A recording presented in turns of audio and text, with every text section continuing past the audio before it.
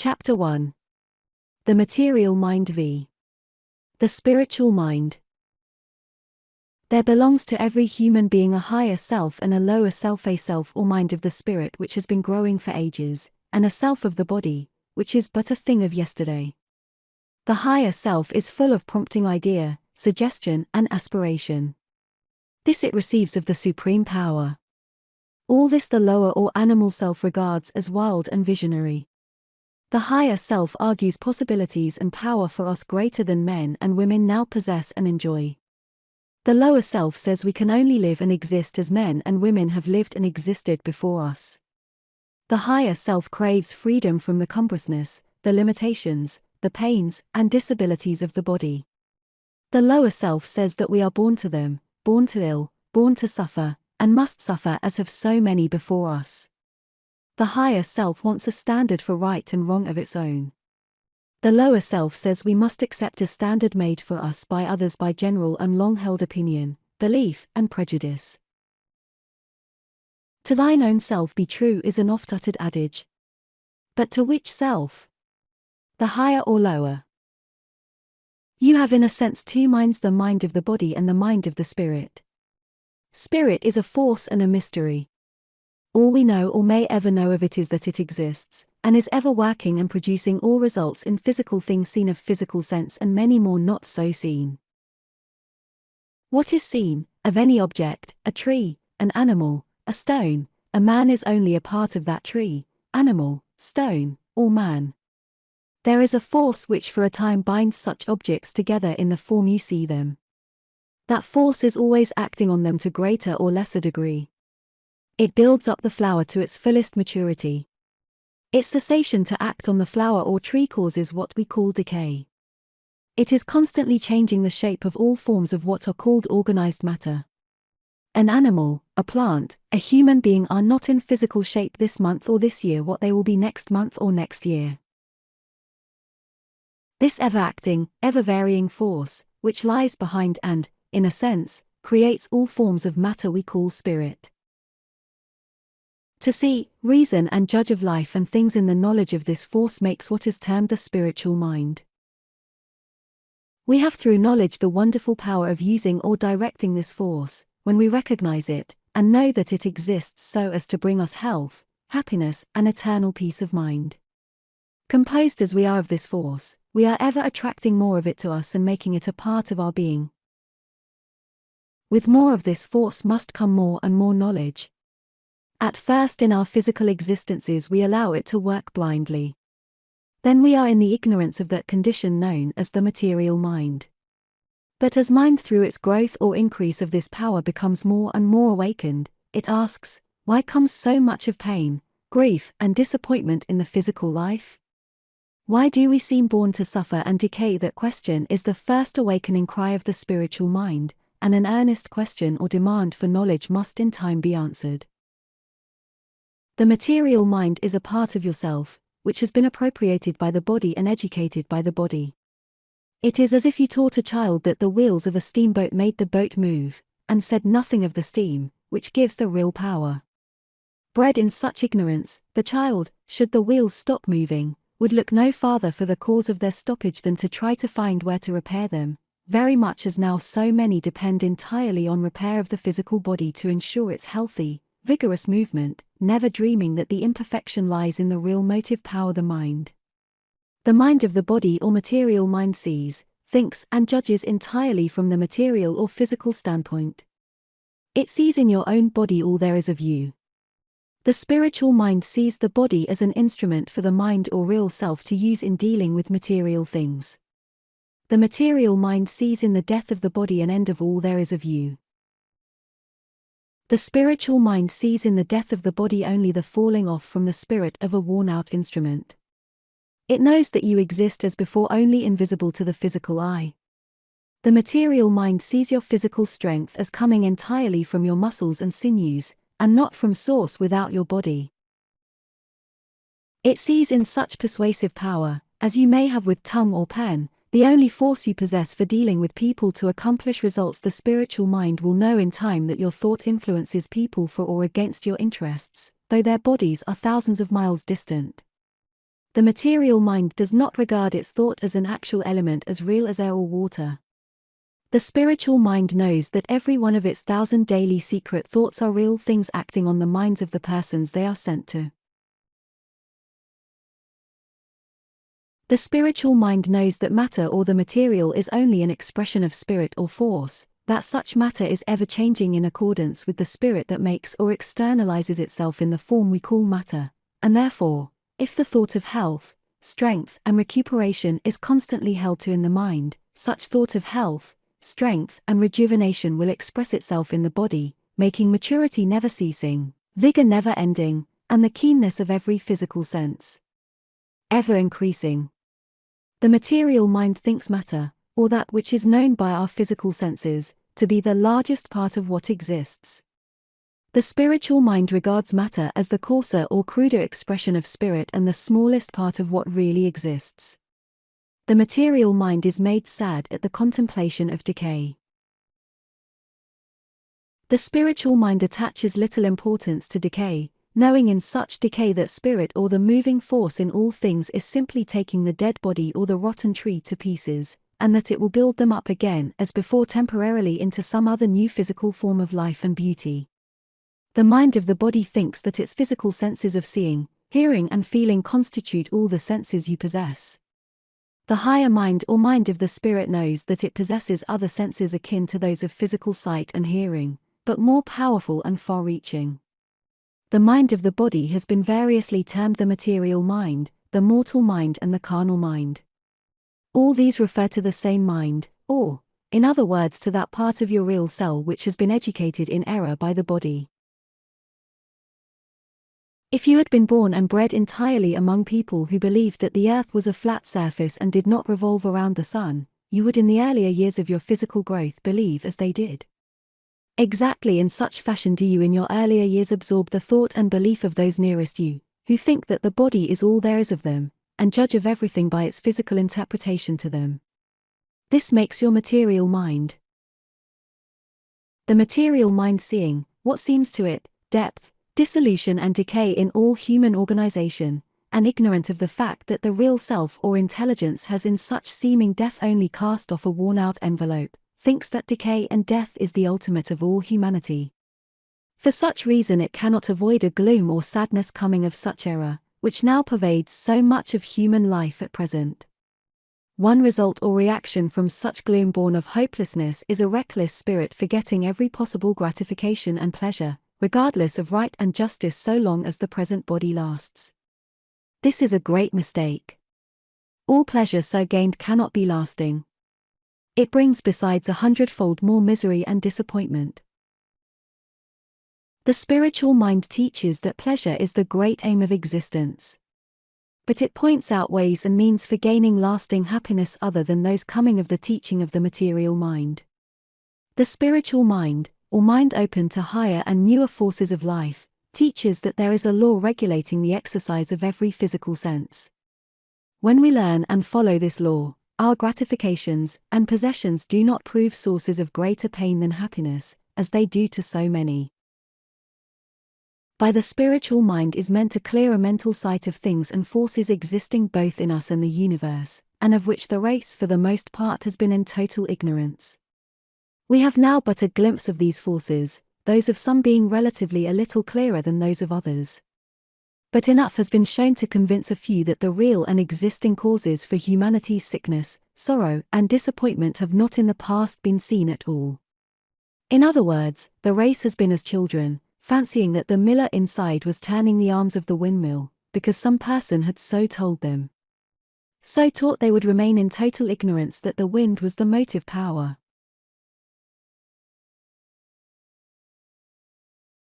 This illustration is not at all an overdrawn picture of the existing ignorance which rejects the idea that thought is an element all about us as plentiful as air, and that is blindly directed by individuals and masses of individuals in the domain of material mind or ignorance. It is turning the windmill's arms, sometimes in one direction, sometimes in another, sometimes with good and sometimes with evil results. A suit of clothes is not the body that wears such suit. Yet the material mind reasons very much in this way. It knows of no such thing as clothing for the spirit, for it does not know that body and spirit are two distinct things. It reasons that the suit of clothing, the body, is all there is of the man or woman. When that man or woman tumbles to pieces through weakness, it sees only the suit of clothes so going to pieces, and all its efforts to make that man or woman stronger are put on the suit instead of making effort to reinforce the power within which has made the suit. There are probably no two individuals precisely alike as regards the relative condition or action on them of their material and spiritual minds. With some the spiritual seems not at all awakened.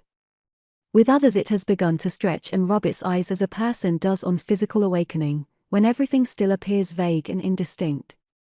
Others are more fully awakened. They feel to greater or lesser extent that there are forces belonging to them before unthought of. It is with such that the struggle for mastery between the material and spiritual mind is likely to be most severe, and such struggle for a time is likely to be accompanied by physical disturbance, pain, or lack of ease. The material mind is, until won over and convinced of the truths, constantly received by the spiritual mind at war and in opposition to it. The ignorant part of yourself dislikes very much to give up its long accustomed habits of thinking. It costs a struggle in any case at first to own that we have been mistaken and give up views long held to.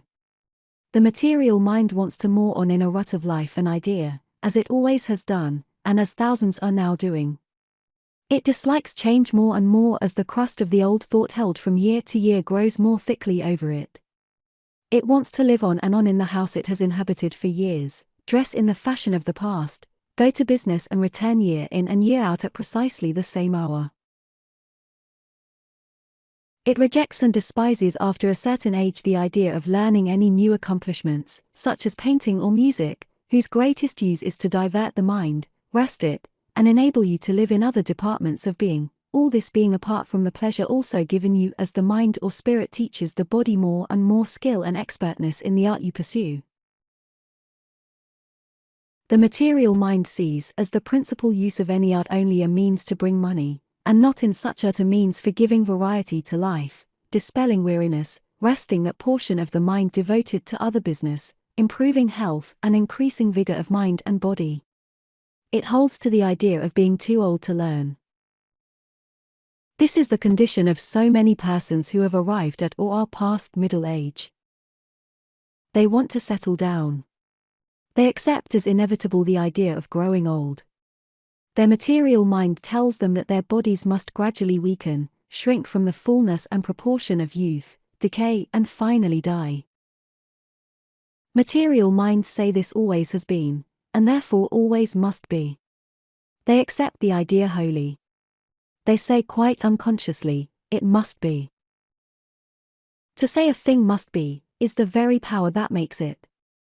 The material mind then sees the body ever as gradually decaying, even though it dislikes the picture, and puts it out of sight as much as possible. But the idea will recur from time to time as suggested by the death of their contemporaries, and as it does they think must, and that state of mind indicated by the word must will inevitably bring material results in decay.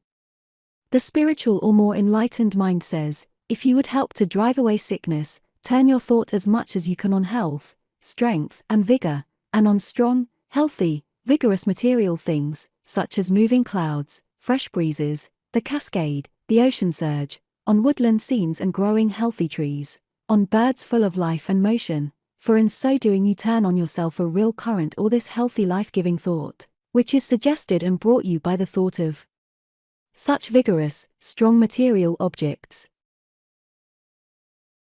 And above all, try to rely and trust that supreme power which formed all these things and far more, and which is the endless and inexhaustible part of your higher self or spiritual mind, and as your faith increases in this power, so will your own power ever increase. Nonsense, says the ultra-material mind. If my body is sick, I must have something done to cure that body with things I can see and feel, and that is the only thing to be done. As for thinking, it makes no difference what I think, sick or well.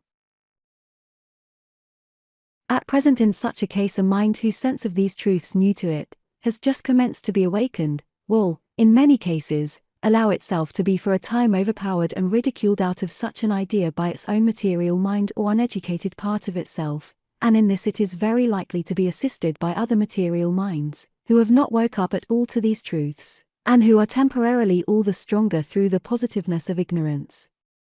These are as people who cannot see as far ahead as one may with a telescope, and who may be perfectly honest in their disbelief regarding what the person with the telescope does see. Though such people do not speak a word or argue against the belief of the partly awakened mind, still their thought acts on such a mind as a bar or blind to these glimpses of the truth. But when the spiritual mind has once commenced to awaken, nothing can stop its further waking, though the material may for a time retard it. Your real self may not at times be where your body is, says the spiritual mind. It is where your mind is in the store, the office, the workshop, or with some person to whom you are strongly attached, and all of these may be in towns or cities far from the one your body resides in. Your real self moves with inconceivable rapidity as your thought moves. Nonsense, says your material mind, I myself am wherever my body is, and nowhere else. Many a thought or idea that you reject as visionary, or as a whim or fancy, comes of the prompting of your spiritual mind. It is your material mind that rejects it. No such idea comes but that there is a truth in it. But that truth we may not be able to carry out to a relative perfection immediately. 200 years ago some mind may have seen the use of steam as a motive power. But that motive power could not then have been carried out as it is today. A certain previous growth was necessary, growth and improvement in the manufacture of iron, in the construction of roads, and in the needs of the people. But the idea was a truth. Held to by various minds, it has brought steam as a motive power to its present relative perfection. It has struggled against and overcome every argument and obstacle placed in its way by dull, material, plodding minds. When you entertain any idea and say to yourself in substance, well, such a thing may be, though I cannot now see it, you remove a great barrier to the carrying out and realization by yourself of the new and strange possibilities in store for you.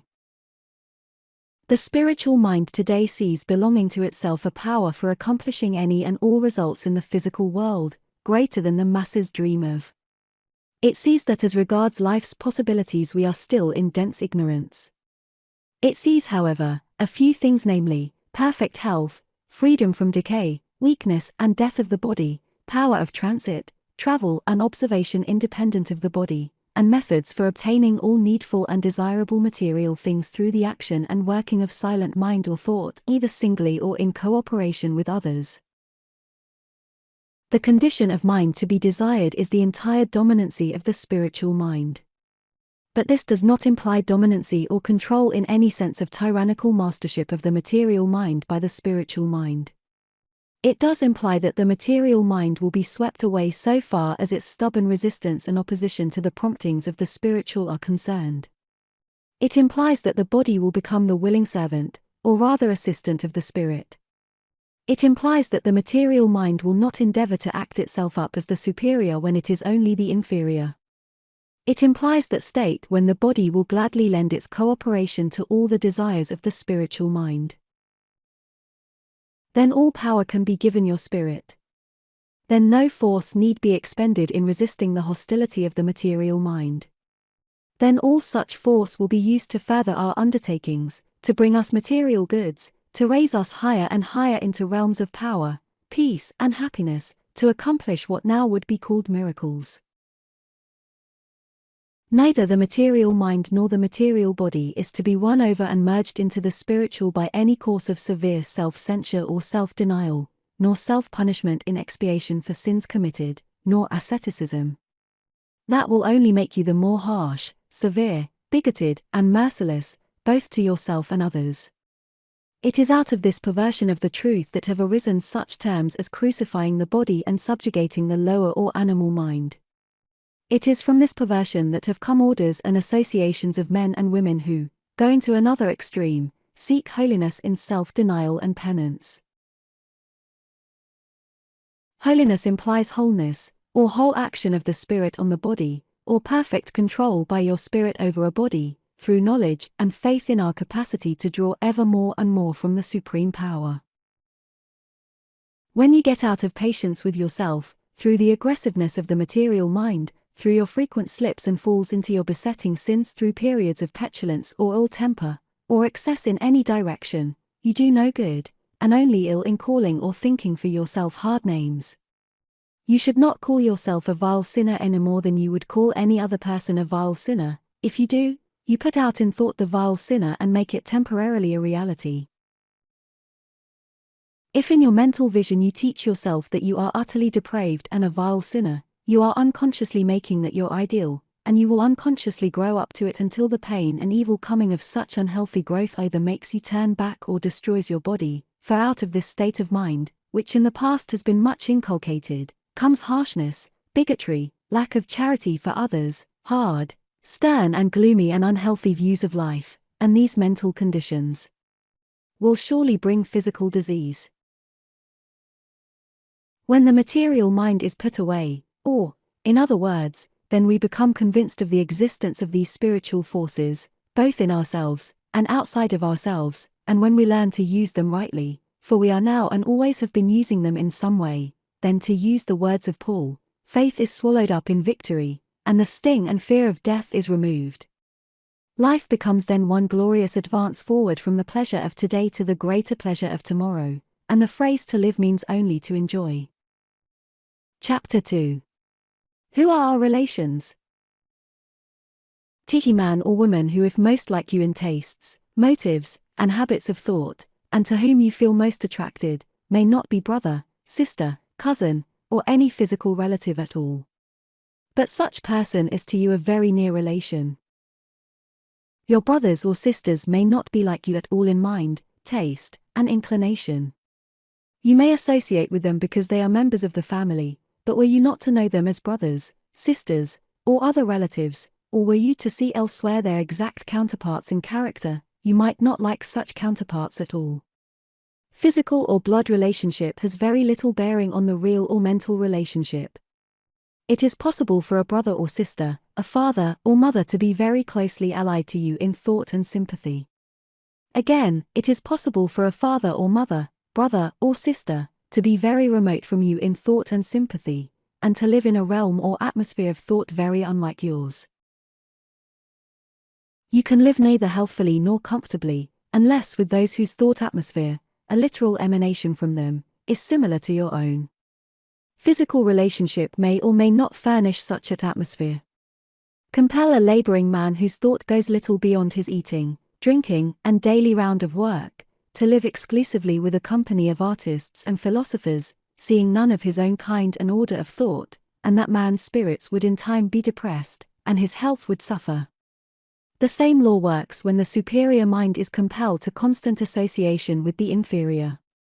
Such may be your position among physical relatives.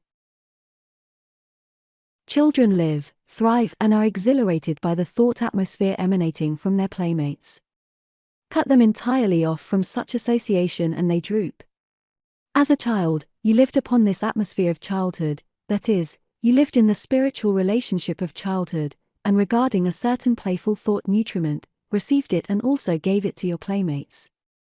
You may wonder now why you cannot arouse the old feeling and exhilaration coming either from the associations of childhood or youth. It is because your spirit requires another thought food or atmosphere, which only another and probably higher order of mind can give.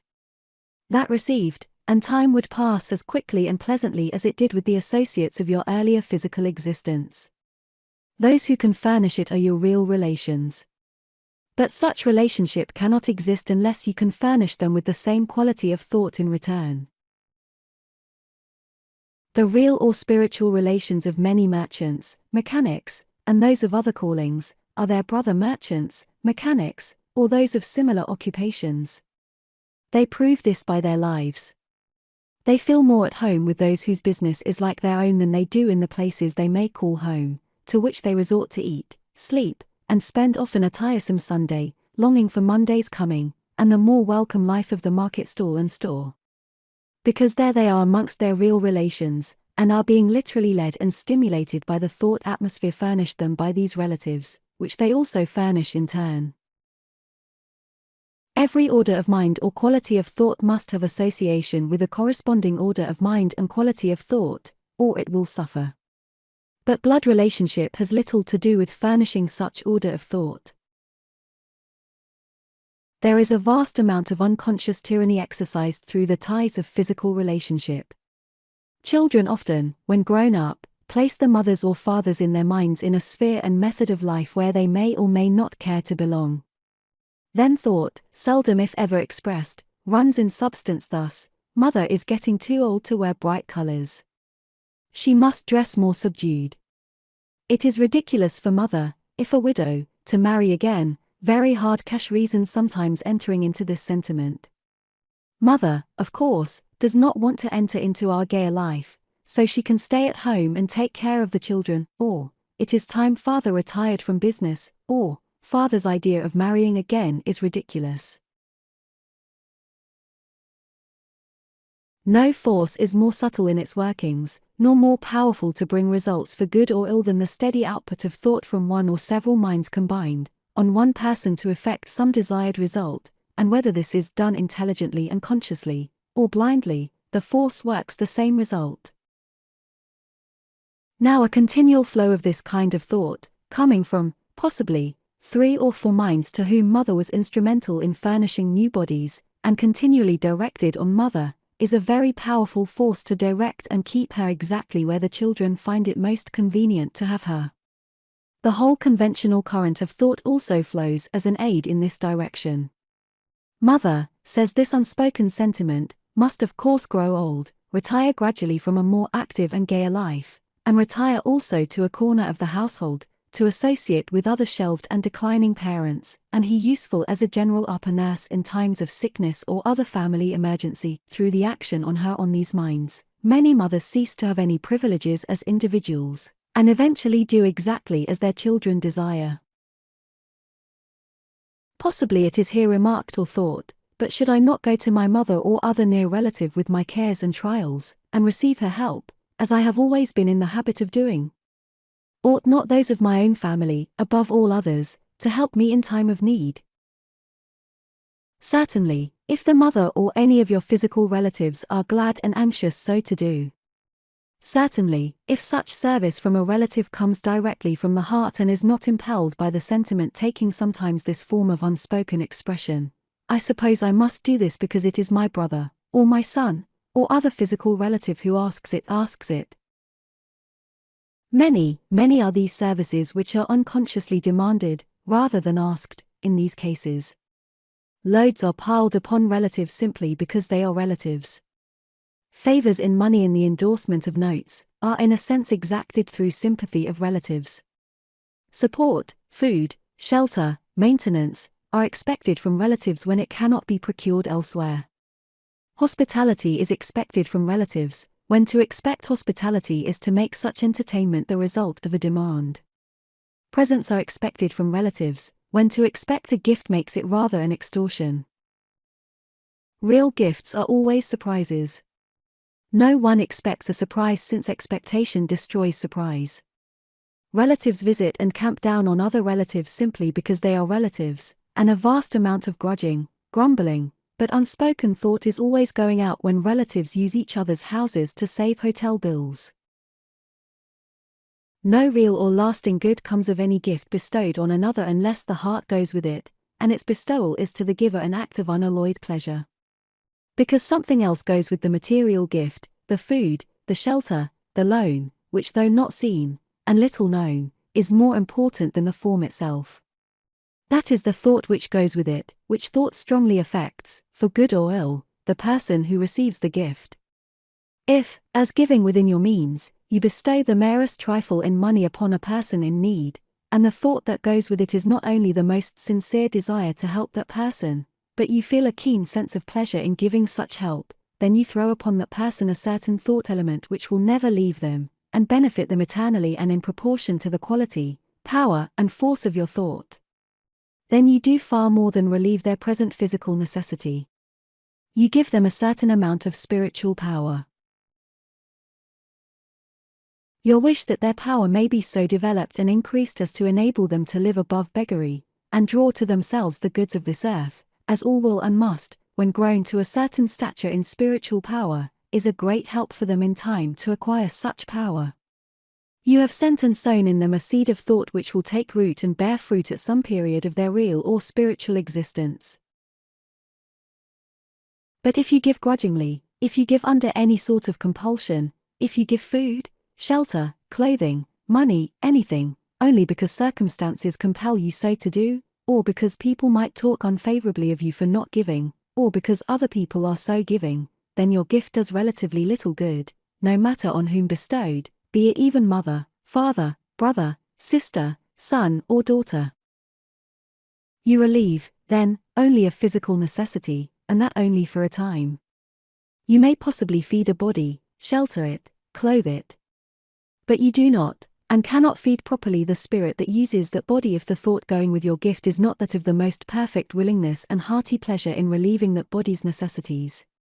The grudging thought accompanying the gift, the thought common to that position when the recipient of the gift, no matter how near the relationship, is endured rather than enjoyed, the thought accompanying any gift to any person, or relative, that is given principally because custom and public opinion require it, or because of the recipient's importunity, is a great damage both to giver and taker. It is the sending to the one who receives a current of thought, evil in its character and result. It brings back to the giver from the one who takes a response in thought of like nature, and this also is harmful. Because, if you receive a gift which you have in any way extorted, your feeling for the giver is not that of warm, glowing gratitude, but something quite different.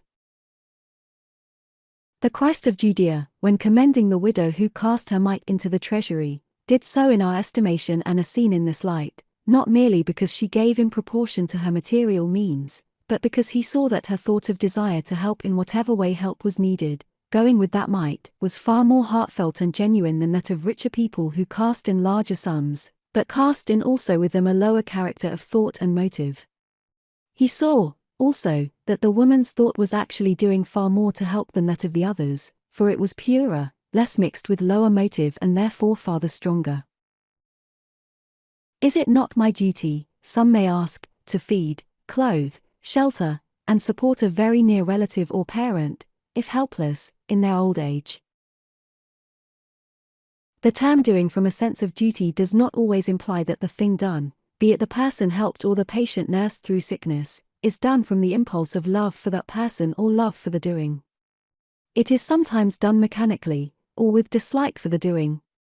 It is sometimes a forced and painful performance.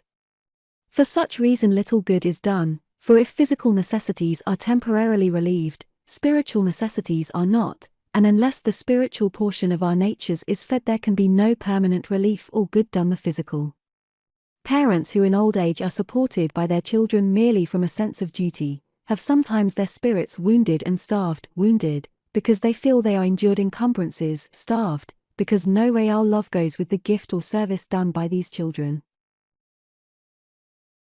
Children who come into the world unwelcomed by the parent and are brought up only because custom, conventionality, and public opinion demand their support from that parent, are most unfortunate, and suffer from the blight and starvation thereby caused their spirits.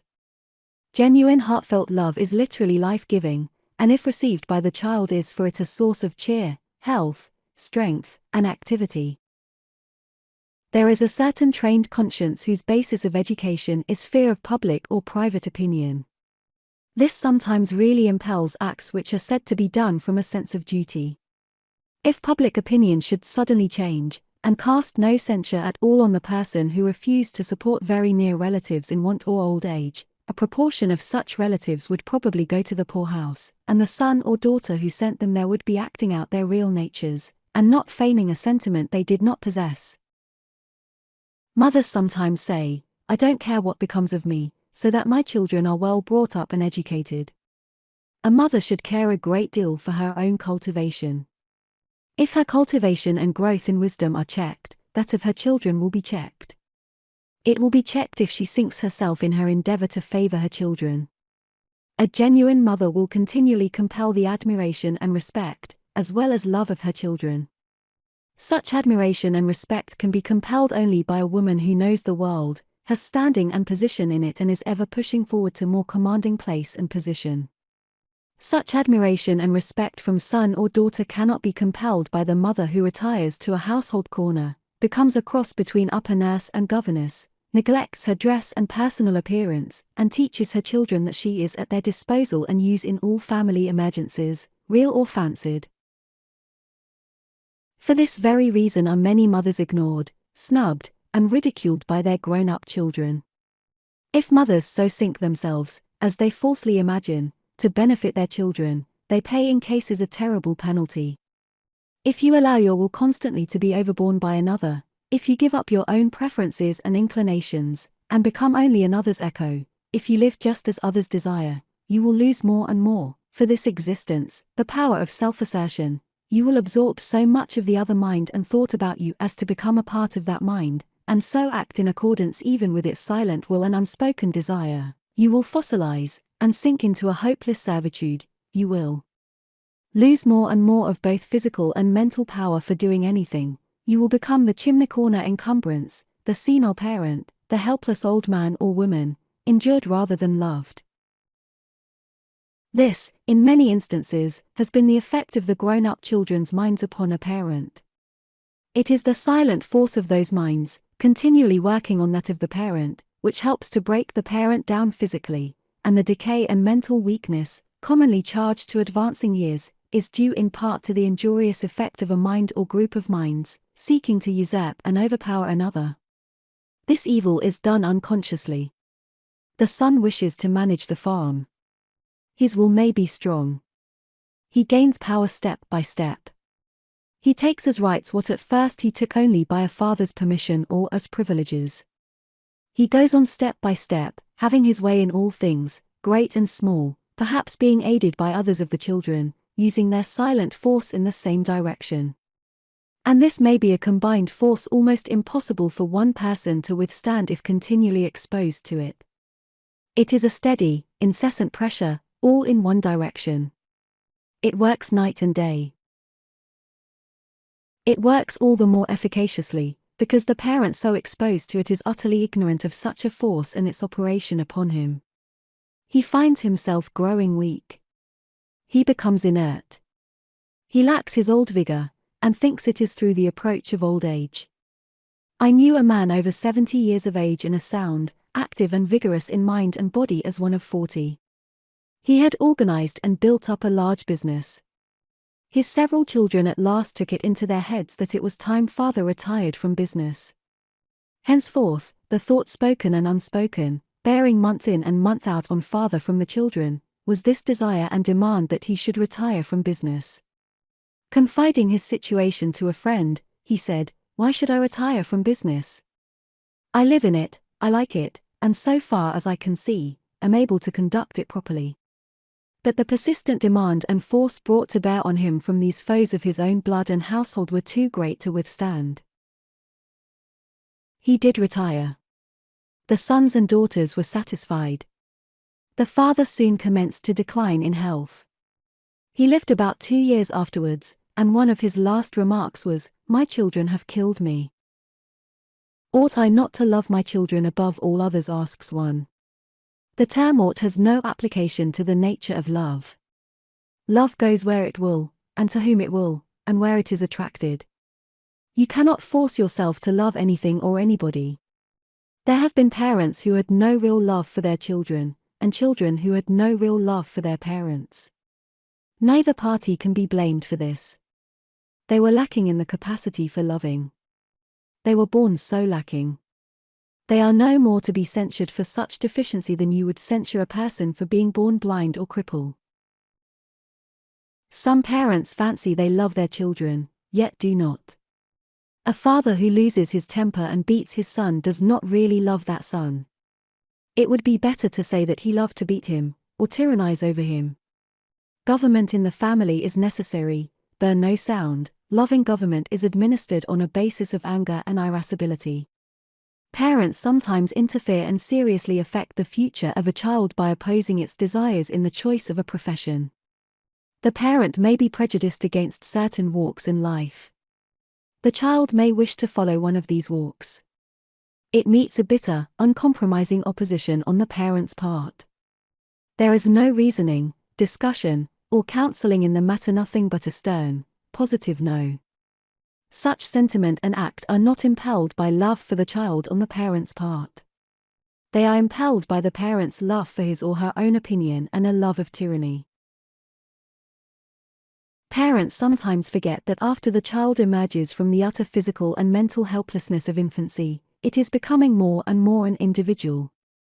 As an individual, it may show decided tastes, preferences, and inclinations in some direction. No parent and no person can break or alter these tastes and preferences. No one can make that child's mind over into something else. For the child's mind, as we call it, is really a mind or spirit, which has lived other physical lives from infancy to maturity, if not to old age, and as it comes into possession of its new body, and acquires a relative control over that body, it will begin to act out the man or woman as it was in its former life, and that may be a man or woman very closely related to the parent or hardly related at all. But in any event, the parent is dealing with an individual, who is growing more and more into tastes, preferences, and traits of character which belong to and are a part of it. These must have expression. They will have expression in mind or spirit, whether allowed to physically or not. If the boy is ever longing to go to sea, and the parent forbids, the boy is on the sea in mind, and if so in mind, it is far better that his body should follow, for there is only damage when mind and body are not working in correspondence together. If the mother refused to allow the boy to go to sea because she fears its dangers for him, still she is loving her own fears and her own way, too, more than she does her son. The parent sometimes usurps a complete tyranny, not only over the child's body, but over its mind. The child's tastes, inclination, tendencies, and preferences are held as of no importance whatever. If the boy wants to be a sailor, and the parent wants him something else, the parent may insist that he shall be, but does he succeed? Let the host of mediocrity in all callings in the land answer. And mediocrity means the mechanical following of any pursuit in which there is no live interest. More than this, where a body is compelled to do one thing, or live in a certain way, and the mind longs to live in another, there is a force set in motion which in many cases tears mind and body apart, and parents sometimes grieve over the loss of a child, when they are responsible for the death of its body from this cause. How long, then, should parental control continue over the child, or, rather, over a spirit for which you have been an agency for furnishing with a new body? Is it unreasonable to say that such control should not continue after such body, emerging from the helplessness of infancy, shall have acquired such control of its organization as shall enable it to meet all physical demands and necessities? To go beyond this, and give food, clothes, shelter, maintenance, to a person, is doing him or her a great injustice, and even cruelty. In so doing, you do not grant exercise to those faculties which must be used in coping successfully with the world. You make the children the less fitted to be self-sustaining, and earn their own living. You teach them to lie in a soft, luxurious bed, when they should be out in the world exercising and making more strong and dexterous their powers, both of mind and body. Parents sometimes make themselves unjustly responsible, and inflict needless mental suffering on themselves, for the errors and tendencies of their children. A son or daughter takes a wrong course, or, rather, let us put it, a course where the evil is more prominent or more opposed to conventional ideas of propriety than other habits more tolerated and deemed reputable, but which may be the subtle, and for the most part unknown, sources of as great ills as those condemned by society. A son takes to drink or reckless associates and commits some crime. The parent condemns herself for not having looked more carefully after her boy. She may accuse herself as having been, through her neglect, the prime agency for her son's misdeeds. Madam, you blame yourself far too much. You did not make that son or daughter's character. It was made long before that spirit had the use of its last new body. What traits, what imperfections were very prominent in its last existence, will appear in its next. If that was a thieving spirit before, it will probably show thieving tendencies now. If it was gross, animal, and gluttonous, then similar tendencies will show themselves now. You, if grown to a more refined plane of thought, may do much to modify and lessen these tendencies. But all that you will do in this respect will be done through the silent force and action of your superior thought on your child's mind. It will not be done through a great deal of verbal counsel or physical punishment or discipline. Whatever a mind is on entering on a new physical experience, whatever imperfection belongs to it, must appear and be acted out and beget pain and punishment of some kind, until that spirit sees clearly for itself, how, through its errors, it brings these punishments on itself. These lessons can only be learned when that person has full freedom, so far as parental control goes, to live as it pleases. You may for a time control such a life, and make it externally live as you please. But such external life is only a veneer, if the mind be full of lower tastes and inclinations. The sooner these are lived out, the sooner will that person learn the real law, which inflicts pains and penalties for breaking its unchangeable rules, and the sooner will it know the happiness which comes of living in accordance with its rules. That every spirit must do for him or herself. A parent may mold a false character for a child. It may teach indirectly, through the effect of its own mental condition operating on the child, how to feign what the world calls goodness, how it may seem, as regards outward conduct, to be what it is not at all in secret tendency and inclination, how, in brief, to be a hypocrite.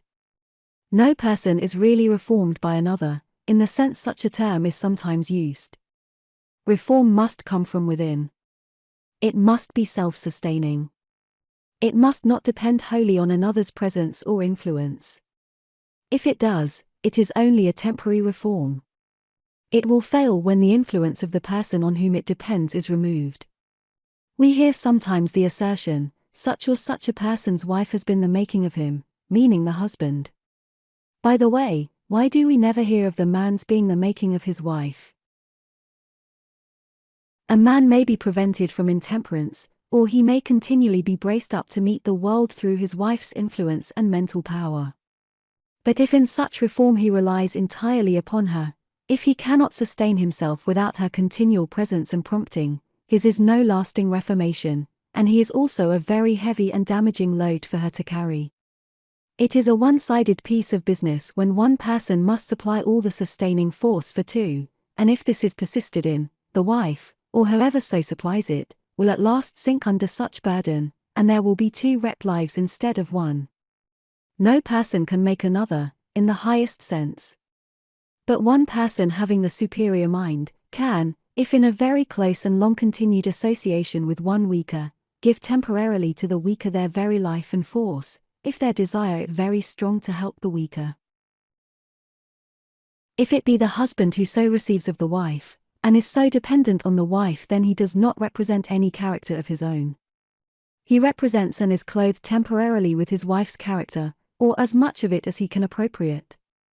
If she dies, or is removed from him, then he relapses and sinks into his real self, unless he is resolved to be self-sustaining, and evolve force out of himself instead of using another's. If she continues to supply him, she is only sustaining his temporary character, which cannot last when its source of supply is removed, and in such continuance she will certainly in time exhaust herself. Parents often unconsciously teach their children to lie down upon them, to depend upon them too long for moral support. The result of this error is that then the parent's life is dragged out, through carrying so heavy a load, the child ceases to have any genuine love for its parent. You may pity what is decrepit, weak, and shattered. Love it you cannot. Love is based on admiration, and admiration is not compelled by decay. The tendency called instinct, which impels the mother bird to turn its young out of the nest, so soon as they have sufficient strength to fly, and the animal in weaning its young to turn them adrift and leave them to shift for themselves, is founded on the natural and divine laws. We may say it is the custom of the brutes and is therefore brutal. But would it be a kindness for the bird to encourage the young to stay in the nest where it could not gain strength, and when a few weeks will bring the storms and severity of winter, which the parent bird itself cannot withstand? Again, the parent, be it bird, animal, or human mother, needs after these periods of bringing their young into the world and rearing them, a season of entire rest and recuperation, and the duration of such resting season should be proportionate to the complexity of the organization and the force expended by such organization. During such periods, the parent should be freed from any and all demands from the child. Birds and animals in their natural or wild life take such periods of rest. But thousands of human mothers are never free from the demands of their children, until worn out they drop into their graves. They should be as free, so far as their children are concerned, as they were in girlhood, and before they became mothers. Motherhood is a most necessary and an indispensable phase of existence for ripening and developing qualities. But no one experience should be followed and dwelt in forever. Life in its more perfected state will be full of alterations, not a rut, into which if you are once set you must continually travel. If human children remain with the mother years after attaining what may be termed a responsible age, if they always look to her for aid, advice, sympathy, and assistance, if the mother allows herself to become the family leaning post, she may also be repeating the one-sided business of supplying too much force to others and getting none back. She may be practicing a false and injurious species of motherhood because it is exacted, begged, or dragged from her. She may be robbing herself of the new life which awaits her, when the brood is reared and their wings are self-sustaining. She is helping the children to make her a feeble, witless old woman. Perhaps one remarks, if your suggestion was literally followed, the streets would be full of children turned by parents out of their homes and unable to provide for themselves. So they would. I argue here no literal following of the example set by bird and beast. It would be a great injustice. No custom, when followed for ages, even if based in error, can be suddenly changed without disturbance, injustice, and wrong. Yet it is worth our while to study this principle that we find in nature, from the tree that casts adrift the ripe acorn, to the bird or animal that casts adrift the relatively ripened young. Neither acorn, bird, nor animal, when cast off or weaned, ever returns to the parent for self-sustaining power.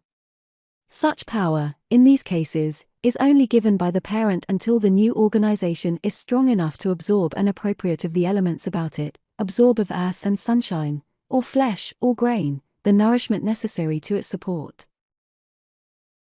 Are not our streets today full of grown-up children quite unable to provide for themselves?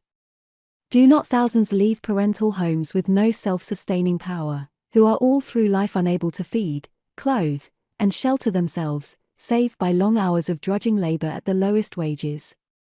Does not this life of drudgery exhaust and cut them off prematurely?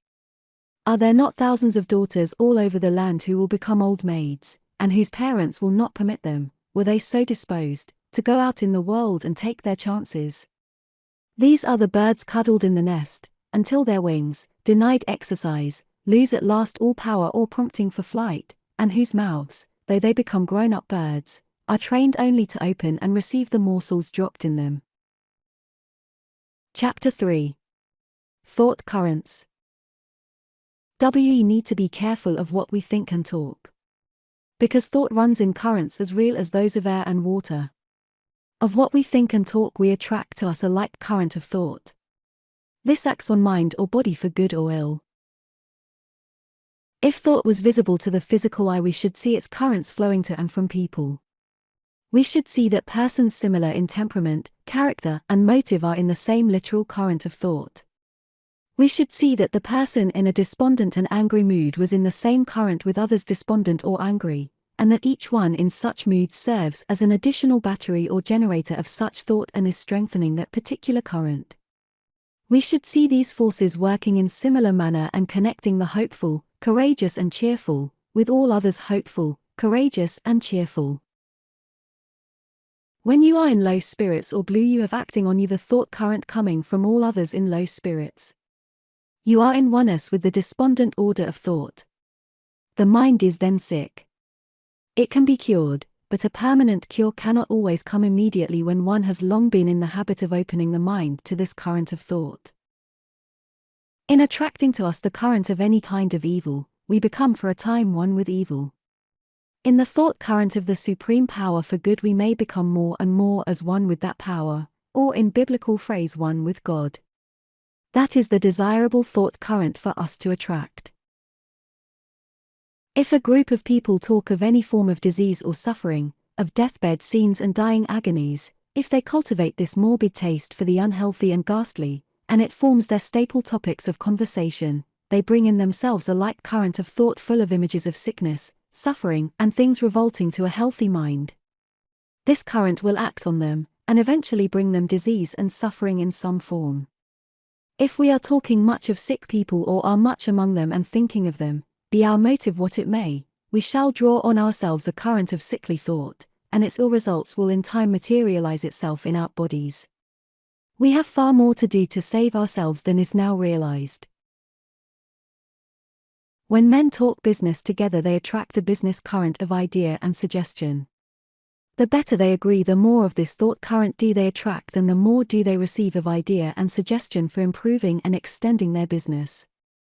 In this way does the conference or discussion among the leading members of the company or corporation create the force that carries their business ahead.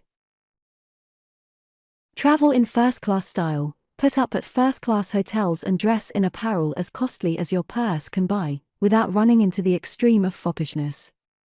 In these things you find aids to place you in a current of relative power and success. If your purse does not now warrant such expenditure, or you think it does not, you can commence so living in mind. This will make you take the first steps in this direction. Successful people in the domain of finance unconsciously live up to this law. Desire for show influences some to this course. But there is another force and factor which so impels them. That is a wisdom of which their material minds are scarcely conscious. It is the wisdom of the Spirit telling them to get in the thought current of the successful, and by such current be born to success. It is not a rounded out success, but good as far as it goes. If our minds are, from what is falsely called economy, ever set on the cheap lodgings, cheap food, and cheap fares, we get in the thought current of the cheap, the slavish, and the fearful. Our views of life and our plans will be influenced and warped by it. It paralyzes that courage and enterprise implied in the old adage, nothing ventured, nothing gained. Absorbed in this current and having it ever acting on you, it is felt immediately when you come into the presence of the successful and causes them to avoid you. They feel in you the absence of that element which brings them their relative success. It acts as a barrier, preventing the flow to you of their sympathy. Sympathy is a most important factor in business. Despite opposition and competition, a certain thought current of sympathy binds the most successful together. The mania for cheapness lies in the thought current of fear and failure. The thought current of fear and failure, and the thought current of courage, and success will not mingle nor bring together the individuals who are in these respective streams of thought. They antagonize, and between the two classes of mind is built a barrier more impenetrable than walls of stone. Live altogether in any one idea, any one reform, and you get into the thought current of all other minds who are carrying that idea to extremes. There is no reform but what can be pushed too far. The harm of such extreme falls on the person who so pushes it. It warps mind, judgment, and reason all on one side. It makes fanatics, bigots, cranks, and lunatics, whether the idea involves an art or study, a science, a reform, or a movement. It connects the extremists of all people in such order and current of mind, no matter what their specialties may be. Such people often end in becoming furious haters of all who differ with them, and in so hating expend their force in tearing themselves to pieces. The safe side lies in calling daily for the thought current of wisdom from the infinite mind. When that wisdom is more invoked, our reforms and organizations for the good of the whole will not run into internal wrangles almost as soon as they organize. As now conducted, the thought current of hatred of an antagonism to the oppressor and monopolist is admitted at their birth. This very force breeds quarrels and dissensions among the members. It is force used to tear down instead of build up. It is like taking the fire used to generate steam in the boilers and scattering it throughout the building. When people come together and in any way talk out their ill will towards others, they are drawing to themselves with tenfold power an injurious thought current. Because the more minds united on any purpose, the more power do they attract to effect that purpose. The thought current so attracted by those chronic complainers, grumblers, and scandal mongers, will injure their bodies. Because whatever thought is most held in mind is most materialized in the body. If we are always thinking and talking of people's imperfections, we are drawing to us ever of that thought current, and thereby incorporating into ourselves those very imperfections. We have said in previous books that talk creates force, and that the more who talk in sympathy, the greater is the volume and power of the thought current generated and attracted for good or ill. A group of gossips who can never put their heads together without raking over the faults of the absent are unconsciously working a law with terrible results to themselves. Gossip is fascinating. There is an exhilaration in scandal, and the raking over of our friends' or neighbors' or enemies' faults is almost equal to that produced by champagne. But in the end we pay dearly for these pleasures.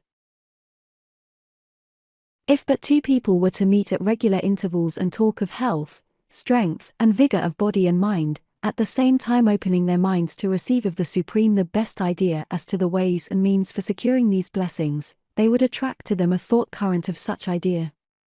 If these two people or more kept up these conversations on these subjects at a regular time and place, and found pleasure in such communings, and they were not forced or stilted, if they could carry them on without controversy, and enter into them without preconceived idea, and not allow any shade of tattle or tale-bearing, or censure of others to drift into their talk, they would be astonished at the year's end at the beneficial results to mind and body.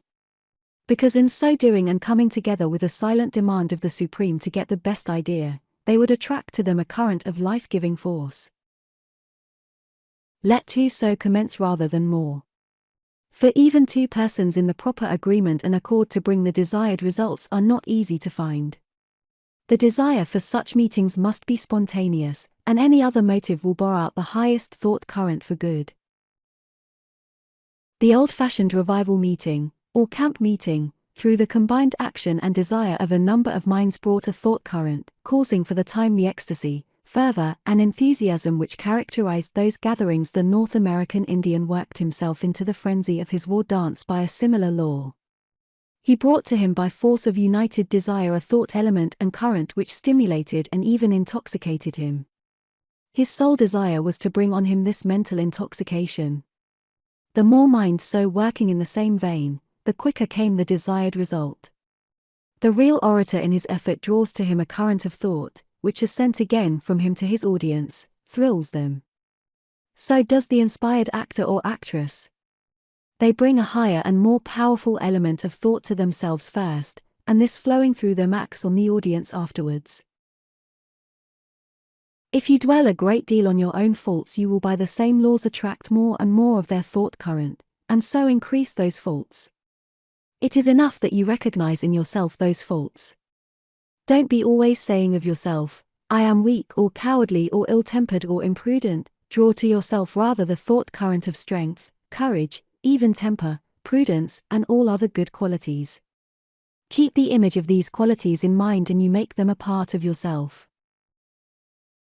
You have sometimes been beset, absorbed, and even annoyed for days in the thought of the suit of clothes you wanted to buy, the cut, color and fashion of a dress, the selection of a bonnet, or cravat, until you were nothing in thought but clothes, hat, bonnet, dress, cravat, or some other detail of life. You may not have been able to make up your mind what you should buy, and have then possibly been tossed about mentally on the billows of indecision for days. You have then got into the thought current of thousands of other minds continually in this mood of thought. The surest way for a young woman to become ugly is to be discontented, peevish, cross, complaining and envious of others. Because in these states of mind she is drawing to her the invisible substance of thought, which acts on and injures her body. It ruins the complexion, makes lines and creases in the face, sharpens the nose and transforms the face of youth into that of the shrew in very quick time.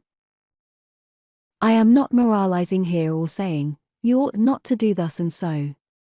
It is simply cause and result. Put your face in the fire, and it is scarred and disfigured, because of an element acting on it.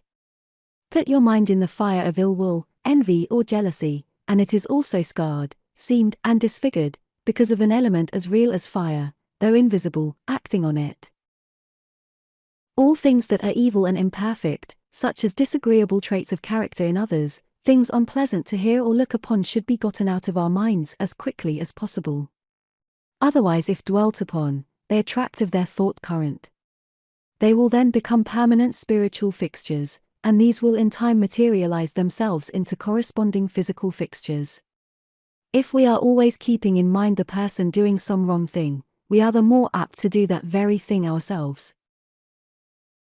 Let us endeavor, then, with the help of the Supreme Power, to get into the thought current of things that are healthy, natural, strong, and beautiful. Let us try to avoid thoughts of disease, of suffering, of deformity, of faultiness. A field of waving grain or the rolling surf is better to contemplate than to pore over the horrors of a railway accident. We do not realize how much we are depressed physically and mentally by the incessant feast of horrors prepared for us by the daily press. We invoke in their perusal a thought current, filled with things and images of horror and suffering. We bring ourselves in this way in connection and oneness with all other morbid and diseased mind, which lives and revels in this current. It leads not to life, but to disease and death. Neither others nor yourself are one particle aided by your knowing of every fire, explosion, murder, theft or crime which the newspapers chronicle every 24 hours.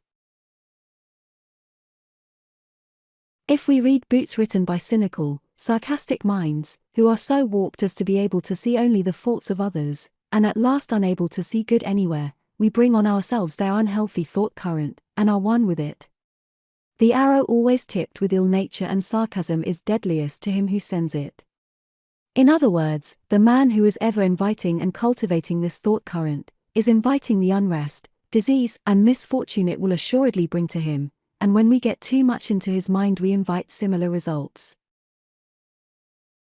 You may be neat, careful and methodical in your habits, exact and elaborate in your work, yet if you associate closely with those who are careless and slovenly you may find in yourself a tendency to be also careless and slovenly, and a difficulty in resuming and carrying out your former neat, methodical and orderly methods.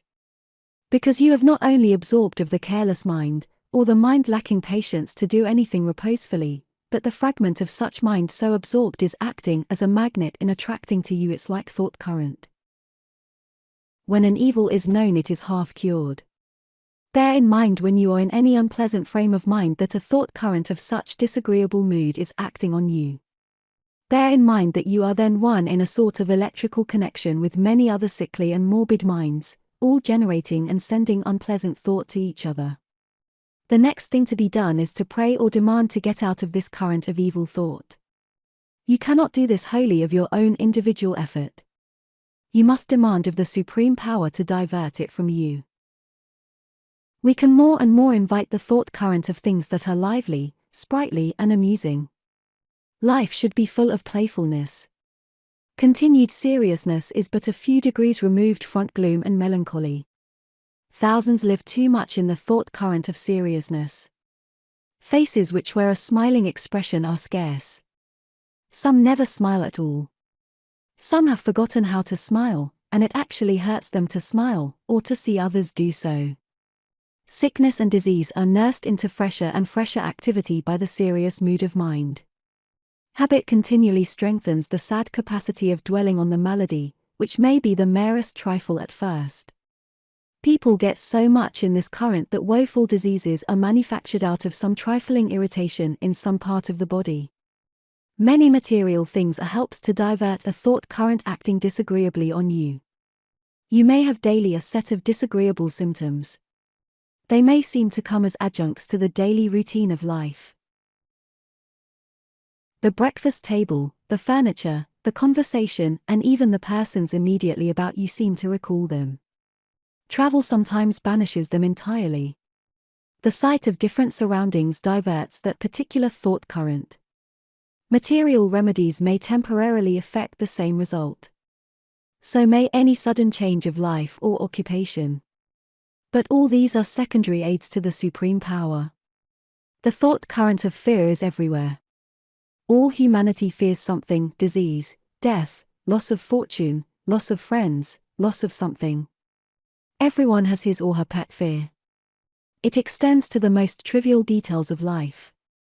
The streets are full of people who, if fearing nothing else, fear they won't catch a train or the next streetcar. The more sensitive you are to the impress of thought, the more liable are you to be affected by this thought current of fear until your spirit, by constant demand of the supreme power, builds up for itself an armor of thought positive to this current, and one which will deny it access. You can commence this building in saying, whenever you are affected in the way above mentioned, or in any disagreeable fashion, I refuse to accept this thought and the mental condition it has brought on me which affects my body. You commence then to turn aside the thought current of evil. Everyone has some pet fear, some disease they may never have had, but always dreaded something they are in special fear of losing. Some trifle, even but a word or sentence uttered by another, brings this pet fear to the mind. Instantly through long habit the mind reverts to this fear. Instantly it opens to it, and the whole thought, volume and current rushes to and acts on them. It acts and vibrates on that particular chord of your nature, which for years has sounded your pet weakness. Then in some way the body is affected disagreeably. There are myriads of different symptoms. The body may become weak and tremulous. There may be loss of appetite, tremulousness, a dry tongue, a bad taste in the mouth, weakness in the joints, drowsiness, difficulty of concentrating the mind on your business and many other disagreeable sensations. Such symptoms are often classed as malaria. In a sense the name is a correct one. Only in very many of these cases it is a bad atmosphere or current of thought which is acting on our minds instead of the fancied bad material atmosphere. Unquestionably an atmosphere full of vegetable or animal decomposition will affect many people. But some live for years in the midst of stagnant pools and swamps who never have malaria. Others far removed from such locations on high and dry ground do have it. They have taken on a thought current of fear. Place yourself in a house where there has recently been a panic or scare, though you may know nothing of it. You were well and strong the day before. You arise in the morning, and soon this whole train of disagreeable sensations affects you, because the house or place is saturated with a thought current of fear. Put a fear on city, town or country of some deadly epidemic or some great calamity, and hundreds of the more sensitive who may have no fear of that epidemic or calamity are still affected by it disagreeably. That thought current affects them in their particular or weak spot. A fanatic predicts some great catastrophe. The sensational newspapers take up the topic, ventilate it, affect to ridicule, but still write about it. This sets more minds to thinking and more people to talking. The more talk, the more of this injurious force is generated. As a result, thousands of people are affected by it unpleasantly, some in one way, some in another, because the whole force of that volume of fear is let loose upon them. Some are killed outright. Entirely unaware of the cause, they open their minds more and more to it, dwell on it in secret, put out no resisting thought until at last the spirit, unable longer to carry such a load, snaps the link which connects it with the body. The more impressionable you are to the thought about you, the more are you liable to be thus affected. But you can train your mind to shut out this thought. You can gradually train it to bar tightly this door to weakness, and keep open only the one to strength. You can do this by cultivating the mood of drawing to yourself and keeping in the mood and current of thought coming of God or the supreme power for good. Impressionability or capacity to receive thought is source either of strength or weakness. Fine-grained, sensitive, highly developed minds today often carry the weakest bodies, because through ignorance they are always inviting some of these currents of evil without any knowledge of their existence or the means of throwing them off. They are ignorantly either courting or exposing themselves to such current. Improper individual association is one chief source of such exposure. The finer feminine organization is more sensitive to every shade and ray of thought about it, good or bad. Men absorbed in their business generate for a time a certain positiveness which throws off the fear current. But this positiveness cannot always last. Women from this cause often suffer 1,000-fold more in the privacy of their homes than men are aware of. The average man defines it as woman's way, and wonders why she is so full of nervousness, vapors, notions, and ill health. As you place your reliance on the infinite mind to bring you out of all these agencies for ill, that mind in some way will bring many material aids to help you out. That mind will suggest medicines and foods and surroundings and changes, not only to help you temporarily, but permanently, so that when you are cured for all time. A cheerful, buoyant, hopeful mind, and no mind is cheerful, hopeful and buoyant without being nearer the infinite than one that is depressed, sour and gloomy, be that the mind of your doctor, or your friend, will help you to get out of the injurious thought current. Regard such mind as a help from the infinite. But don't put your whole trust in that individual. Put the great trust in the supreme power which has sent to you the individual as a temporary aid or crutch until your spiritual limbs are strong enough to bear you.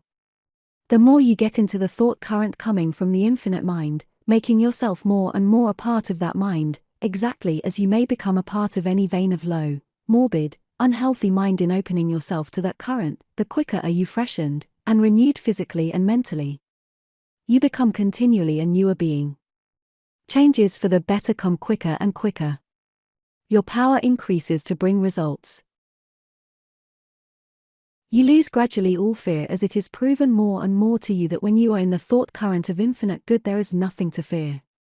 You realize more and more clearly that there is a great power and force which cares for you. You are wonderstruck at the fact that when your mind is set in the right direction all material things come to you with very little physical or external effort. You wonder then at man's toiling and striving, fagging himself literally to death, when through such excessive effort he actually drives from him the rounded out good of health, happiness and material prosperity all combined. You will see in this demand for the highest good that you are growing to power greater than you ever dreamed of. It will dawn on you that the real life destined for the awakened few now, and the many in the future, is a dazzling dream, a permanent realization that it is a happiness to exist, a serenity and contentment without abatement, a transition from pleasure to pleasure, and from the great to the greater pleasure. You find as you get more and more into the current of the infinite mind that exhausting toil is not required of you, but that when you commit yourself in trust to this current and let it bear you where it will, all things needful will come to you. When you are getting into the right thought current, you may for a time experience more of uneasiness, physical and mental than ever. This is because the new element acting on you makes you more sensitive to the presence of evil. The new is driving the old out. The new thought current searches and detects every little error in your mind before unnoticed, and repels it. This causes a struggle, and mind and body are for a time unpleasantly affected by it. It is like house cleaning, a process usually involving a good deal of dust and disturbance. The new spirit you call to you is cleaning your spiritual house. There is no limit to the power of the thought current you can attract to you, nor limit to the things that can be done through the individual by it. In the future some people will draw so much of the higher quality of thought to them, that by it they will accomplish what some would call miracles. In this capacity of the human mind for drawing a thought current ever increasing in fineness of quality and power lies the secret of what has been called magic. Chapter 4. One way to cultivate courage. Courage and presence of mind mean the same thing. Presence of mind implies command of mind. Cowardice and lack of mental control mean about the same thing. Cowardice is rooted in hurry, the habit of hurry or lack of repose. All degrees of success are based on courage, mental or physical. All degrees of failure are based on timidity. You can cultivate courage and increase it at every minute and hour of the day. You can have the satisfaction of knowing that in everything you do you have accomplished two things, namely, the doing of the thing itself and by the manner of its doing, adding eternally to yourself another atom of the quality of courage. You can do this by the cultivation of deliberation of speech, of walk, of writing, of eating, deliberation in everything. There is always a bit of fear where there is a bit of hurry. When you hurry to the train you are in fear that you may be left, and with that comes fear of other possibilities consequent on your being left. When you hurry to the party, to the meeting of a person by appointment, you are in fear of some ill or damage resulting from not being in time. This habit of thought can, through an unconscious training, grow to such an extent as to pervade a person's mind, at all times and places, and bring on a fear of loss of some kind, when there is absolutely no loss to be sustained. For instance, a person may hurry to catch a streetcar and act and feel as if a great loss would occur did he not get on that particular car, when there may be another close behind, or at most 2 or 3 minutes waiting will bring it. Yet the fear of waiting those 3 minutes grows to a mountain in size, and is in that person's mind a most disagreeable possibility. Through mere habit, a similar condition of hurry may characterize that person's walking, eating, writing, in short, everything he does, and will render it more and more difficult for such person to act with coolness and deliberation. The quality of mind or emotion underlying all this hurried mental condition and consequent hurried act is fear. Fear is but another name for lack of power to control our minds, or, in other words, to control the kind of thought we think or put out.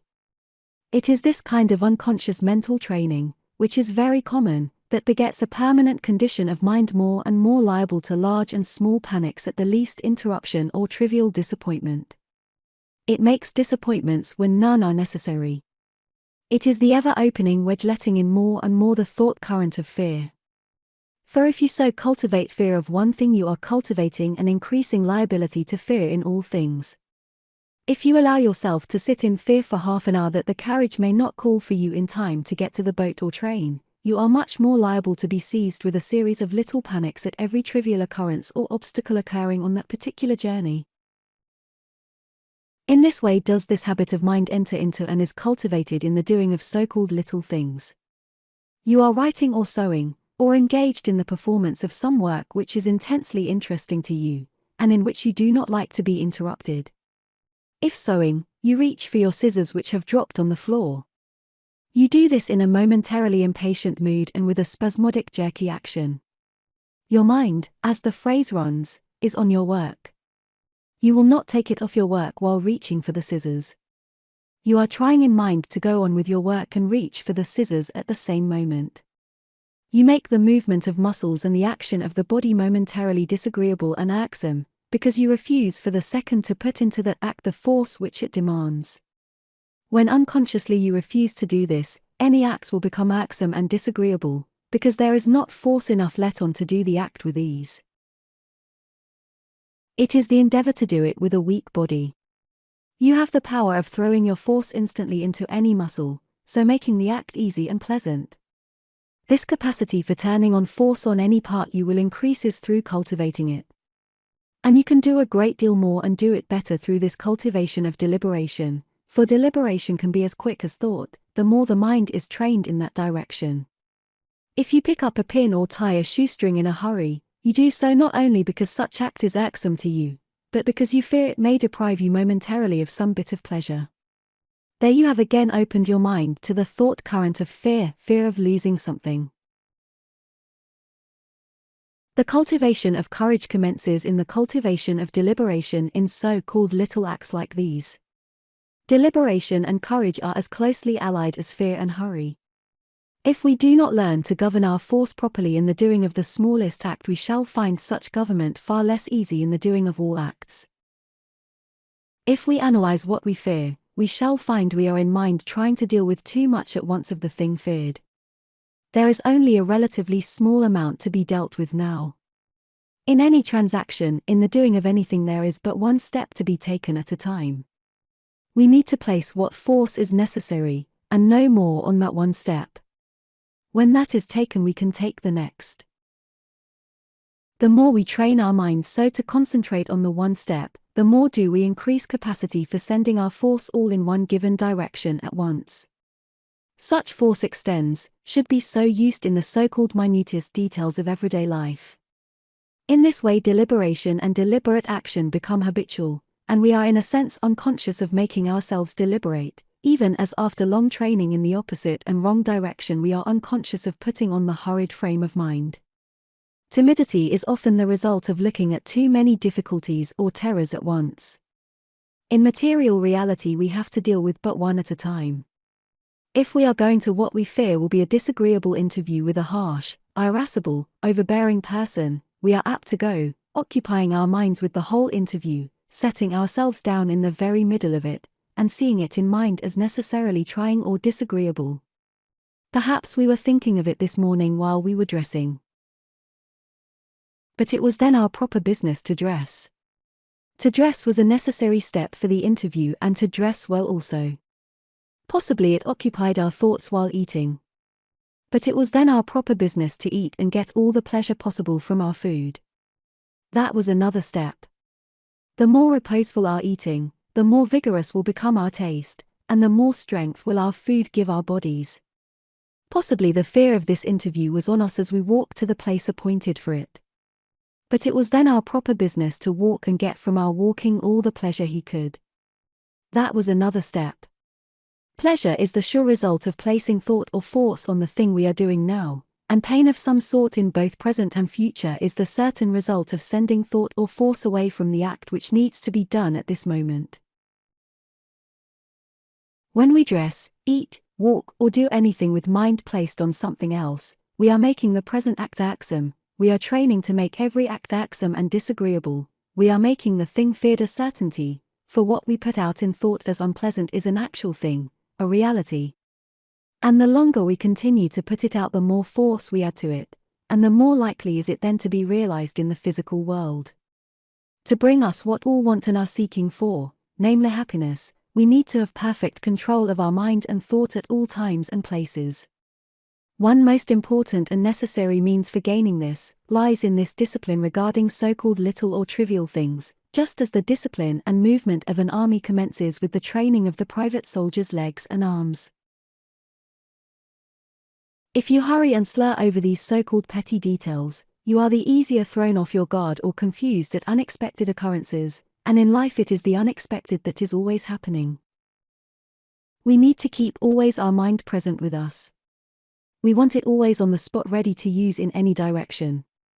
Our thought is not on the spot when we tie a shoestring and think a mile from that shoestring, when we mend a pencil and dwell in one of tomorrow's cares. It is then away, and if it has for a lifetime been in the habit of so straying from the act in hand to the act afar, it becomes more and more difficult to bring it back to use, and more difficult to use it promptly when it is brought back. Our thought moves from one thing to another with more than electric speed, and we can unconsciously train this quickness to be ever darting from one thing to another until it becomes almost impossible to keep it on one thing for 10 consecutive seconds. On the contrary, through cultivation of repose and deliberation in all things, we can train ourselves to mass and fasten our thought on anything as long as we please, to throw ourselves into any mood of mind we please, and to throw ourselves at will into sleep or a semiconscious, dreamy state as restful as sleep. These are very small parts of the possibilities for the human mind. There is no limit to its growth or the increase of its power, and no thing coming within the limits of our imagination but can be accomplished by it. The steps to these attainments are very small, very simple and relatively easy, so simple and easy that some reject them for that reason. Unquestionably, these powers and many results coming of their exercise were known ages ago to a relative few. But any power or any condition of mind consequent upon it can be made more clear to an English-speaking people, through the use of an English word or form of expression than by terms taken from other languages. The North American Indian and the Oriental had in cases the power of so dismissing all thought and making their minds in a sense a blank as to become not only insensible to fear, but this mental condition rendered their bodies almost insensible to physical suffering. It was the power of inducing this mental condition which enabled the Indian when taken captive to withstand every device of torture inflicted by his captors, and to sing his death song under the infliction of fire and a slow process of bodily mutilation too horrible for description, and which very few of our race could endure without passing into the frenzy of agony. The Indian is far more reposeful and deliberate than the majority of our race, in both mental and physical movement. Unconsciously cultivating this repose and living a life less artificial than ours, he increased his spiritual power, one sure result of which is that command of mind over body which can lessen physical pain, and as an ultimate possibility banish it altogether. Deliberation of movement, or in plainer English movement of muscle so slow that our mind has time to follow it, gives one time to think in great and small emergencies. But the lack of such training causes unconscious physical action. So confirmed becomes this habit that the body moves without us aware of it. Awkwardness, lack of address, lack of tact are all due to this lack of command of mind caused by lack of deliberation, or in other words, a trained incapacity for taking time to think or plan the proper thing to do. The terror-stricken person, if the ship seems in sudden danger, runs up and down the deck to no purpose, and this physical action is an exact correspondence of the lifelong condition of his mind, whose thought has been ever so darting from one thing to another, just as the whim seized him. The more deliberate person, whose mind is trained to take time to think and hold or concentrate its thought, holds himself steady, and so gives himself time to see what may be the opportunities for escape. And these two persons would pick up a pin in a very different manner and with very different mental action and method. To train then for courage is to train for deliberate movement in all things, for that is simply training to mass and hold your force in reserve and let out no more than is needed for the moment. No quality of mind is more needful to success in all undertakings than courage, and by courage I mean not only courage to act but courage to think. In everyday business, thousands dare not think of taking a step which would involve an outlay of money above the average of their expenditure. They are appalled at mention of so large a sum. They will not, out of pure fright, entertain the idea long enough to familiarize themselves with it. Now if they reversed this mental action, and instead of immediately giving way out of lifelong habit to this fright, would take time and allow the thought to rest in their minds instead of driving it out, there would in time come to them ideas concerning ways and means for meeting the additional expense, and thereby making a larger sum of money in the same time it took to make the small sum. For instance, you say to the woman who goes out to wash by the day and has never done anything else, "Mrs. A, why don't you start a laundry? You can make a great deal more money in so doing." "I start a laundry? Where in the world is the money coming from to start a laundry?" is her reply. Here the woman, instead of entertaining your idea, gives way immediately to fright concerning what seems to her the immense sum required, and following the same unreasoning, headlong, panicky style of thought, sets up in a moment an opposition to your proposition. She dare think only of working for day's wages as she is called upon by those who hire her. And thousands for this reason dare not think, or find it disagreeable for them to think, of getting into some broader, more responsible and more profitable sphere of business, because they bunch at once all its possible difficulties into a mass, and out of mere habit will look only at that awful and imaginary bunch. But Mrs. C, the more deliberate washerwoman, hears your proposition and entertains it. In time she says to herself, "Why should I not start a laundry? Other people have and have succeeded." She lives in the idea, talks to one and another about it, and finds out how they started. The longer she keeps in this current of thought, the more plainly does she see the ways and means by which other people have set up for themselves. Finally, the idea so grows upon her, that she takes some step toward that end, and then another, and so by degrees drifts into the business. A person is cool and collected in face of any great danger, because he has the power of holding his mind to the thing to be done on the instant. Cowardice has no such power, and can see in mind not only the source of danger, but a score of possible results which may or may not happen to him.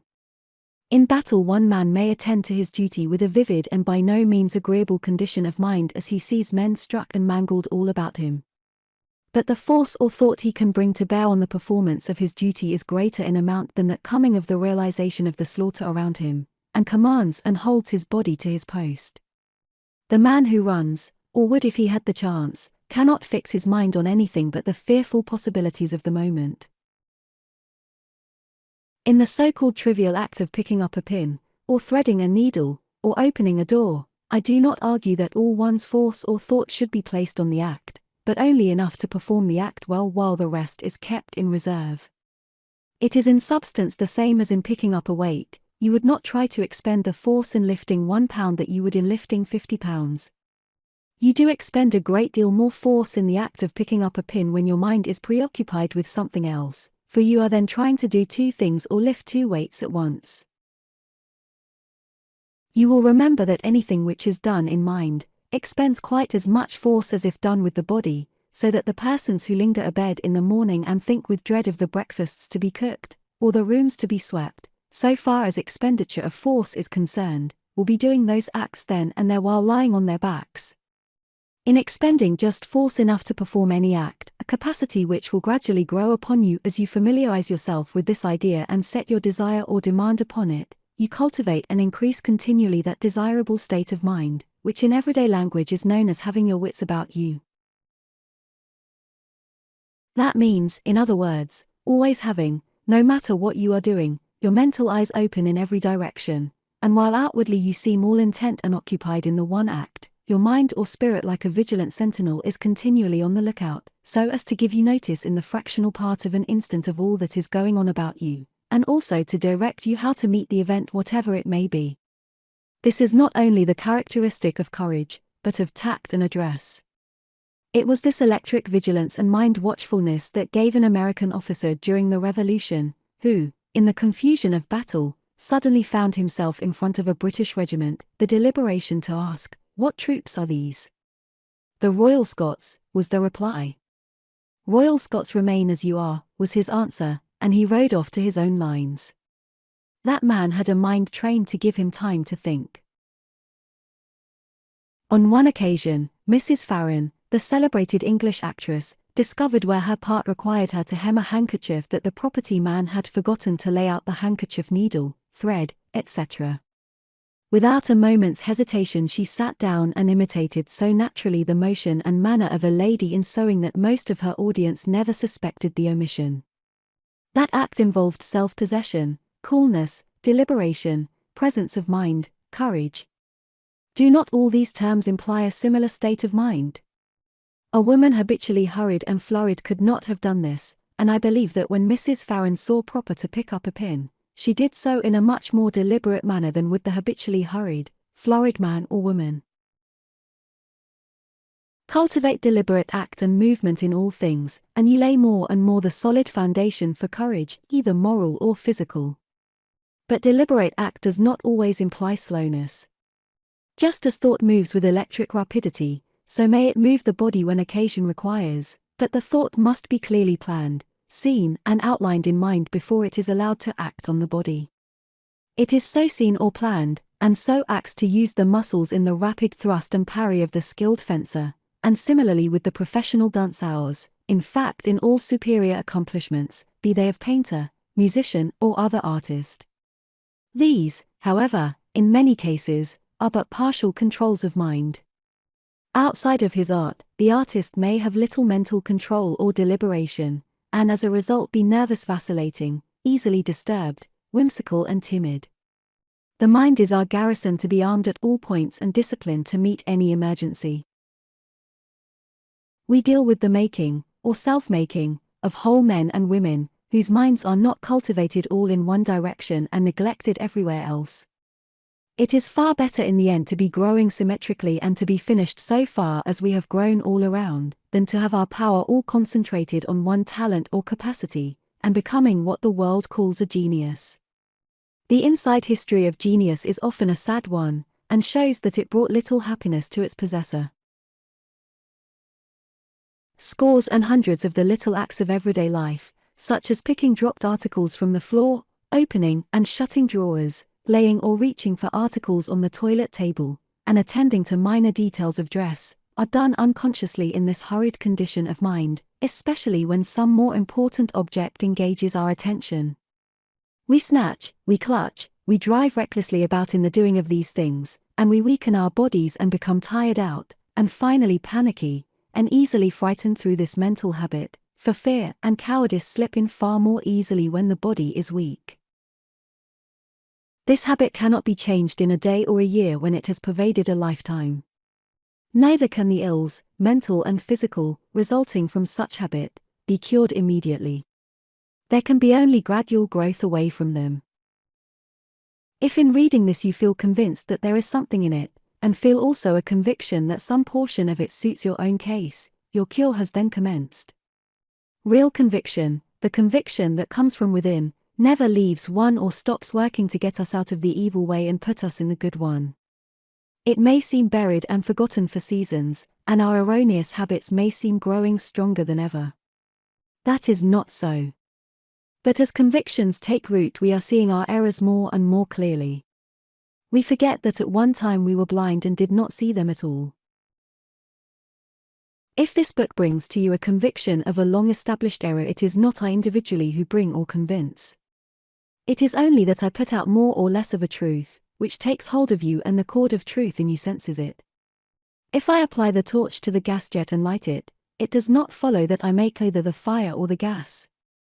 I am only a means or agent for lighting that gas. No man makes or invents a truth. Truth is as general and widely spread and belongs to every individual as much as the air we breathe, and there is pleasure enough in being its torchbearer without presuming to claim the power of its creator. Above all, demand more and more courage of the supreme power. Chapter 5. Look forward. The tendency with many people after they are a little advanced in years is to look backward and with regret. The looking should be the other way, forward. If you want to go backward in every sense, mental and physical, keep on cultivating the mood of living regretfully in your past life. It is one chief characteristic of the material mind to hold tenaciously to the past. It likes to recall the past and mourn over it. The material mind has a never-ending series of solemn amusement in recalling past joys, and feeling sad because they are never to come again. But the real self, the spirit, cares relatively little for its past. It courts change. Too expects to be a different individual in thought a year hence from that it is today. It is willing 1,000 years hence to forget who or what it is today, for it knows that this intense desire to remember itself for what it has been retards its advance toward greater power and greater pleasure. What care you for what you were 1,000 or 5,000 years ago? Yet then you were something, and something far less than what you are today. You are curious, you may answer, to know what you were. Yes, but is curiosity worth gratifying, if for such gratification you must pay the price of dragging after you 100 corpses of your dead selves?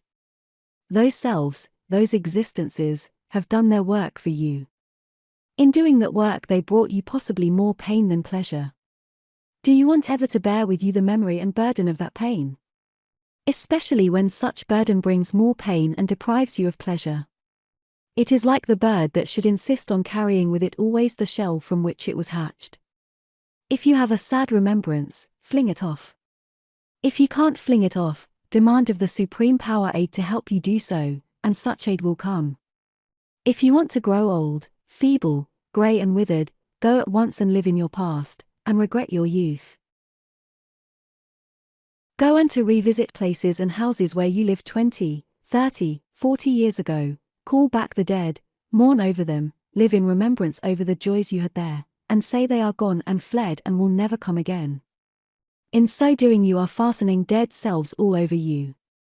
If we came into another physical life with the memory of the last one, we should come into the world physically as miniature, decrepit, grizzled old men and women. Youth physically is fresh and blooming, because it packs no past sad material remembrances with it. A girl is beautiful because her spirit has flung off the past and sad remembrance of its previous life, and has therefore a chance for a period to assert itself.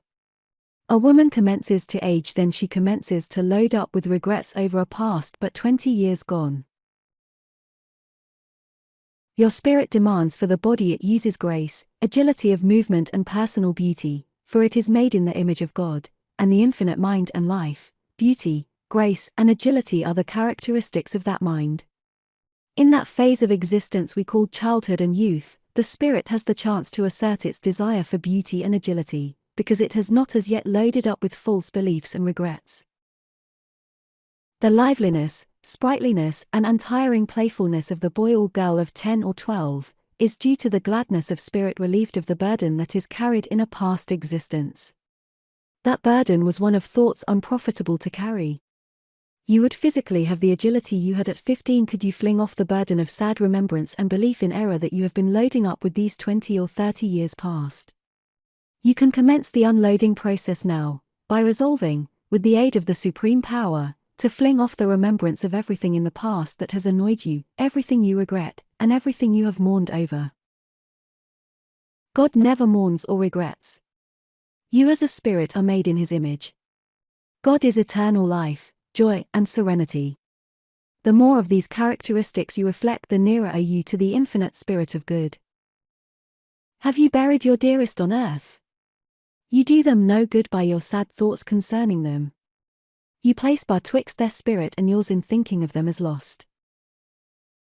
You may in so doing not only increase and encourage in them a sad mental condition, but bring their gloomy mental condition on yourself, as many do in grieving. The greatest good we can do them is to think of them as alive like ourselves, and to fling their graves, tombstones, coffins, shrouds and ghastliness out of our minds. If we cannot do so of ourselves, let us demand help of the supreme power to do it. We often make those who have lost their bodies feel dead when we think of them as such. If we do this, they will throw back their thoughts of deadness on us. Keep out of graveyards. It may seem to some that I am cold and unfeeling to say thus, but the truth, as it presents itself to me, says that the graveyard where your loved ones do not lie, is spiritually a most unhealthy place to visit. They are full of the thought of regret, death and decay. When you visit them, you incorporate such thought into yourself. It is hostile and killing to youth, vigor, elasticity, cheerfulness and life. Our graveyards are full of lies. We place a stone over the cast-off body of a friend. We place on that stone the word died. That is not true. Your friend is not dead. It is only the body he used that lies there. But that grave is planted in your memory, and your friend in your mind lies in it. Do what we will, try to believe what we may of the eternal prolongation of life and the impossibility of anything like death in the universe, we cannot help making for ourselves, when we think of that grave or revisit it, an image of that friend as dead and decaying in his or her coffin. This image we fasten in our minds, and in so doing we fasten on ourselves the thought of gloom, death and decay. The thoughts of decay and death are things and forces. When we keep them so much in mind, we add elements of decay to the body. We need as much as possible to fasten our thought on life and increasing life, life greater in its activity than any we have ever realized. That is not gained by looking backward. Look forward. Every regret, every mournful thought, takes so much out of your life. It is force used to pile on more misery. It is force used to strengthen the habit of regretting. It is force used to make the mind color everything with a tinge of sadness, and the longer you use force in this way, the darker will grow the tinge. Also, when we are ever going back in memory to the past and living in it in preference to the present, we are bringing back on ourselves the old moods of mind and mental conditions belonging to that past. This feeling constantly indulged in will bring on some form of physical ailment. The ailment belongs to a condition of mind which we should be done with forever. If we are looking forward, we shall shake it off and be better in health than ever. If the predominant mood of our minds is that of looking backward, the ultimate result will be serious to the body. In the world's business, your active, enterprising, pushing man of affairs spends little time in sad reminiscence. If he did, his business would suffer. His thought is forward. That thought is the real force which pushes his business forward. If he spent it in sad memories of the past, his business would go backward. He works his success, so far as he does really succeed, by this spiritual law, though he may not know it. You may be saying, I have failed in life and shall always be a failure. That is because you are ever leaking back, living in your failure and thereby bringing to you more failure. Reverse this attitude of mind, work it the other way and live in future success. Why do you say, I am always sick? Because you are looking back, living in your past ailments and thereby bringing more on you. I have heard the expression used, when the earth was young. As if this planet was now in its dotage and going to decay. In the sense of freshness, increase of life, refinement and purity in every form of life, be that of man, animal, vegetable, and farther on, this earth never was so young as it is today. Youth is life, growing and increasing in beauty and power. It is not the cruder commencement of life. The so-called barren rock contains elements which will help to form the future tree and flower. Is that part of the rock which enters into tree and flower increasing or decreasing in life? It changes only into a higher and more beautiful expression of life. So do we from age to age. The rock crumbles that it may live in this higher form. The old mind must crumble and pass away to give place to the new, and make of us the newer spiritual being. As the old mind crumbles, so will the old body, for the spiritual change must be accompanied by the physical change. But if you live in the understanding and spirit of this law, you need not lose a physical body, but of one ever changing for the better. As you live in spiritual belief, as the old life goes out, the new comes in. Nothing in nature, nothing in the universe is at a standstill. Nothing goes backward. A gigantic incomprehensible force and wisdom moves all things forward toward greater and higher powers and possibilities. You are included in and are a part of this force. There is of you in embryo the power of preventing the physical body your spirit uses from decaying, and the power also of using it in ways which even the fiction of today would discard as too wild for the pages of the novel. For your spirit youth and ever-growing youth is an eternal heritage. If your body has aged, that is no sign that your spirit has aged. The spirit cannot grow old in the material sense, any more than the sunlight can grow old. If your body has aged, it is because that body has become the material likeness and expression of a false self or shell which has formed on your spirit. That false self is made up of thoughts prevalent around from an early physical age, and those thoughts are untrue thoughts. A large proportion of that thought is regret. Regret is an inverted force, a turning of the mind to look backward when its natural and healthy state is to look forward, and live in the joys that are certain to come when we do look forward. In the new life to come to our race, when we have learned to be ever looking forward to the greater joys to come and cease to look backward and drag the dead past with us, men and women are to have bodies far more beautiful and graceful than those of today. Because their bodies will image or reflect their thoughts, and their thoughts will ever be fixed on what is beautiful and symmetrical. They will know that what is to come and what is in store for them out of the richness of the infinite mind must exceed anything they have realized in the past. Today, with the great majority of people, their attitude of mind is directly the reverse. Owing to the little trust that they have in that power the theologian calls God, they are ever in their mind saying, "There are no joys to come for us like our past joys. Our youth has fled. Our future on earth is tame and dull. It is as dust and ashes." The truth that life does not end with the death of the body makes slow progress in fixing itself firmly in our minds. The kind of life a man may be living here at 70 does not end in the grave. It continues straight on. The old man, as we call him here, wakes up in the other side of life after losing his body, an old man still. If he is one of those old men who have outlived their day and generation, who live in their physical past and look back on it with regret, who have become too old to learn, and think they have got through with it all, he will be just such an old man in the world of spirit. There is no sudden transformation into youth on the death of a worn-out, decrepit body. As the tree falls, so does it lie for a period, even in the hereafter. But in this state he cannot stay forever. He must grow not in age but youth. To do this, it is necessary not only that he should leave the old body but the old material mind that made that body. His spirit throws off that mind when he gains a new body, or is reincarnated, and he throws it off because he loses the recollection of all past sad memories and regrets. The man should in mind be always the boy, the woman, the girl. You can as man or woman be always boy or girl in spirit without being silly or losing real dignity. You can have all the playfulness of youth with the wisdom of maturity. To have a clear, powerful mind you need not be an owl.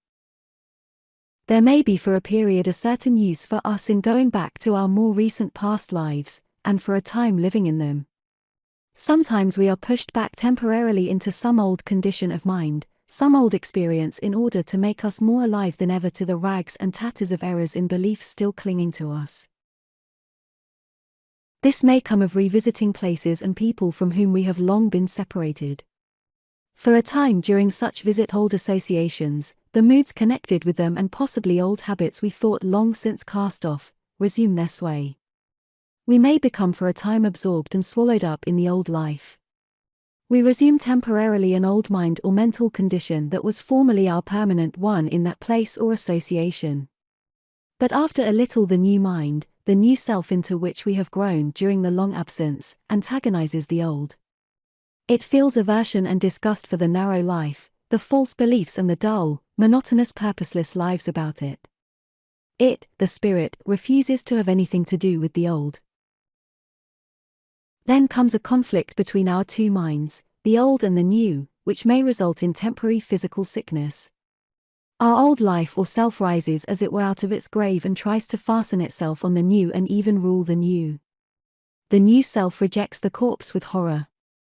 But through thus seeing the corpse, it sees also fragments of the old self which, unperceived, have all along been adhering to the new. We do not get rid of error in belief all at once, and often unconsciously retain shreds of such belief when we imagine ourselves entirely rid of them. These shreds are the remains of old thoughts and former mental conditions. Your new mind so awakened arises and pushes off what it finds left on it of the old. This pushing off is accompanied by physical disturbance, because your spirit puts all its force in rejecting these fragments of the former self, as you might put all your physical strength in pushing off a snake. Our old errors in belief must be so pushed off before the new thoughts, which come in as the old go out, can have full sway. If your spirit was contentedly and blindly carrying any scorpion of false belief, you would tumble into the pit eventually, as so many are now doing. When you live several years in any certain house or town or locality, you make a spiritual self belonging to that locality. Every house, tree, road or other object you have long been in the habit of seeing there, has a part of that self in thought attached to it. Every person who knows you there has in his or her mind the self you make there, and puts that self out then they meet you or talk of you. If you had years before in that place, the reputation of being weak, or vacillating, or impractical, or intemperate, and you return to the people who knew you as such, although you may have changed for the better, you are very liable in their thought and recollection of you to have this old self pushed back on you, and as a result, you may for a period feel much like your former self. You return to such place after a long absence. You have during that absence changed radically in belief. You bring with you a different mind. You are in reality a different person.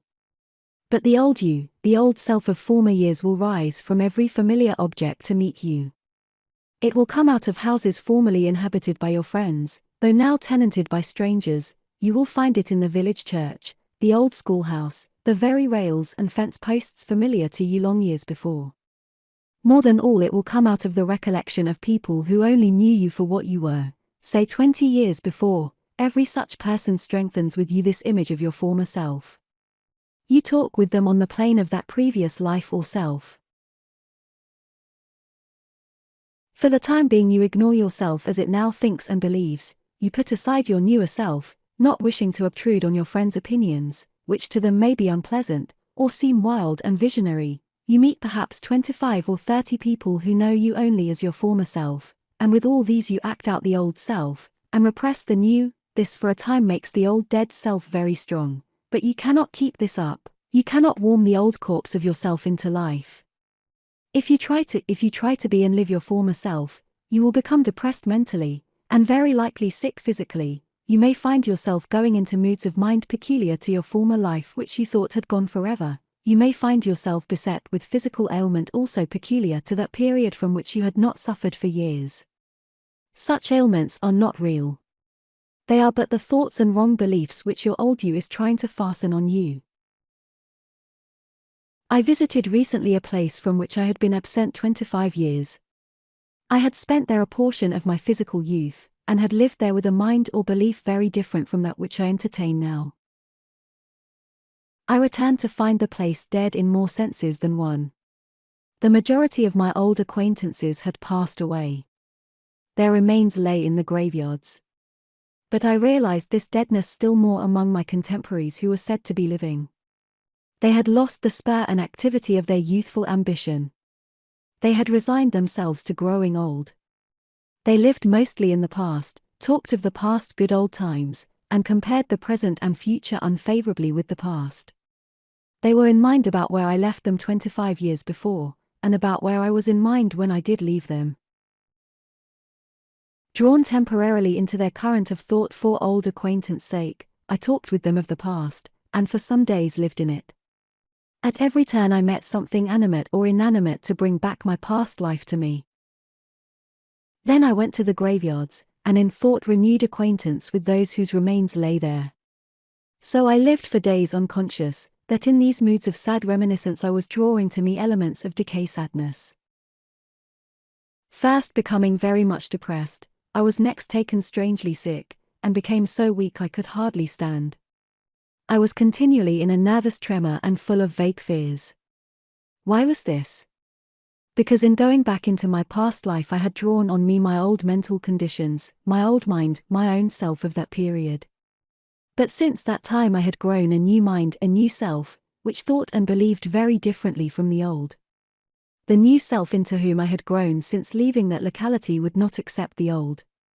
It shook it off. It was the shaking off process that caused me the physical disturbance. There was a conflict between these two forces, one trying to get in, the other to keep it out.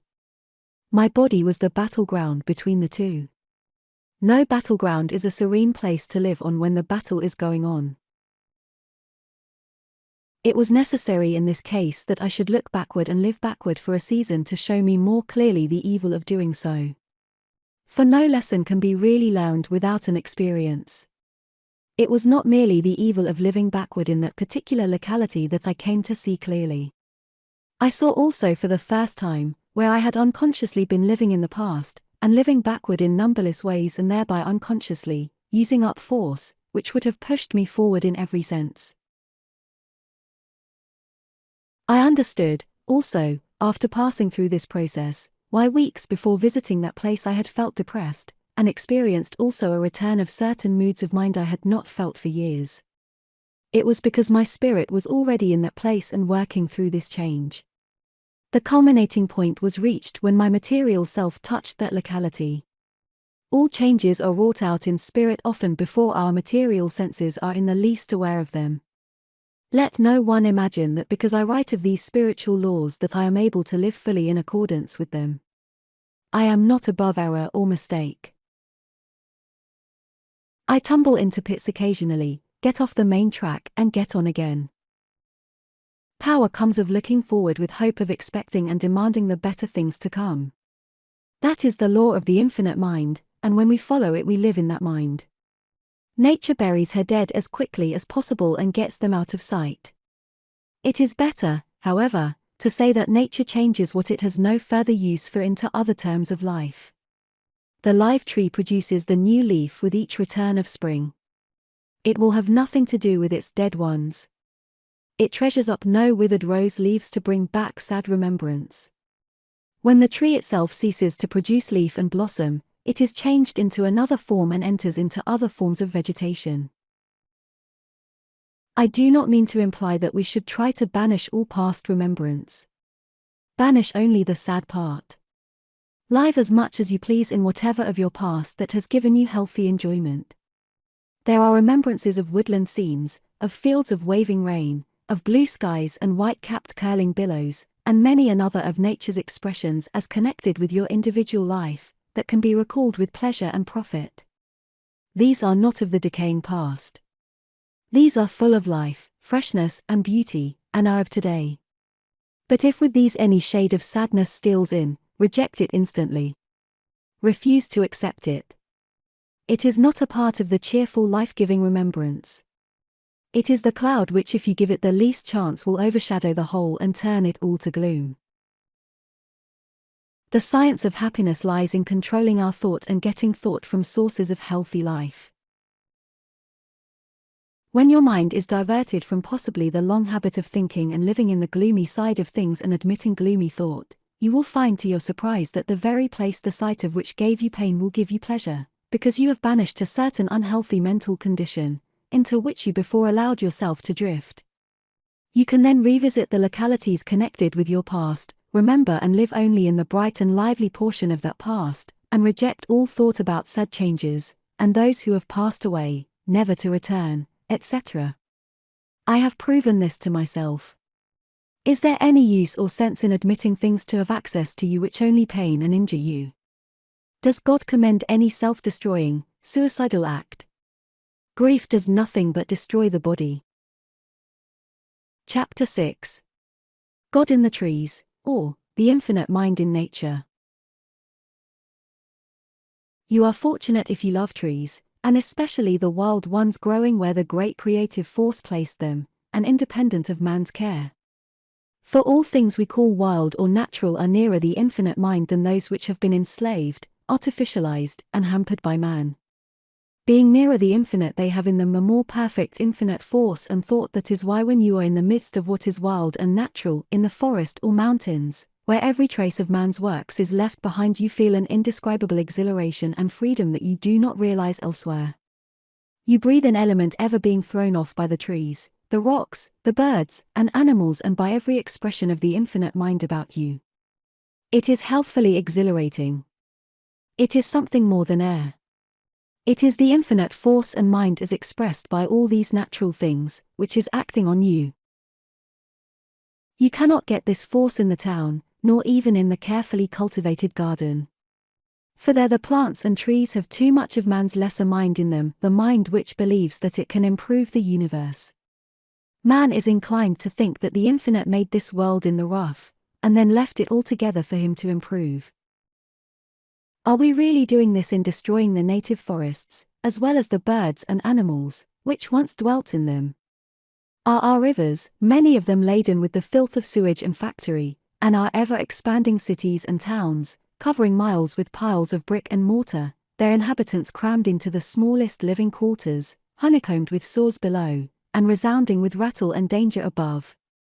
Are these really improvements on the divine and natural order of things? You are fortunate when you grow to a live, tender, earnest love for the wild trees, animals, and birds, and recognize then all as coming from and built of the same mind and spirit as your own, and able also to give you something very valuable in return for the love you give them. The wild tree is not irresponsive or regardless of a love like that. Such love is not a myth or mere sentiment. It is a literal element and force going from you to the tree. It is felt by the spirit of the tree. You represent a part and belonging of the infinite mind. The tree represents another part and belonging of the infinite mind. It has its share of life, thought and intelligence. You have a far greater share, which is to be greater still and then still greater. Love is an element which, though physically unseen, is as real as air or water. It is an acting, living, moving force, and in that far greater world of life all around us, of which physical sense is unaware, it moves in waves and currents like those of the ocean. There is a sense in the tree which feels your love and responds to it. It does not respond or show its pleasure in our way or in any way we can now understand. Its way of so doing is the way or the infinite mind of which it is a part. The ways of God are unsearchable and past finding out.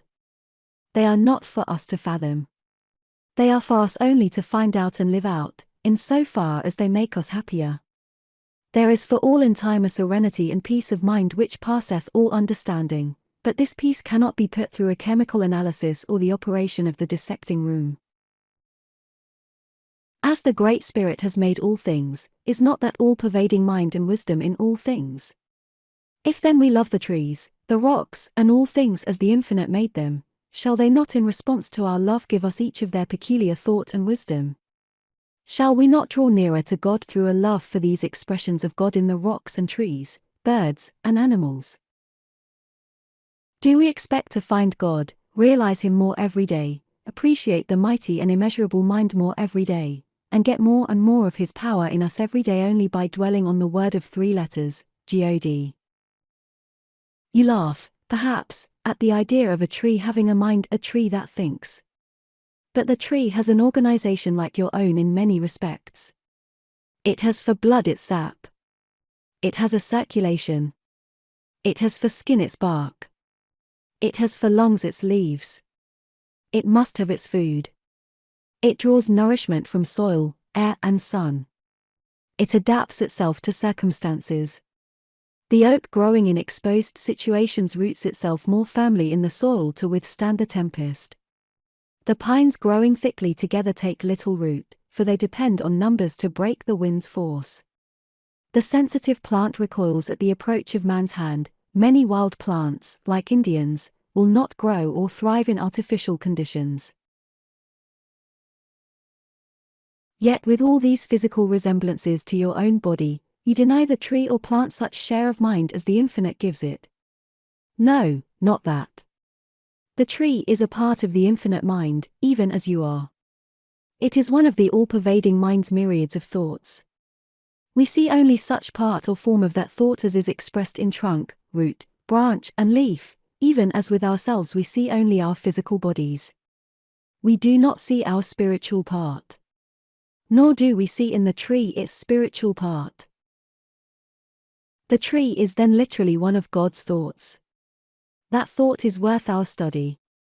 It contains some wisdom we have not yet got hold of. We want that wisdom. We want to make it a part of ourselves.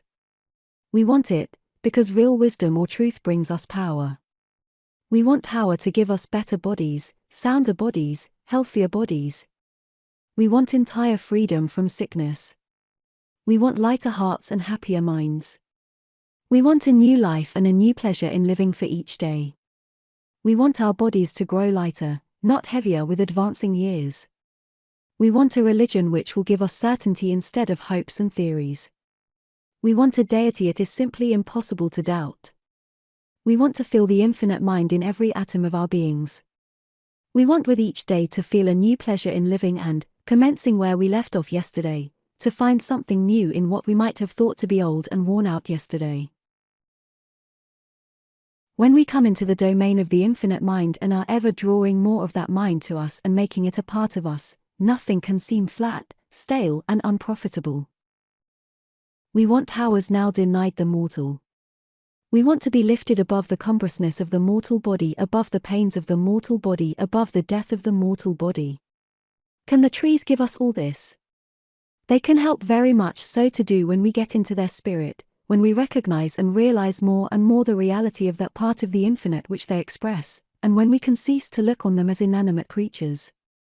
If you can look on trees as fit only for lumber and firewood, you get very little life from them.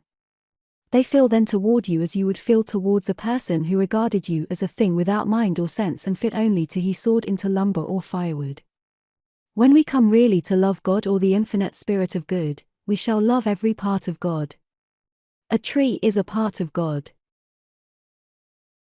When we come to send out our love to it, it will send its love back, and that love, that literal mind and element coming from the tree to us will enter our beings, add itself to them and give us its knowledge and power. It will tell us that the mind and force it represents of the infinite has far better uses for man than to be turned into fuel or lumber. Their love will tell us that the forests piercing the air as they do with their billions of branches, twigs, and leaves, are literal conductors for a literal element which they bring to the earth. This element is life-giving to man, in proportion to his capacity for receiving it. The nearer we are to a conception of the infinite mind, the clearer is it seen by us that this mind pervades all things. The closer we feel our relationship to the tree, bird, or animal as a fellow creature, the more can we absorb of the vitalizing element given out by all these expressions of mind. The person who looks on trees as fit only for fuel and lumber, can get but little of this element, which to the finer mind, is an elixir of life. The mind which sees in tree, bird, animal, fish, or insect only a thing lacking intelligence and fit only to destroy or enslave for amusement, repels from all of these a spirit or element, which, if recognized, would be received or absorbed, and, if absorbed, would bring a new life and power to mind and body. We get the element of love only in proportion as we have it in us. We can only draw this element from the supreme power. We draw it in proportion as we admire every expression of the infinite. Be that expression tree, or shrub, or insect, or bird, or other form of the natural, we cannot destroy or mutilate what we really love, and the more of these things we really love, the more of their element of love flows to us. That element is for us life as real as the tree itself. The more of that life we are receiving and absorbing, the more shall we realize a power in life, which can only be expressed as miraculous. Destroy the forests, and you lessen temporarily the quantity of this element given out by them. Replace the wild tree by exotics or cultivated varieties, and such element is adulterated, and the vigor it can give is lessened. Cover the whole earth with cities, towns, villages, and cultivated fields, and we interfere with a supply of life-giving element which the forests in their natural state only can furnish. Keep ourselves dead to the recognition of the tree as a part of the infinite spirit, and we are dead and unable to absorb of the infinite spirit working in and through the tree. The trees are always giving out an element of life as necessary to man as the air he breathes. Man's works, as soon as finished, are giving out dust and decay. In our great cities we take in dust with every breath. Nothing in this universe is still or in absolute rest. Our miles of stone, brick and mortar are ever in movement, slowly and imperceptibly grinding to an impalpable dust. Cloth, leather, iron, and every material worn and used by man is ever wearing into dust. Look at the dust which in a single day accumulates in your room, on shelf and table, or fine garment, even when its windows are not opened. A gigantic ever-moving force is at work there, taking everything to pieces in it. Let a sunbeam enter through a shutter's crack and see the innumerable motes floating in it. Think of the myriads of these, too minute to rank even as atoms that you cannot see. All this is second-hand element which is breathed and absorbed into both body and spirit. But trees and all natural things send out element full of life. Our bodies also are ever throwing off through the skin matter they can no longer use. In the great city thousands on thousands of bodies are throwing out disused element too fine to rank even as dust. It is thrown off by sick bodies, and many are sick on their feet. This we breathe. We breathe each other over and over again. This unseen cloud of matter pervading crowded cities is not life-sustaining. It has in it a certain life as all things have life, but it is not fit for man's growing life. When we get eternal life, health and unalloyed happiness, the attitude of our minds will be entirely changed toward tree, bird, animal, and everything in nature. We shall see that when we really love all these expressions of the infinite mind, tree, plant, bird and animal, and leave them entirely alone, they will send out to us in love their part and quality of the infinite. It will flow to us a new life, and the source of a life of far greater power and happiness than the present one. But how shall we live, one asks, unless we cut down the tree for fuel and lumber, slay bird and beast for food? Do you think there is no other life or way of life than the one we now live? Do you think in the exalted and refined mental condition we call heaven that there will be killing of animals, mutilation of trees and destruction of any material expression of the supreme wisdom? Do you think we can grow into that higher and happier state of mind without knowledge of the laws by which only it can be attained? As well expect to sail a ship around the world without knowledge of seamanship or navigation. We are not to drift into heaven in the way a cask rolls downhill. We cannot cease immediately from the enslavement or slaughter of tree, bird or animal, nor from the eating of animal food.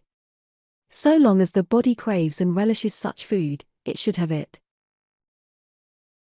When the body is changed by our spirit and belief to finer elements, the stomach and palate will reject meat of every description. It will not abide the taste or smell of slaughtered creatures. When the spirit settles these matters, it does so definitely and forever. Man's error in the past has often been that of endeavoring to spiritualize or change himself of his own individual will into higher and finer conditions. To this end he has enforced on himself and others fasts and penances, and abstinence from pleasures which his nature craved. He has never by such methods saved himself from sickness, decay and physical death. He has never by this method regenerated or renewed his body. He has lost his body eventually, even as the glutton and drunkard lost theirs. The ascetic has not trusted in the Supreme to raise him higher in the scale of being, but in himself and his own endeavor. This is one of the greatest sins, because it cuts such a person off temporarily from the Supreme and the life the Supreme will send when trusted. There is no way out of any sin, any excess, any injurious habit, but through an entire dependence on the supreme power to take away the gnawing, the craving, the desire peculiar to that habit. Otherwise the man may seem reformed outwardly. He is never reformed inwardly. Repression is not reform. The bigot of every age and creed has been the person thinking he could of himself make himself an angel. Such belief makes the man stand still in his tracks. The Supreme is always saying, "Come to me, demand of me. Find me in all created things, and then I shall be ever sending you new thoughts, new things, new ideas, new element which shall change your tastes, your appetites, which shall gradually take away grossness, eliminate gradually fierce, insatiate, lawless desire and hurricane of passion, and bring to you pleasures you cannot now realize." We shall see more and more clearly in time that when we get the higher, finer and more enduring life, to which all must grow, we shall have the greatest possible inducement to give the trees, plants, birds, animals, and all other expressions of the infinite their lives and their fullest liberty.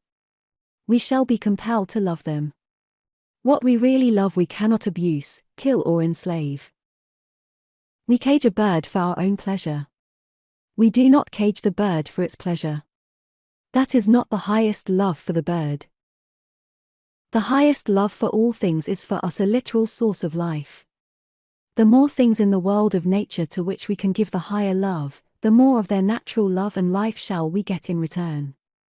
So, as we grow, refine, and increase this power of recognizing and loving the bird, the animal, the insect, or, in other words, the infinite in all things, we shall receive a love, a renewed life, strength, vigor, cheer, and inspiration from not only these, but the falling snowflake, the driving rain, the cloud, the sea, the mountain. And this will not be a mere sentiment, but a great means for recuperating and strengthening the body, for this strengthens the spirit with a strength which comes to stay, and what strengthens the spirit must strengthen the body. We cannot make of ourselves this capacity for so loving and drawing strength from all things. It is our belonging, but must be demanded of the Supreme Power. It is natural to ask, but why did not the Supreme Power implant at first this higher love in us? Why has that power so long permitted man to go on slaughtering and marring nature? Why are tempests and earthquakes and wars and so much in the forces of nature and the forces of man allowed to go on and bring so much catastrophe and misery? We do not undertake to answer for the infinite wisdom. It is enough for us to know that there is a road leading away from all we call evil. It is enough for us to know that the time is to come when as new beings with changed minds we shall forget absolutely that such evils ever existed. We shall see in the forces of nature, be they fire or tempest, or aught else, only what is good and what can bring us happiness. We are not always to be of the material which can be injured by fire or tempest. The fiery furnace did not affect the 3 Jewish children who walked through it, nor was the tempest of any inconvenience to the Christ of Judea when he walked on the waters. What history has shown to be possible for some is possible for all. Communion with nature is something far above a sentiment. It is a literal joining with the infinite being. The element received in such joining and acting on mind and body is as real as anything we see or feel. The ability so to join ourselves with God through his expressions in the cloud, the tree, the mountain and sea, the bird and animal, is not possessed by all in equal degree. Some are miserable when alone in the forest, plain or mountain. These are literally out of their element or current of thought. They can live with comfort only in the bustle of the town or the chatter of the household. They can find life only in artificial surroundings. Their spirits are covered with a parasitical growth of artificiality. This cuts them off from any sense of God's expressions in the solitude of nature. So cut off they feel lonesome in the woods. Nature seems wild, savage and gloomy to them. Whoever can retire for periods to nature's solitudes and enjoy that solitude, feeling no solitude at all, but a joyous sense of exhilaration, will return among men with more power and new power. For he or she has literally walked with God or the infinite spirit of good. The seer, the prophet, the miracle workers of the biblical history so gained their power. The Christ of Judea retired to the mountains to be reinforced by the infinite. The Oriental and the Indian, through whom superior powers have been expressed, loved nature's solitude. They could live in them with pleasure. They could muse by rock or rivulet or the ocean for hours, almost unconscious of immediate surroundings, because their spirits had strayed far from their bodies, and were dreamily absorbing new ideas of the infinite. You will rarely find a person who as ruler, soldier, inventor, discoverer, poet or writer left his impress on the race, but loved communion where God is most readily found. Their inspiration is born. The poet cannot sing of the city laid out at right angles, with saw beneath an elevated road above, as he can of the rugged mountain wrapped like Dura in her misty shroud. We cannot train ourselves to this capacity for enjoyment of the natural things of earth or for drawing strength from them. To assume a virtue when we have it not, is to be forced, gushy and sentimentally silly. But when we demand persistently of the infinite the new mind, which can find and feel God in the forest or on the sea, in the storm and tempest, and feel not only safety, but absorb power and strength, when nature's forces seem in their most angry mood, that mind with that capacity will gradually take place of the old one, and with the new mind all things will become new. Chapter 7. Some Laws of Health and Beauty. Your thoughts shape your face, and give it its peculiar expression. Your thoughts determine the attitude, carriage, and shape of your whole body. The law for beauty and the law for perfect health is the same. Both depend entirely on the state of your mind, or, in other words, on the kind of thoughts you most put out and receive. Ugliness of expression comes of unconscious transgressions of a law, be the ugliness in the young or the old. Any form of decay in a human body, any form of weakness, anything in the personal appearance of a man or woman which makes them repulsive to you, is because their prevailing mood of mind has made them so. Nature plants in us what some call instinct, what we call the higher reason, because it comes of the exercise of a finer set of senses than our outer or physical senses, to dislike everything that is repulsive or deformed, or that shows signs of decay. That is the inborn tendency in human nature to shun the imperfect, and seek and like the relatively perfect. Your higher reason is right in disliking wrinkles or decrepitude, or any form or sign of the body's decay, for the same reason you are right in disliking a soiled or torn garment. Your body is the actual clothing, as well as the instrument used by your mind or spirit. It is the same instinct, or higher reason making you like a well-formed and beautiful body, that makes you like a new and tasteful suit of clothes.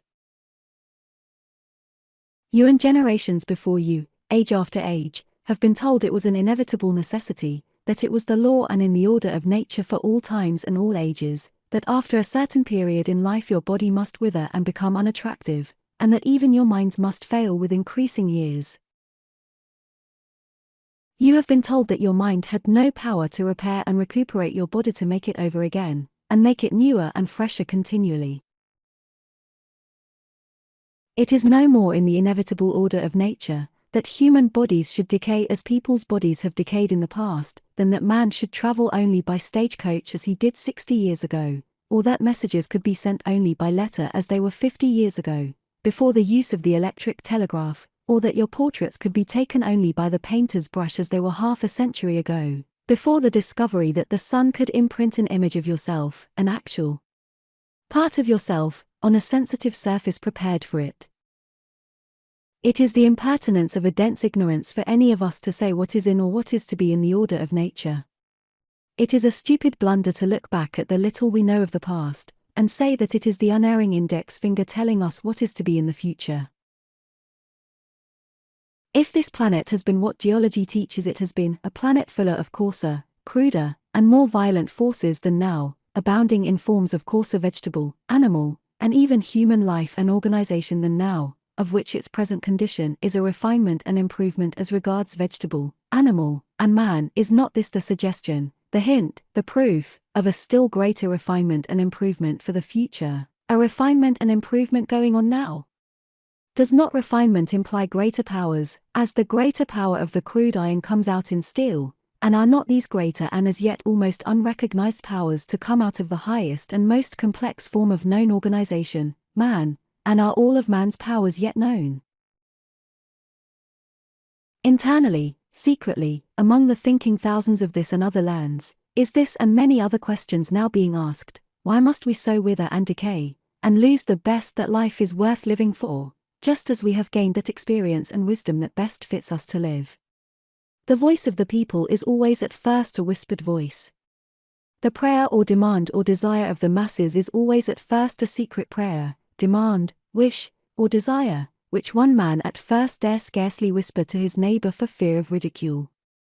But it is a law of nature, that every demand, silent or spoken, brings its supply of the thing wished for in proportion to the intensity of the wish, and the growing numbers so wishing, who, by the action of their minds upon some one subject, set in motion that silent force of thought, not as yet heeded in the world's schools of philosophy, which brings the needed supply.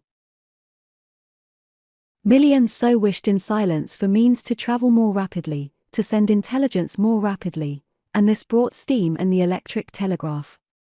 Soon other questions and demands are to be answered, questions ever going out in silence from multitudes, and, in answering them, in at first attempting to carry out and prove the answers and the means shown to accomplish or realize many things deemed impossible or visionary, there will be mistake and stupidity, and blunder and silliness, and breakdowns, and failures, and consequent ridicule, just as there were 10 smashes on railways, and 10 bursted boilers in the earlier era of the use of steam, to one of today. But a truth always goes straight ahead despite mistake and blunder, and proves itself at last. There are 2 kinds of age, the age of your body, and the age of your mind. Your body in a sense is but a growth, a construction, of today, and for the use of today. Your mind is another growth or construction millions of years old. It has used many bodies in its growth. It has grown from very small beginnings to its present condition, power, and capacity in the use of these many bodies. You have, in using these bodies, been far ruder and coarser than you are now. You have lived as now you could not live at all, and in forms of life or expression very different from the form you are now using, and each new body or young body you have worn has been a new suit of clothes for your mind, and what you call death has been and is but the wearing out of this suit through ignorance of the means, not so much of keeping it in repair, as of building it continually into a newer and newer freshness and vitality. You are not young relatively. Your present youth means that your body is young. The older your spirit, the better can you preserve the youth, vigor, and elasticity of your body. Because the older your mind, the more power has it gathered from its many existences. You can use that power for the preservation of beauty, of health, of vigor, of all that can make you attractive to others. You can also unconsciously use the same power to make you ugly, unhealthy, weak, diseased, and unattractive. The more you use this power in either of these directions, the more will it make you ugly or beautiful, healthy or unhealthy, attractive or unattractive, that is, as regards unattractiveness for this one existence. Ultimately you must, if not in this in some other existence, be symmetrical, because the evolution of the mind, of which the evolution of our bodies from coarser to higher forms is but a crude counterpart, is ever toward the higher, finer, better, and happier. That power is your thought. Every thought of yours is a thing as real, though you cannot see it with the physical or outer eye, as a tree, a flower, a fruit. Your thoughts are continually molding your muscles into shapes and manner of movement in accordance with their character. If your thought is always determined and decided, your step in walking will be decided. If your thought is permanently decided, your whole carriage, bearing, and address will show that if you say a thing you mean it. If your thoughts are permanently undecided, you will have a permanently undecided gesture, address, carriage, or manner of using your body, and this, when long continued, will make the body grow decidedly misshapen in some way, exactly as when you are writing in a mood of hurry, your hurried thought makes misshapen letters, and sometimes misshapen ideas, while your reposeful mood or thought makes well-formed letters and graceful curves as well as well-formed and graceful ideas. You are every day thinking yourself into some phase of character and facial expression, good or bad. If your thoughts are permanently cheerful, your face will look cheerful. If most of the time you are in a complaining, peevish, quarrelsome mood, this kind of thought will put ugly lines on your face, they will poison your blood, make you dyspeptic, and ruin your complexion, because then you are in your own unseen laboratory of mind, generating an unseen and poisonous element, your thought, and as you put it out or think it, by the inevitable law of nature it attracts to it the same kind of thought element from others. You think or open your mind to the mood of despondency or irritability, and you draw more or less of the same thought element from every despondent or irritable man or woman in your town or city. You are then charging your magnet, your mind, with its electric thought current of destructive tendency, and the law and property of thought connects all the other thought currents of despondency or irritability with your mental battery, your mind.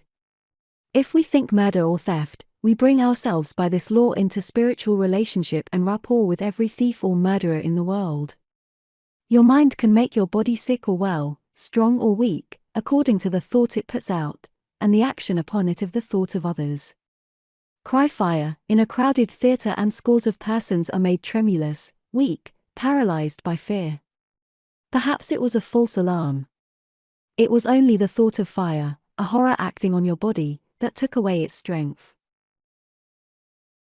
The thought or mood of fear has in cases so acted on the body as to turn the hair white in a few hours. Angered, peevish, worried, or irritable thought affects injuriously the digestion. A sudden mental shock may lose one's whole appetite for a meal, or cause the stomach to reject such meal when eaten. The injury so done the body suddenly, in a relatively few cases, by fear or other evil state of mind, works injury more gradually on millions of bodies all over the planet. Dyspepsia does not come so much of the food we eat, as of the thoughts we think while eating it. We may eat the healthiest bread in the world, and if we eat it in a sour temper, we will put sourness in our blood, and sourness in our stomachs, and sourness on our faces. Or if we eat in an anxious frame of mind, and are worrying all the time about how much we should eat or should not eat, and whether it may not hurt us after all, we are consuming anxious, worried, fretful thought element with our food and it will poison us. If we are cheerful and chatty and lively and jolly while eating, we are putting liveliness and cheer into ourselves, and making such qualities more and more a part of ourselves.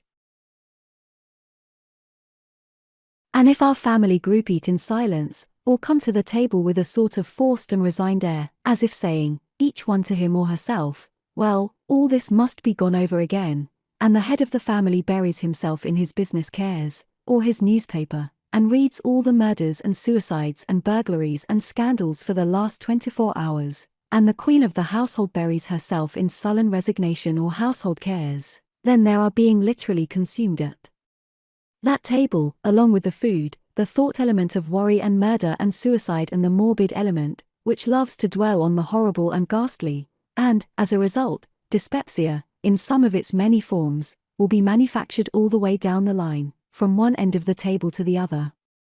If the habitual expression of a face be a scowl, it is because the thoughts behind that face are mostly scowls. If the corners of a mouth are turned down, it is because most of the time the thoughts which govern and shape that mouth are gloomy and despondent.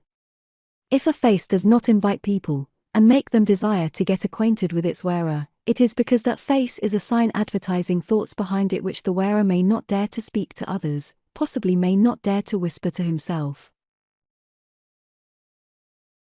The continual mood of hurry, that is, of being in mind or spirit in a certain place long before the body is there, will cause the shoulders to stoop forward, because in such mood you do literally send your thought, your spirit, your real though invisible self, to the place toward which your power, your thought, is dragging your body head first, and through such lifelong habit of mind does the body grow as the thought shapes it. A self-contained man is never in a hurry, and a self-contained man keeps or contains his thought, his spirit, his power, mostly on the act or use he is making at the present moment with the instrument his spirit uses, his body, and the habitually self-possessed woman will be graceful in every movement, for the reason that her spirit has complete possession and command of its tool, the body, and is not a mile or 10 miles away from that body in thought, and fretting or hurrying or dwelling on something at that distance from her body. When we form a plan for any business, any invention, any undertaking, we are making something of that unseen element, our thought, as real, though unseen, as any machine of iron or wood. That plan or thought begins, as soon as made, to draw to itself, in more unseen elements, power to carry itself out, power to materialize itself in physical or visible substance. When we dread a misfortune, or live in fear of any ill, or expect ill luck, we make also a construction of unseen element, thought, which, by the same law of attraction, draws to it destructive, and to you damaging, forces or elements. Thus the law for success is also the law for misfortune, according as it is used, even as the force of a man's arm can save another from drowning, or strike a dagger to his heart. Of whatever possible thing we think, we are building, in unseen substance, a construction which will draw to us forces or elements to aid us or hurt us, according to the character of thought we think or put out. If you expect to grow old, and keep ever in your mind an image or construction of yourself as old and decrepit, you will assuredly be so. You are then making yourself so. If you make a plan in thought, in unseen element, for yourself, as helpless and decrepit, such plan will draw to you of unseen thought element that which will make you weak, helpless, and decrepit.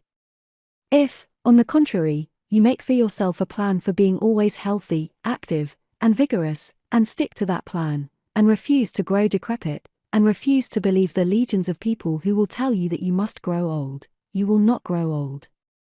It is because you think it must be so, as people tell you, that makes it so. If you in your mind are ever building an ideal of yourself as strong, healthy, and vigorous, you are building to yourself of invisible element that which is ever drawing to you more of health, strength, and vigor. You can make of your mind a magnet to attract health or weakness. If you love to think of the strong things in nature, of granite mountains and heaving billows and resistless tempests, you attract to you their elements of strength. If you build yourself in health and strength today, and despond and give up such thinking or building tomorrow, you do not destroy what in spirit and of spirit you have built up. That amount of element so added to your spirit can never be lost, but you do, for the time, in so desponding, that is, thinking weakness, stop the building of your health structure, and although your spirit is so much the stronger for that addition of element, it may not be strong enough to give quickly to the body what you may have taken from it through such despondent thought. Persistency in thinking health, in imagining or idealizing yourself as healthy, vigorous, and symmetrical, is the cornerstone of health and beauty. Of that which you think most, that you will be, and that you will have most of. You say no. But your bedridden patient is not thinking, I am strong, he or she is thinking, I am so weak. Your dyspeptic man or woman is not thinking, I will have a strong stomach. They are ever saying, I can't digest anything, and they can't, for that very reason. We are apt to nurse our maladies rather than nurse ourselves. We want our maladies petted and sympathized with, more than ourselves. When we have a bad cold, our very cough sometimes says to others, unconsciously, I am this morning an object for your sympathy. I am so afflicted. It is the cold, then, that is calling out for sympathy. Were the body treated rightly, your own mind and all the minds about you would say to that weak element in you, get out of that body, and the silent force of a few minds so directed would drive that weakness out. It would leave as Satan did when the man of Nazareth imperiously ordered him. Colds and all other forms of disease are only forms of Satan, and thrive also by nursing. Vigor and health are catching also as well as the measles. Actually we put on our infirmities as we would a mask, and hobble around in them, saying, this is the thing to do, because we can't do anything else. Actually we put on our infirmities as we would a mask, and hobble around in them, saying, this is the thing to do, because we can't do anything else. Sometimes we are even in a hurry to put them on, like the young gentleman who sticks an eyeglass to his eye, and thereby the sooner ruins the sight of a sound organ, in order to look tony or bookish. There are more and more possibilities in nature, in the elements, and in man and out of man, and they come as fast as man sees and knows how to use these forces in nature and in himself. Possibilities and miracles mean the same thing. The telephone sprung suddenly on our folks of 200 years ago would have been a miracle, and might have consigned the person using it to the prison or the stake, all unusual manifestations of nature's powers being then attributed to the devil, because the people of that period had so much of the devil, or cruder element, in them as to insist that the universe should not continually show and prove higher and higher expressions of the higher mind for man's comfort and pleasure. Chapter 8. Museum and Menagerie Horrors. A menagerie of beasts and birds means a collection of captured walking and flying creatures, taken from their natural modes of life, deprived permanently of such modes, and suffering more or less in consequence. The bird, used to the freedom of forest and air, is imprisoned in the most limited quarters. Its plumage there is never as fresh and glossy as in its natural state. It does not live as long. The captive life of the many species brought from the tropics is very short, especially of the smaller and more delicate species. Bears, lions, tigers, deer, wolves, and all other animals like liberty and freedom of range as well as man. In the menagerie they are deprived of it. The air they breathe is often fetid and impure. To the burrowing animal, earth is as much a necessity and comfort as a comfortable bed is to us. The captured burrower is often kept on a hard board floor, which, in its restless misery to get into its native earth, it scratches and wears away in cavities inches in depth. Monkeys by the thousand die prematurely of consumption, because forced to live in a climate too cold and damp for them, and no amount of artificial heat can supply the element to which they have been accustomed in the air of their native tropic groves and jungles. Seals are kept in tanks of fresh water, when salt water is their natural element. Their captive lives are always short. There is no form of organized life but is a part and belonging of the locality and latitude where in its wild state it is born. The polar bear is a natural belonging of the Arctic regions. The monkey is a belonging and outgrowth of tropical conditions. When either of these is taken from climes native to them, and out of which they do not voluntarily wander, pain is inflicted on them. Go to the cheap museum, now so plentiful, and regard the bedraggled plumage and apparent sickly condition of many of the birds, natives of distant climes, imprisoned there. You see them but for an hour. Return in a few months and you will not find them.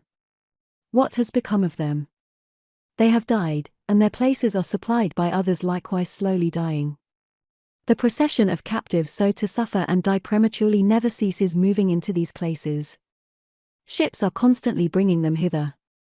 An army of men distributed all over the world, and ranging through the forests of every clime, is constantly engaged in trapping them.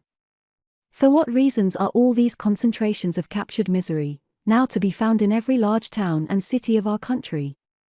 Simply to gratify human curiosity.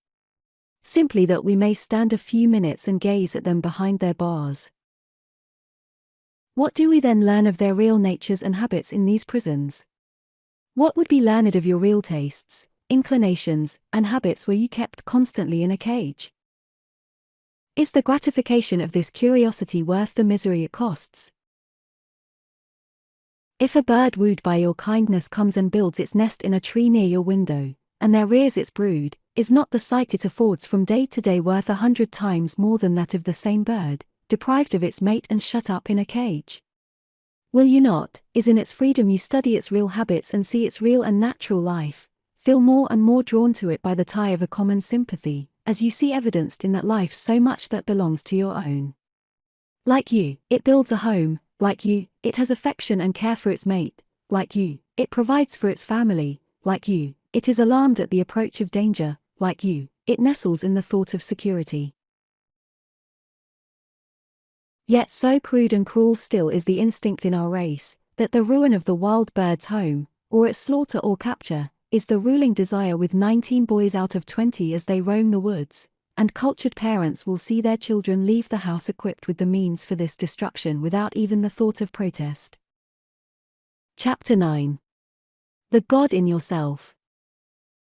As a spirit, you are a part of God or the infinite force or spirit of good. As such part, you are an ever-growing power which can never lessen, and must always increase, even as it has in the past through many ages always increased, and built you up, as to intelligence, to your present mental stature.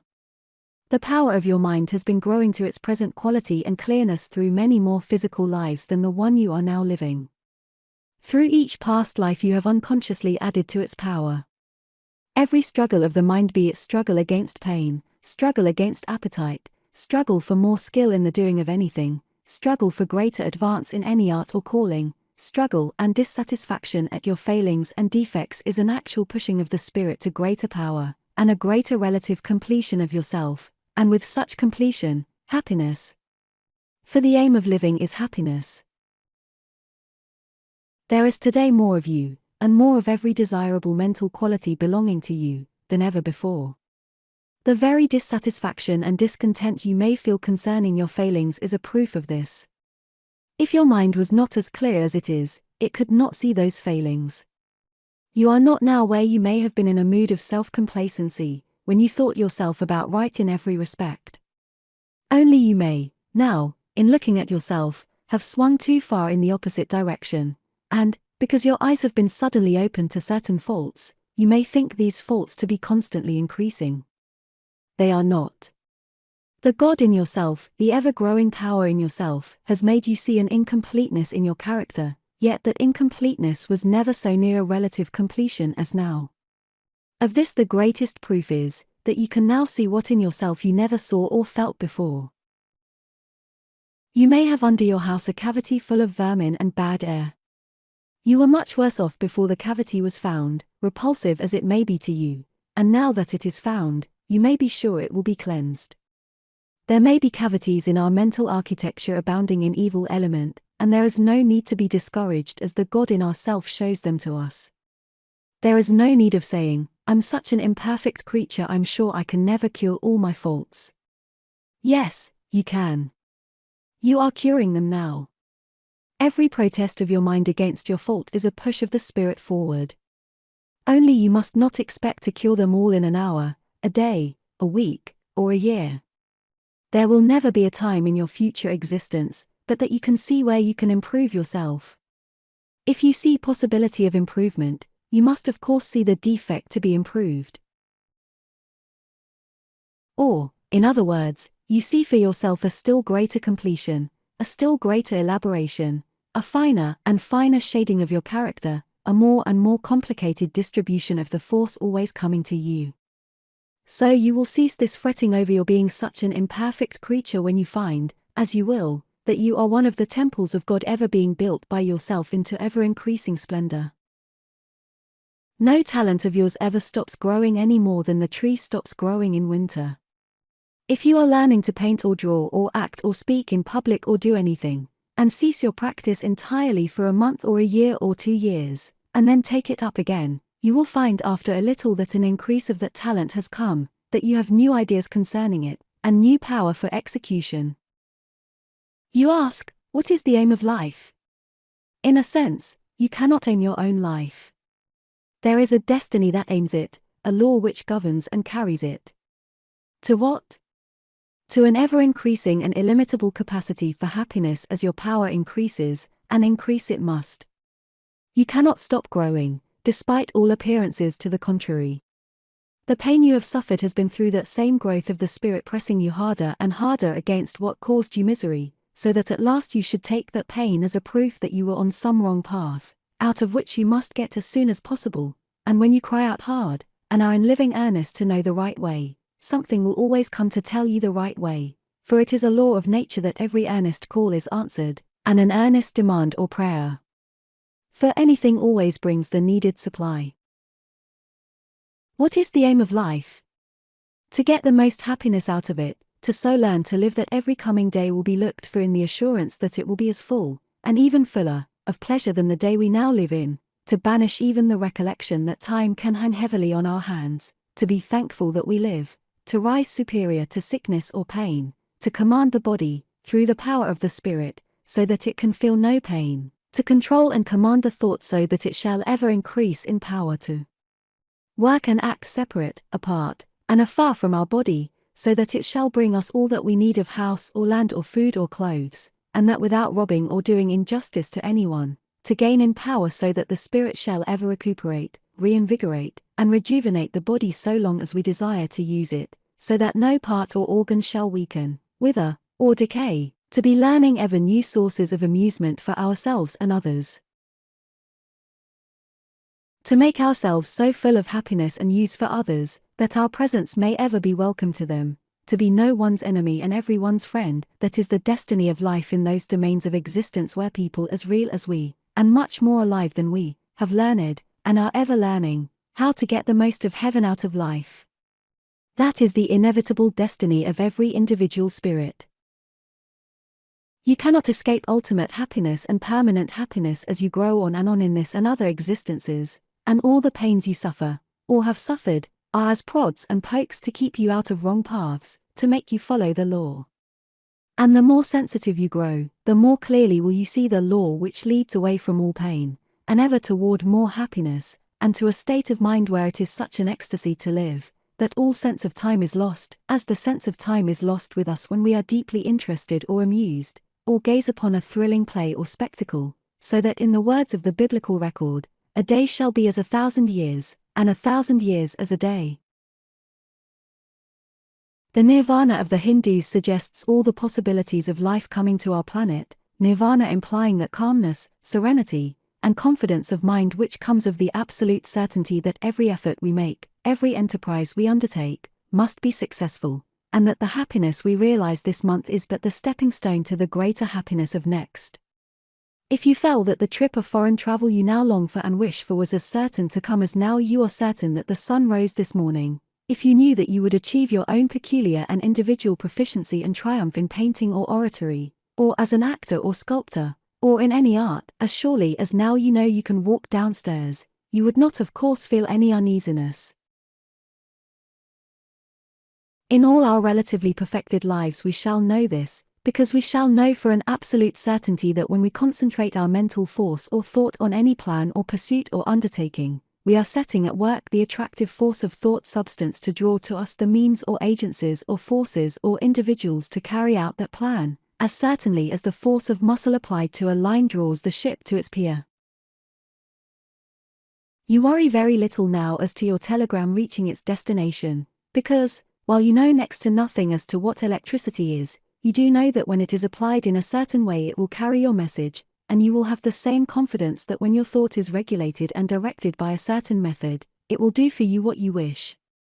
Before men knew how to use electricity there was as much of it as today, and with the same power as today, but so far as our convenience was concerned, it was quite useless as a message bearer, because of a lack of knowledge to direct it.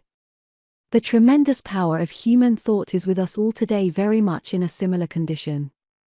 It is wasted, because we do not know how to concentrate and direct it.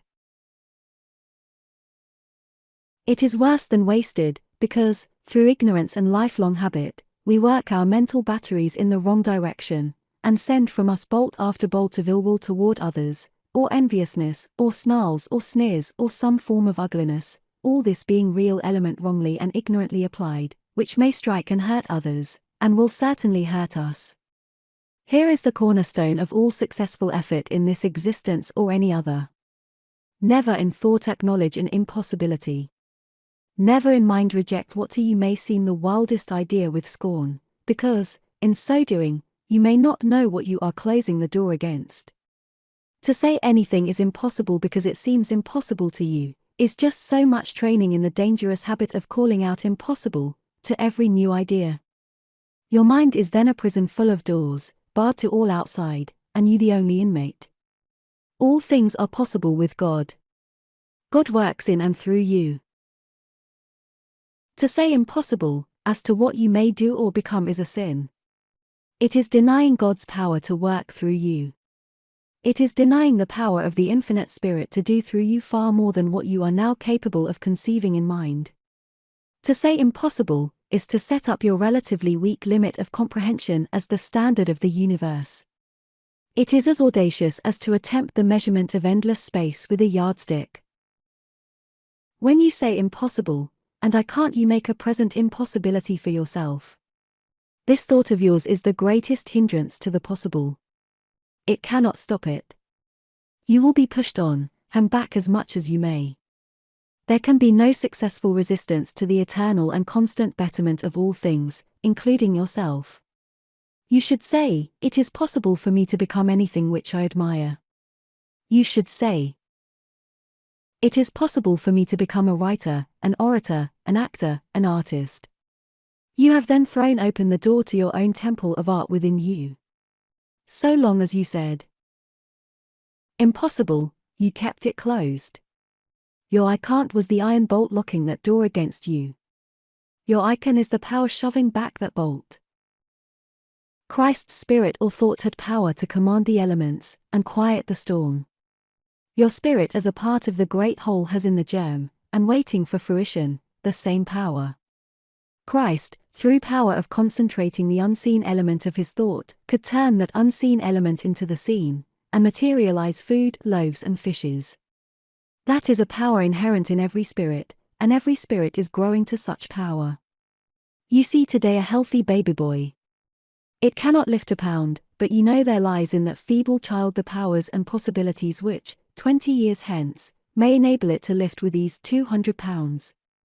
So the greater power, the coming spiritual power, can be foretold for us, who are now relatively babes spiritually. The reason for life's being so unhappy here in this region of being is, that as we do not know the law, we go against it, and get there by its pains instead of its pleasures. The law cannot be entirely learned by us out of past record or the past experience of anyone, no matter to what power they might have attained. Such records or lives may be very useful to us as suggestors. But while there are general principles that apply to all, there are also individual laws that apply to every separate and individualized person. You cannot follow directly in my track in making yourself happier and better, nor can I in yours, because every one of us is made up of a different combination of element, as element has entered into and formed our spirits, our real selves, through the growth and evolution ages. You must study and find out for yourself what your nature requires to bring it permanent happiness. You are a book for yourself. You must open this book page after page and chapter after chapter, as they come to you with the experience of each day, each month, each year, and read them. No one else can read them for you as you can for yourself. No one else can think exactly as you think, or feel just as you feel, or be affected just as you are affected by outer forces or persons about you, and for this reason no other person can judge what you really need to make your life more complete, more perfect, more happy, so well as yourself. You must find out for yourself what association is best for you, what food is best for you, and what method in any business, any art, any profession brings you the best results. You can be helped very much by conferring with others who are similarly interested. You can be very much helped by those who may have more knowledge than you of general laws. You can be greatly helped to get force or courage or new ideas to carry out your undertakings, by meeting at regular intervals with earnest, sincere, and honest people who have also some definite purpose to accomplish, and talking yourself out to them, and they to you. But when you accept any man or any woman as an infallible guide or authority, and do exactly as they say, you are off the main track, because then you are making the experiments of another person, formed of a certain combination of elements or chemicals, and the result of that person's experiments, the rule for your own individual combination of element, when your combination may be very different, and differently acted on by the elements outside of it. You have iron and copper and magnesia and phosphorus, and more of other minerals and chemicals, and combination and recombination of mineral and chemical, in your physical body than earthly science has yet thought of. You have in your spirit or thought the unseen or spiritual correspondences of these minerals still finer and more subtle, and all these are differently combined, and in different proportions, from any other physical or spiritual body. How, then, can anyone find out the peculiar action of this your individual combination, save yourself? There are certain general laws, but every individual must apply the general law to him or herself. It is a general law that the wind will propel a ship. But every vessel does not use the air in exactly the same fashion. It is a general law that thought is force, and can effect, and is constantly effecting, results to others far from our bodies, and the quality of our thought and its power to effect results depends very much on our associations. But for that reason, if yours is the superior thought or power, and I see that through its use you are moving ahead in the world, I should not choose your character of associates or your manner of life. I can try your methods as experiments, but I must remember they are only experiments. I must avoid that so common error, the error of slavish copy and idolatry of another. The Christ of Nazareth once bade certain of his followers not to worship him. "Call me not good," said he. "There is none good save God alone." Christ said, "I am the way and the life," meaning, as the text interprets itself to me, that as to certain general laws of which he was aware, and by which he also as a spirit was governed, he knew and could give certain information. But he never did assert that his individual life, with all the human infirmity or defect that he had taken upon him, was to be strictly copied. But ever and ever looking to the source whence comes their power, and never worshipping any one form of such expression, and by so doing making the creature greater than the Creator. But ever and ever looking to the source whence comes their power, and never worshipping any one form of such expression, and by so doing making the creature greater than the Creator. That power is today working on and in and through every man, woman, and child on this planet. Or, to use the biblical expression, it is God working in us and through us. We are all parts of the infinite power, a power ever carrying us up to higher, finer, happier grades of being. Every man or woman, no matter what may be their manner of life or grade of intellect, is a stronger and better man or woman than ever they were before, despite all seeming contradiction. The desire in human nature, and all forms of nature or of spirit expressed through matter, to be more and more refined is, up to a certain growth of mind, an unconscious desire. The God desire is at work on the lowest drunkard rolling in the gutter. That man's spirit wants to get out of the gutter. 2 is at work on the greatest liar, prompting him, if ever so feebly, that the truth is better. It is at work on people you may call despicable and vile. When Christ was asked how often a man should be forgiven any offense, he replied in a manner indicating that there should be no limit to the sum of one man or woman's forgiveness for the defects or immaturity in another. There should be no limit to the kind and helpful thought we think or put out toward another person who falls often, who is struggling with some unnatural appetite. It is a great evil, often done unconsciously, to say or think of an intemperate man, "Oh, he's gone to the dogs." It's no use doing anything more for him, because, when we do this, we put hopeless, discouraging thought out in the air. It meets that person. He or she will feel it, and it is to them an element retarding their progress out of the slough they are in, just as some person's similar thought has retarded us in our effort to get out of some slough we were in or are in now, slough of indecision, slough of despondency, slough of ill temper, slough of envious, hating thought.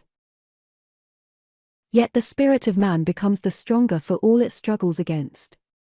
It becomes the stronger for struggling against your censorious, uncharitable thought, until at last it carries a man or woman to a point where they may in thought say to others, "I would rather have your approbation than your censure. But I am not dependent on your approbation or censure, for my most rigid judge and surest punishment for all the evil I do comes of my own mind, the god or goddess in myself from whose judgment, from whose displeasure, there is no escaping." Yet as the spirit grows clearer and clearer in sight, so does that judge in ourselves become more and more merciful for its own errors, for it knows that, in a sense, as we refine from cruder to finer expression, there must be just so much evil to be contended against, fought against, and finally and inevitably overcome. Every man and woman is predestined to a certain amount of defect, until the spirit overcomes such defect, and overcome it must, for it is the nature of spirit to struggle against defect. It is the one thing impossible for man to take this quality out of his own spirit, the quality of ever rising toward more power and happiness. If you make this an excuse to sin, or commit excess, or lie or steal or murder, and say, "I can't help it, I'm predestined to it," you will be punished all the same, not possibly by man's law, but by natural or divine law, which has its own punishments for every possible sin, for murder or lust or lying or stealing or evil thinking or gluttony, and these punishments are being constantly inflicted, and today thousands on thousands are suffering for the sins they commit in ignorance of the law of life, and the pain of such punishment has grown so great, and bears so heavily on so many, that there is now a greater desire than ever to know more of these laws, And for that very reason is this desire being met, and these questions are being answered, for it is an inevitable law of nature that what the human mind demands, that it, in time, gets, and the greater the number of minds so demanding, the sooner is the demand met, and the questions answered. Steam but a few years ago relatively met the demand of human mind for greater speed in travel. Electricity met a demand for greater speed in sending intelligence from man to man. These are but as straws pointing to the discovery and use of greater powers, not only in elements outside of man, but in the unseen elements which make man and woman, in the elements unseen which make you and me. Henceforth our race will commence to be lifted out of evil or cruder forms of expression, not by fear of the punishments coming through violation of the law, but they will be led to the wiser course through love of the delight which comes of following the law as we discover it for ourselves. You eat moderately, because experience has taught that the greater pleasure comes of moderation. You are gentle, kind, and considerate to your friend, not that you have constantly before your mind the fear of losing that friend if you are not kind and considerate, but because it pleases you, and you love the doing of kind acts. Human law, and even divine law as interpreted by human understanding, have ever been saying in the past, you must not do this or that, or you'll feel the rod. God has been pictured as a stern, merciless, avenging deity. The burden of the preacher's song has been penalty and punishment. Punishment and penalty. Humanity is to forget all about penalty and punishment, because it is to be won over, and tempted to greater goodness, to purity and refinement by the ever-increasing pleasures brought us as we refine. The warning of penalty was necessary when humanity was cruder. It could only be reached by the rod. The race was blind, and as a necessity of its condition it had to be kept somewhere near the right path by a succession of painful prods and pokes with the sharp goad of penalty. But when we begin to see clearer, as now the more quickened and sensitive of our race do begin to see, we need no rod, any more than you need a man with a club to prevail on you to go to a feast. Chapter 10. The healing and renewing force of spring. Your body is acted on in its growth and changes by the same laws and elements which govern the growth and enter into all other organized bodies, such as trees, plants, birds, and animals. In the early spring of every year, there comes and acts on this planet a force from the sun which affects all organized forms of life, trees, birds, animals, and, above all, man. Man's being the highest, most complicated, and most powerful mental organism on the planet, absorbs the most of this power, and will absorb far more in the future, and to far greater advantage than at present as he learns to place himself in the best states to receive it. Material science calls this force heat, but the quality known as heat is only its outward or physical manifestation. The quality known as heat which comes from the sun is not converted into heat until it reaches our planet and acts on the earth elements. There is little or no heat a few miles above the Earth's surface. Were this force in the form of heat on leaving the sun, or during its passage, the air on the mountain tops would be as warm as that of the valleys. As we know, on the highest peaks snow and ice are perpetual, for the sun force at such elevation is not sufficiently mingled with earth elements to convert it into that degree of heat felt in the valleys and plains. This force causes the increased movement and circulation of sap in the trees, which commences as soon as the sun of the new year acts on them. The sap is a new life to the tree, from which later comes its buds, blossoms, and fruitage. The inflowing of this unseen sun force gives the tree power to draw new supplies of nourishing elements through its roots from the earth. It gives it power also to cast off any dead leaves remaining of the last year's crop which have hung on during the winter, as you may see in forests of oak or hickory. This force acts also in the later winter and earlier spring months on animals and birds, especially if in their wild or natural state, causing them to shed their last year's coats of fur or feathers. But this casting off of old visible matter is but a relatively small part of the change going on within them. There is also a casting out or shedding of old invisible matter throughout the bird or animal's entire body. It goes off through the pores or other passages in various forms, some visible, others invisible, and is succeeded by new elements within, as the new fur, hair or feather is grown without. Your body is governed by the same law. During the later winter and earlier spring months, you are molting. You are casting off old, dead matter, and taking in new, providing you give this force opportunity to act on you to the best advantage, by ceasing to be active either with mind or body when they call for rest, as do birds and animals during their molting period, or process of casting off the old elements and receiving the new. This element or force received at this time by you and them is invisible to the physical eye, as all force is invisible. The new fur, the new plumage of the bird, the new skin and tissues without and within your body, if received, the new buds, leaves, and twigs, are all materialized expressions of this force. They are new crystallizations coming of a new solution of invisible chemicals, in which bird, animal, tree, and your body are bathed. All of last year's solution or elements so absorbed have been used up. The tree or other visible organization of bird, animal, or your body, stands in the same relation to this reclothing solution as does the slip of metal in the solution of mineral which attracts out of such solution the crystallizations which form on it. There is no great dividing line betwixt what we call matter and spirit. Matter is but a form of spirit or thought seen of the physical eye. Matter is force temporarily materialized, as in the lump of coal which, when set on fire, sends off the force bound up in it to move the engine. The lump passes then mostly into element invisible. So all about us we find force ever passing from physical visibility into invisibility, and vice versa. Millions on millions of tons of invisible matter may be on a clear day suspended over our heads 1 hour, the next to fall in the visible form of rain or snow, which a few hours after may be drawn upward again, but invisible.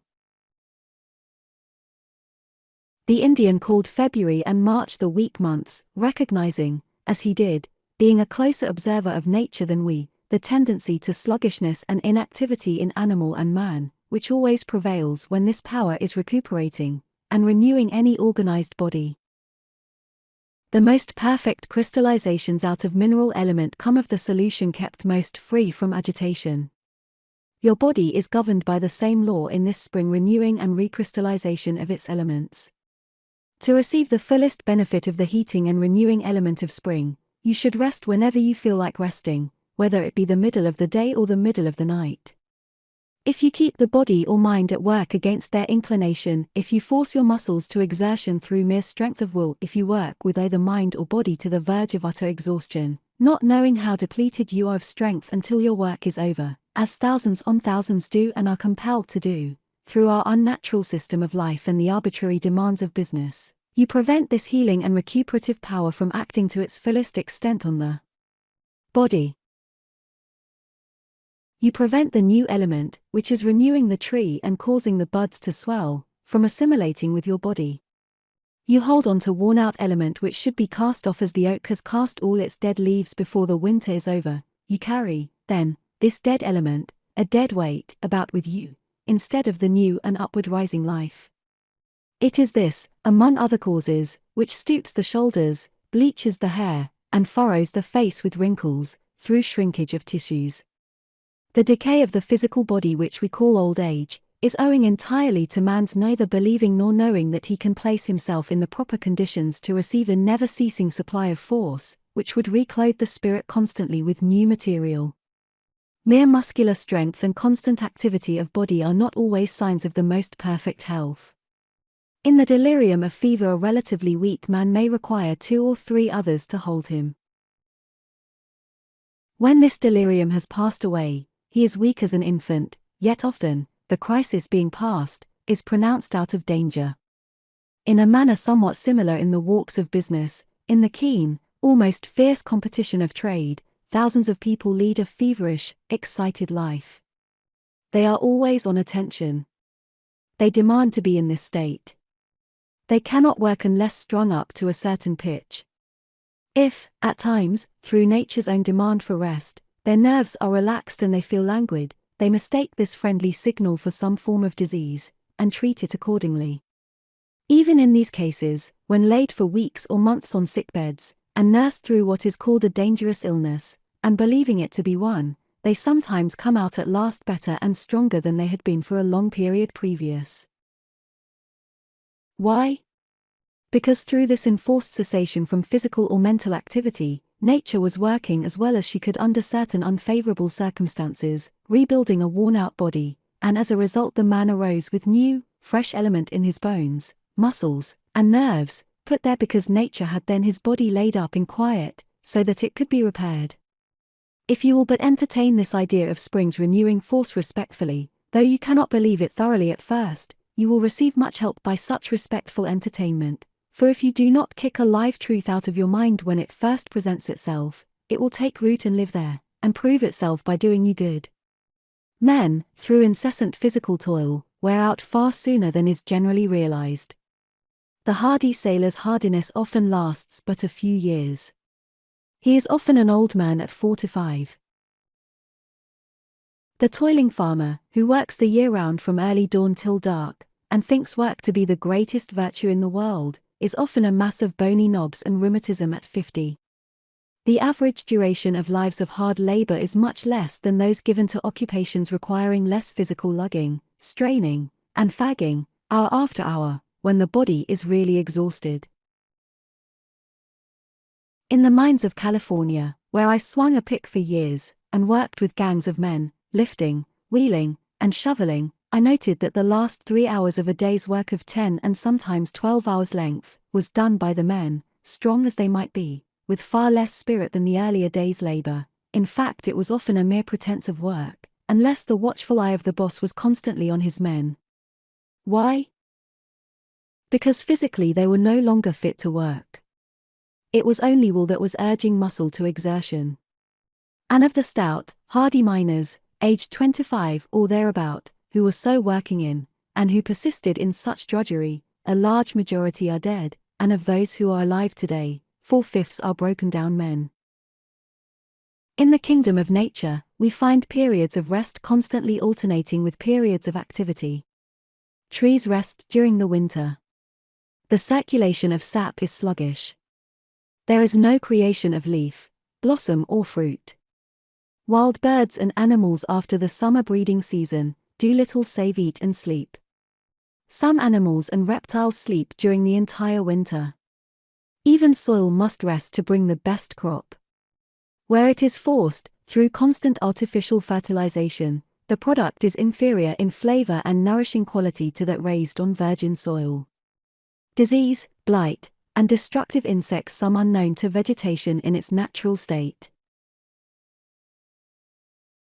When man recognizes the fact that he cannot use his body year after year, from the budding strength of youth to the age of 40 or 50 under such a full, unceasing pressure of nerve or will power without great injury, and when he does recognize the fact that through placing himself oftener in restful and receptive states, as do tree, bird, and animal in their natural state, he will then, through receiving far more of this element, enjoy a far greater health of body, elasticity of muscle, vigor and brilliancy of mind.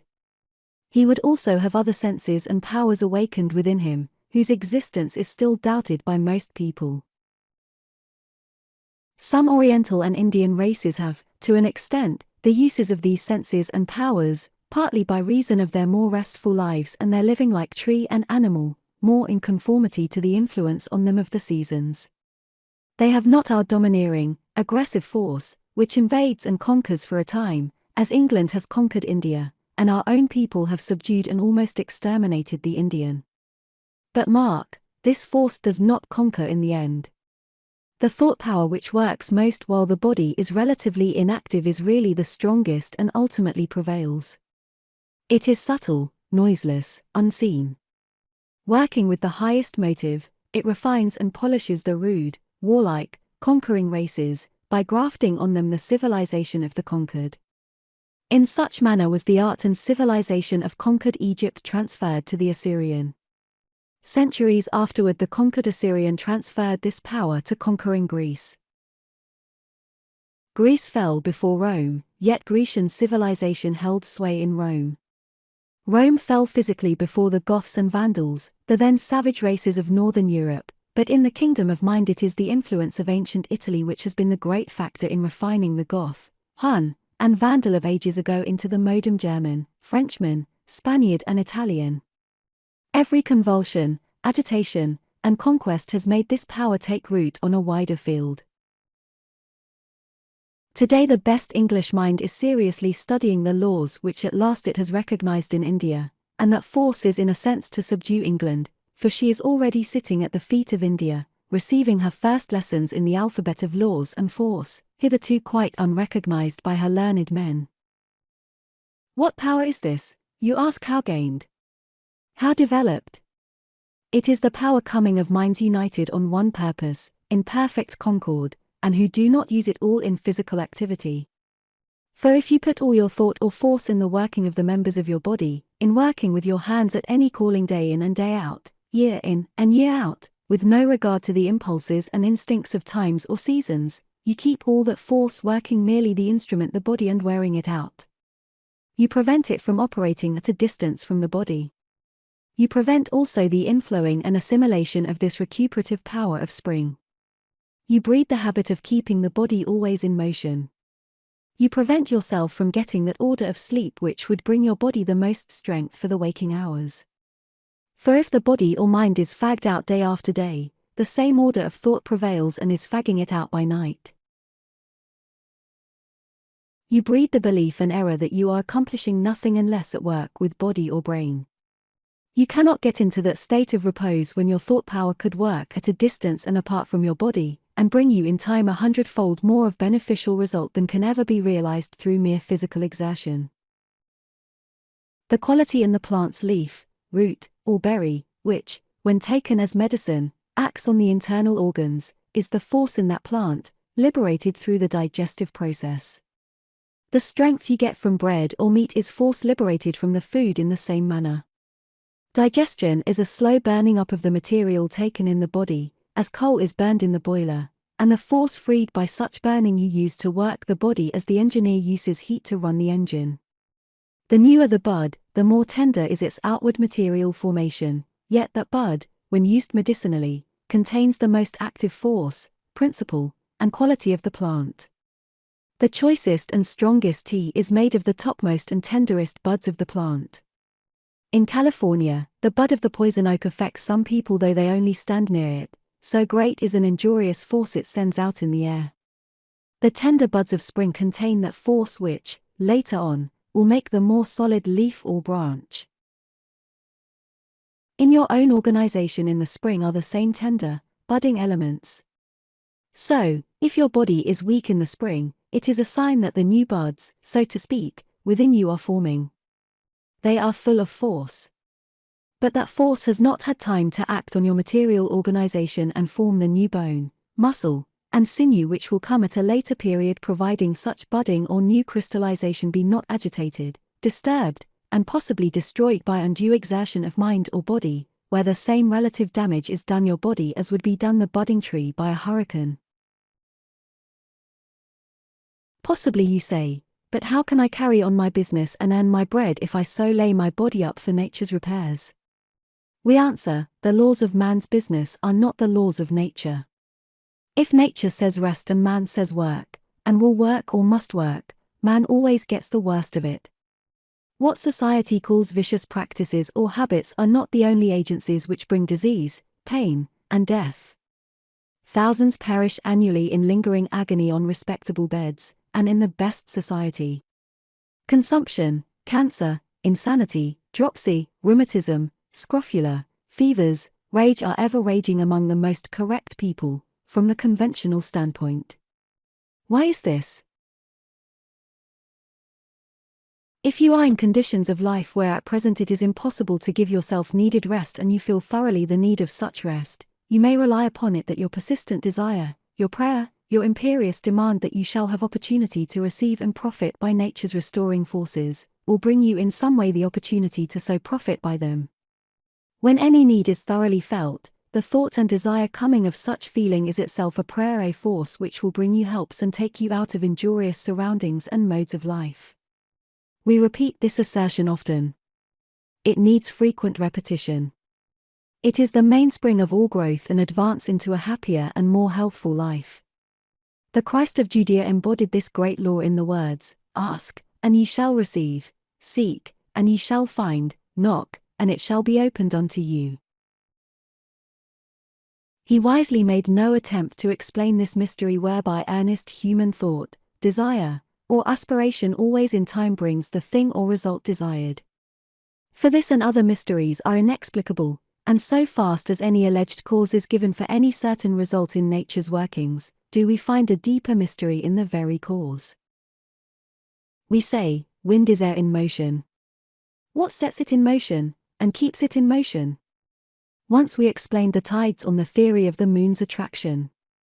But apart from the tides, what power keeps in motion the gigantic system of currents ever traversing the oceans, revealed more fully during the last 40 years? What power keeps our lungs breathing day and night, or the blood running to every part of the body? Are not all of these of the power of God, or the infinite spirit or force of good, working within you as it works in everything that lives and grows? Only to us is at last given the knowledge to work this power intelligently. The body of the tree, animal, and bird decays at last, through lack of such intelligence. So, in the past, has man's material part decayed. But this is not always to be. The last great enemy to be destroyed, says Paul, is death, implying that as man's knowledge and faith in the wonderful forces about him and in him increased, he would discover better and better how to place himself in the line of the working of these forces, and in so doing make the mortal part immortal, through incessant renewal of finer and finer elements. Chapter 11. Immortality in the Flesh. We believe that immortality in the flesh is a possibility, or, in other words, that a physical body can be retained so long as the spirit desires its use, and that these bodies, instead of decreasing in strength and vigor as the years go on, will increase, and its youth will be perpetual. We believe that the reputed fables in the ancient mythologies referring to the immortals or beings possessed of powers other and greater than mortals have a foundation in fact. This possibility must come in accordance with the law that every demand or prayer of humanity must bring supply. There is now a more earnest demand than ever for longer and more perfect physical life, because now more minds see the greater possibilities of life. They appreciate more than ever the value of living in the physical. Such demand often takes this form of expression: I have just learned how to live and it is nearly time for me to die.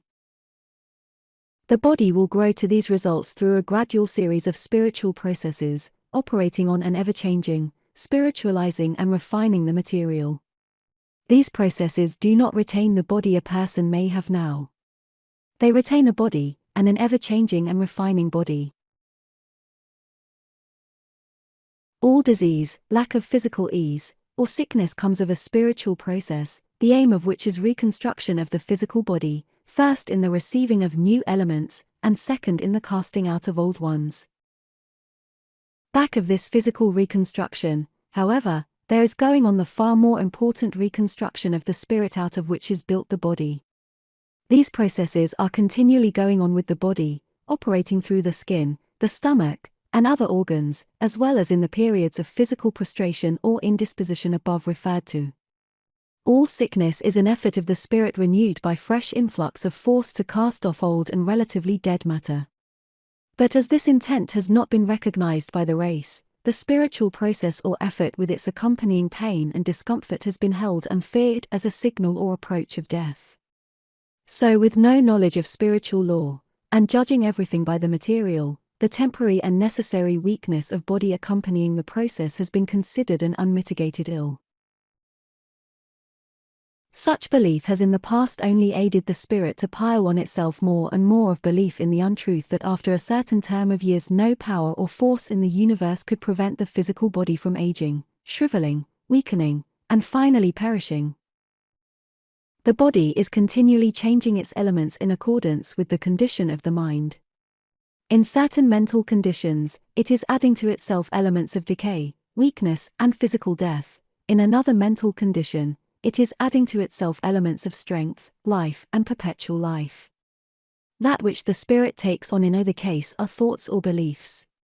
Thoughts and beliefs materialize themselves in flesh and blood. Belief in inevitable decay and death brings from the spirit to the body the elements of decay and death. Belief in the possibility of an ever-coming inflowing to the spirit of life brings life. If new life is being thus added to you, there must also be an accompanying throwing off of the old or relatively dead matter of the body, just as when an influx of new life comes to the tree in the spring it casts off the dead leaves which may have clung to it all winter. Through similar inflowing of new life or force does the animal and bird yearly shed the old fur or feathers and take on the new, and correspondent changes take place throughout the whole organization of bird, animal and man. This spiritual law works in all forms and organizations of the cruder form of spirit we call matter. In the human being this influx of force is greater than in the lower forms of life.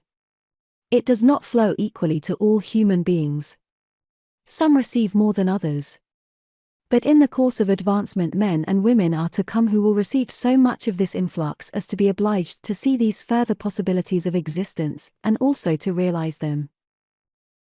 When new ideas or thoughts are received by our higher mind or self, they are warred against by our lower or material mind. The body is the battleground between these two forces, and therefore suffers. As minds come to trust even to a small extent in the supreme power and entertain the idea that physical disease and physical death are not absolute necessities, the higher power must prevail.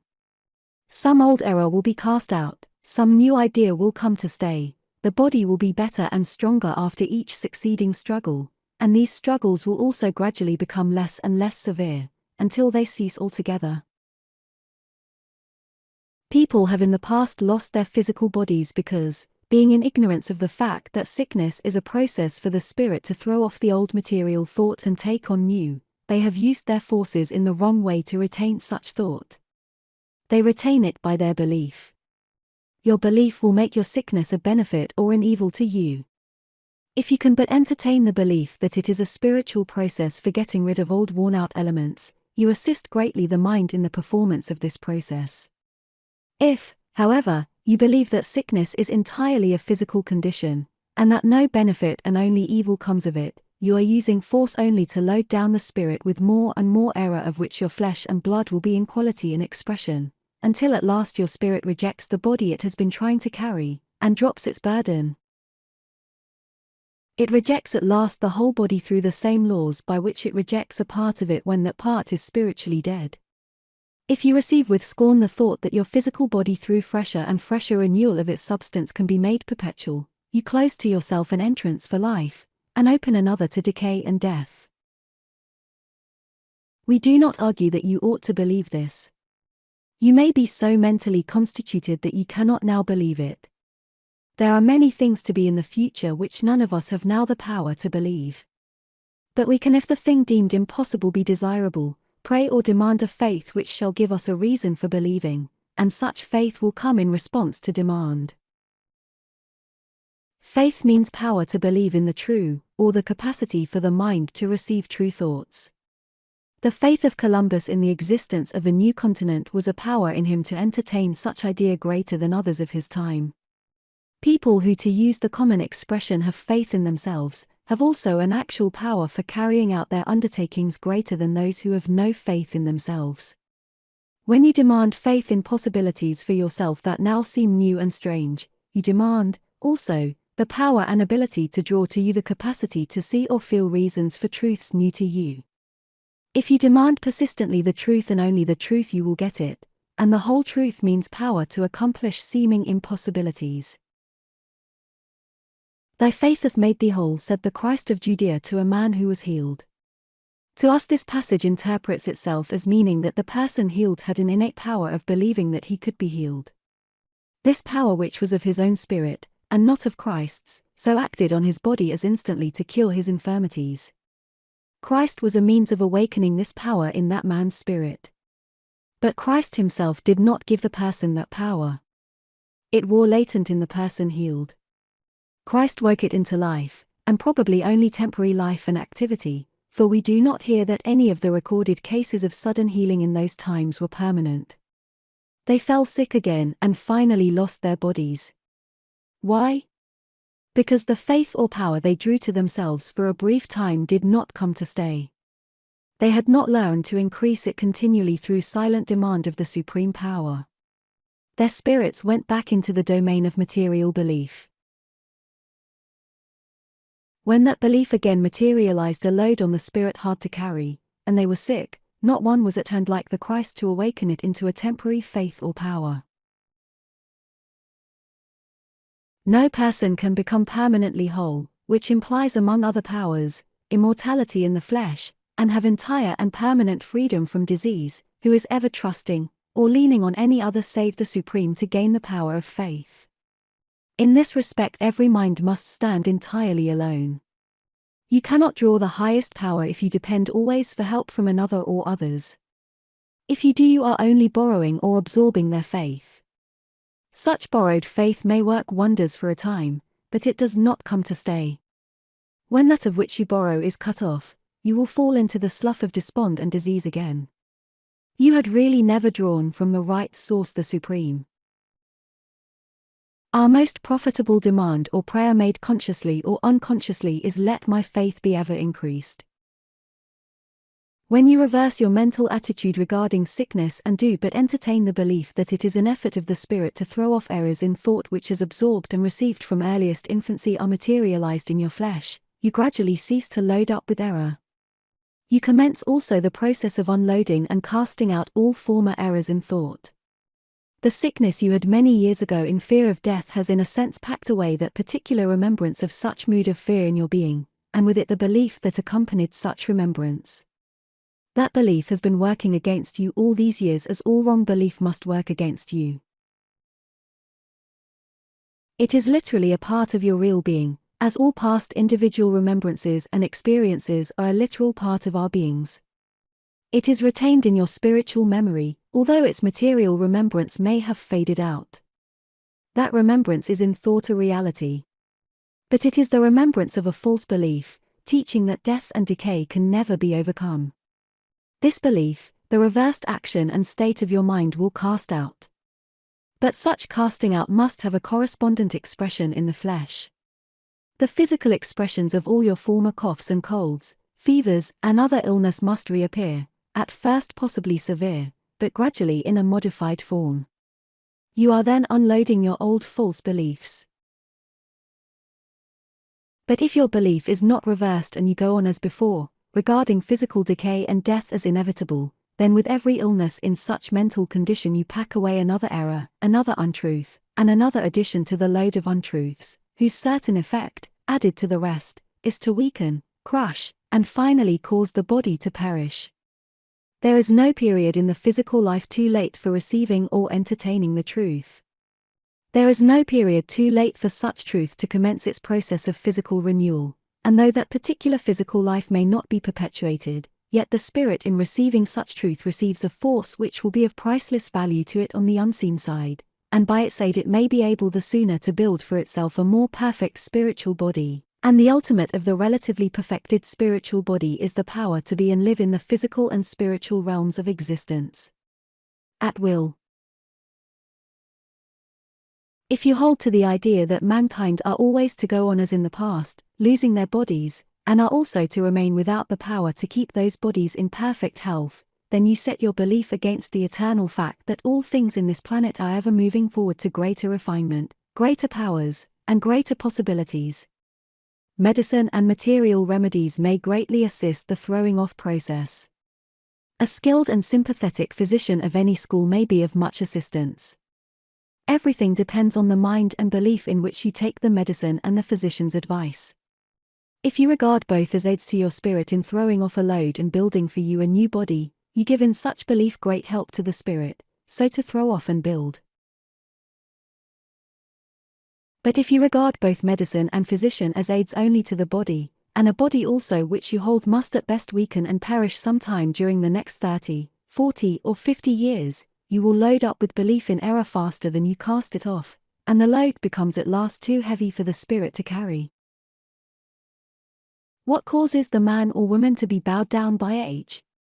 What causes the stooping shoulders, the weakened knees, and the tottering gait? Because they believe only in the earthly and perishable. The spirit is neither earthly nor perishable. But you can load it down literally with an earthy quality of thought which will bow it down toward the earth with such burden. It is not the physical body of the old person that is bent and bowed down. It is that part which is the force moving the body, that is, his or her spirit loaded with material thought which it cannot appropriate or assimilate, which becomes so bent, bowed and weak. The body is always an external correspondence of your mind or spirit. A body thus ever renewing, beautifying, freshening, and strengthening means a mind behind it ever renewing with new ideas, plans, hope, purpose and aspiration. Life eternal is not the half-dead life of extreme old age. The person who can see only the physical side and temporary expression of life, who eats and drinks in the belief that only the body is affected by less eating and drinking, who believes that the body is sustained only by force, generated within itself, and that it is not fed of an unseen element coming from the spiritual realm of element, and who believes that nothing exists but what he can see, hear and feel with the physical sense, that is the material which is always the temporary and perishable, draws to himself mostly those forces and elements which cause the temporary and perishable, and these acting in his body make it temporary and perishable. Death of the body begins with thousands many years before they are in their coffins. The pale face, and parchment-colored skin, means a half-dead skin. It means a portion of the body on which the spirit works the casting out process of dead element, and taking on of the new very imperfectly. In the freshness of infancy and early youth, the spirit cast out and took on more vigorously. As years went on, untruth was absorbed by that spirit. Its growth in knowledge was more and more retarded. Responding physical changes became slower and slower. The body commences to show signs of age, that is to die. Because such spirit was less and less fed of that element which brings constant renewal of new thought which is new life. So far does the belief and faith in weakness and decay prevail with the race that wisdom is often allegorically portrayed as an old man, grey, bald-headed, bowed and sustained by a staff. That means a wisdom which cannot prevent its own body from falling to pieces. In that form of being we call the child, a spirit or mind having come in possession of a new body, there is for a period a greater spiritual wisdom than when the child is physically more matured. It is the unconscious wisdom of intuition. It is for a time more open to the truth. For such reason, up to the age of 18 or 20, the spiritual casting off and taking on processes with the body are more perfectly performed. These relatively rapid changes in the physical maintain the bloom and freshness of youth. Sooner or later, however, the higher spiritual process ceases gradually to operate. Beliefs in the false, as taught or absorbed from others, materialize themselves in the body despite all the resistance of the higher mind as expressed in pain and sickness. The load of belief in the earthy and perishable accumulates. The body assumes an appearance in correspondence with such thought. At last the higher mind refuses longer to carry such a burden, flings it off, and leaves a dead body. The death of the body is then the final process for casting off cruder element from the spirit which it can no longer use or appropriate. But it is very desirable for the spirit to be able to keep a physical body which shall refine as the spirit refines, because in such equality of refinement between the spirit and its instrument, our increase in happiness is greatly advanced, and the relatively perfected rounding out of our powers cannot be realized until this union between spirit and body is effected. When the Christ of Judea said to the elders of Israel of the little child, "Except ye become as this child ye cannot enter the kingdom of heaven," he meant, as the text interprets itself to us, that they should become as open to that inflowing of force as that spirit, the child, was at that period of its existence. Were such influx maintained, the youth of the body would be perpetual. The child is more led of the spirit than the grown-up person. It is more natural. It discards policy. It shows openly whom it likes and whom it does not. It has often more intuition. It will dislike a bad man or a bad woman when its parents see no evil in that person. It knows or rather feels far more regarding life than its parents give it credit for. But it cannot voice its thoughts in words. Yet the thoughts are still there. It has not learned to train itself to the double-faced custom of the world which smiles in your face and sneers behind your back. It is relatively natural. Its spirit for a time gives itself free expression. When the spirit loses this freedom of expression, when we pretend what we are not, when we say yes outwardly and think no inwardly, when we court only to gain a favor, when we feel anger or disappointment or irritation within and pretend content and happiness without, we become more and more unnatural in all tastes and desires. We blunt and for a time destroy all the higher spiritual senses and powers. We become unable to distinguish truth from falsehood. We are unable to feel spiritually what faith means, much less to draw this great and indispensable power to us, and without this drawing power the physical body must be cast off by the spirit. The body in dying does not give up the ghost. It is the ghost, the spirit, that rejects the material body. Its spirit, through casting off unbelief, becomes more and more accessible to thoughts and things that are true, and, therefore, grows to more and more power. It will, acting in all parts and functions of the body, operate the casting off process more and more quickly, as it does in the material youth. It will refuse or reject through the physical senses of touch or taste anything which would injure or adulterate it. It can attain to such power that an active poison, if accidentally placed in the mouth, would be instantly detected and rejected, or it swallowed would be instantly cast from the stomach. It is not the physical stomach which rejects food unfit for it or casts out the nauseous dose. It is the spirit which moves the organ to such action through a knowledge of its own, that the cast-out substance is unfit for it. It is so unfit because there is no spirit nor quality in the rejected element which can assimilate with and help the spirit. As your spirit grows in power, this sensitivity to all things which can do it evil, be they of the seen or unseen world of things, will increase. It grows keener and keener to the approach or presence of everything evil, and casts it off. It will warn you instantly of the evil or designing person. It will tell you what is safe and fit for your association. It will at last cast out or refuse to receive all evil thoughts which now you may daily receive unconsciously, and which work more harm than anything material can do, for by them the spirit is poisoned. As faith increases, many material aids will be called in by the spirit which will greatly help the renewing processes.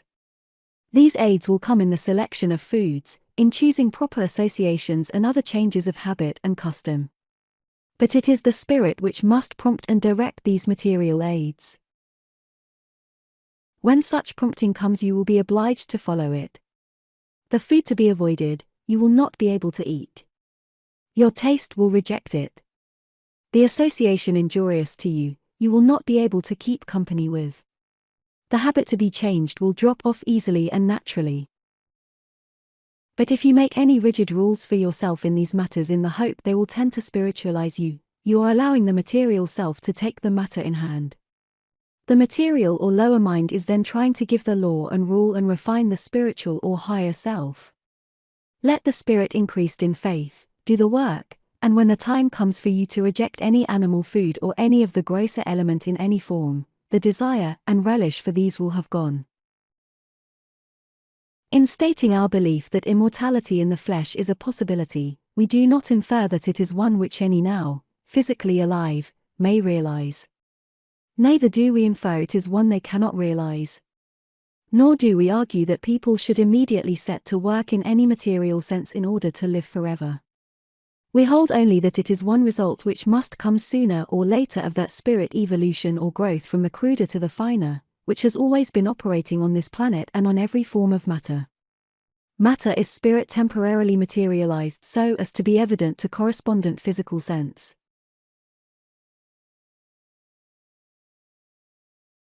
As we grow in the faith of these spiritual processes for casting out the old and taking in the new, and consequently realize the accompanying greater refinement or spiritualization of the body, we shall aid more and more those who are nearest us in the unseen side of life.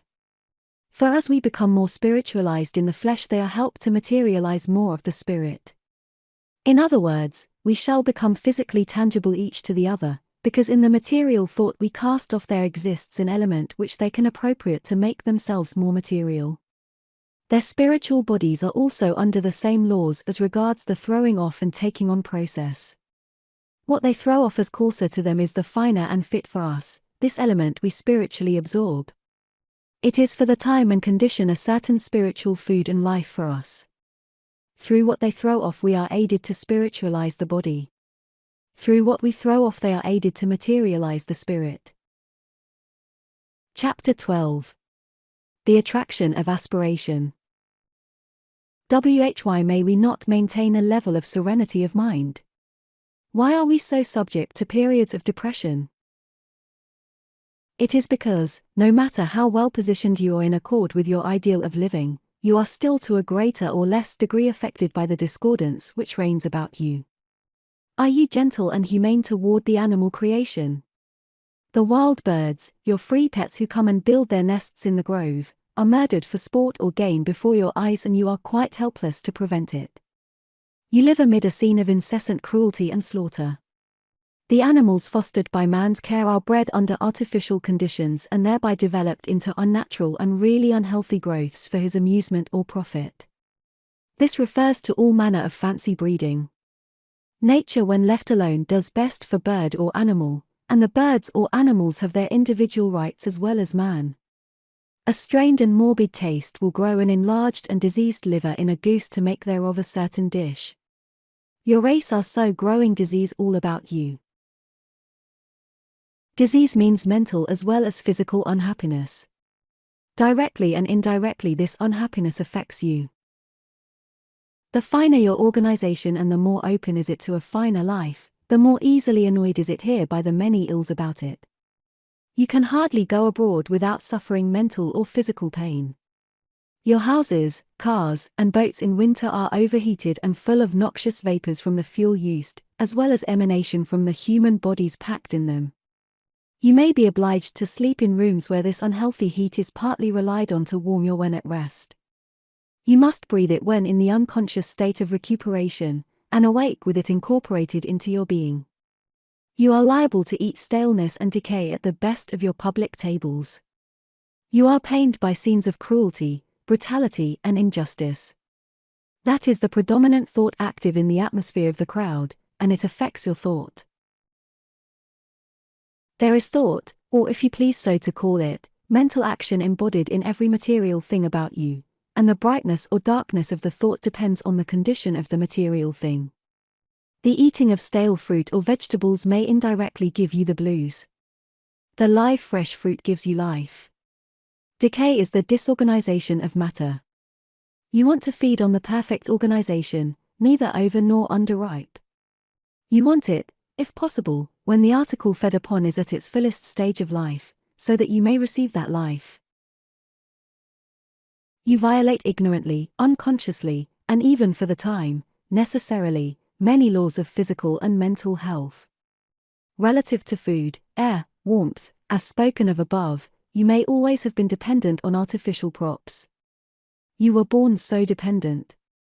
You may have come into the world with a body, the partial development of artificial and improper food, and an artificial life brought down to you through the blood of many generations. This artificial life must in some way bring pain. Your alcoholic stimulant brightens for the moment but leaves a much longer period of pain behind it.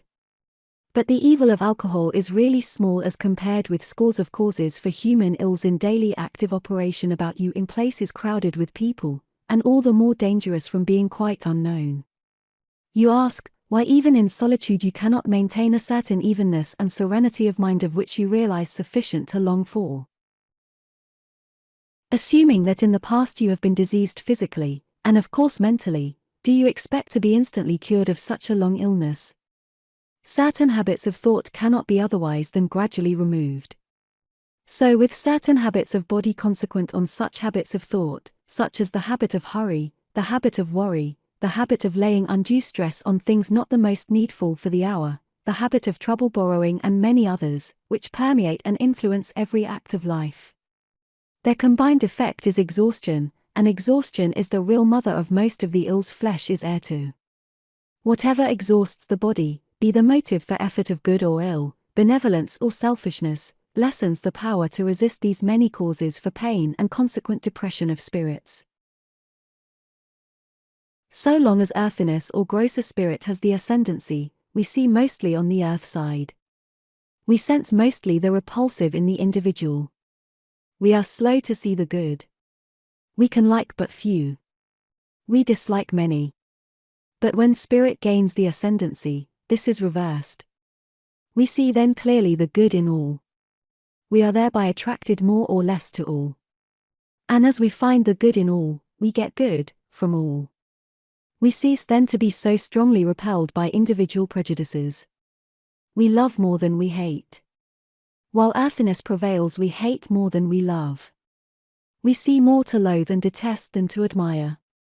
We are blinded to the good and too sensitive to the evil.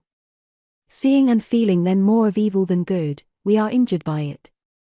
To hate, to be strongly prejudiced, to be unable to hear mention of the loathed person's name without a thrill of indignation or disgust, is to be continually inflicting wounds on self. To be able to admire, to have the clear sight to detect the good in the lowest nature and to keep the evil out of sight, is a source to us of strength, of health, of continual increase of power. Love is power. You are always the stronger when in a condition of admiration. Attraction is the law of heaven, repulsion that of earth.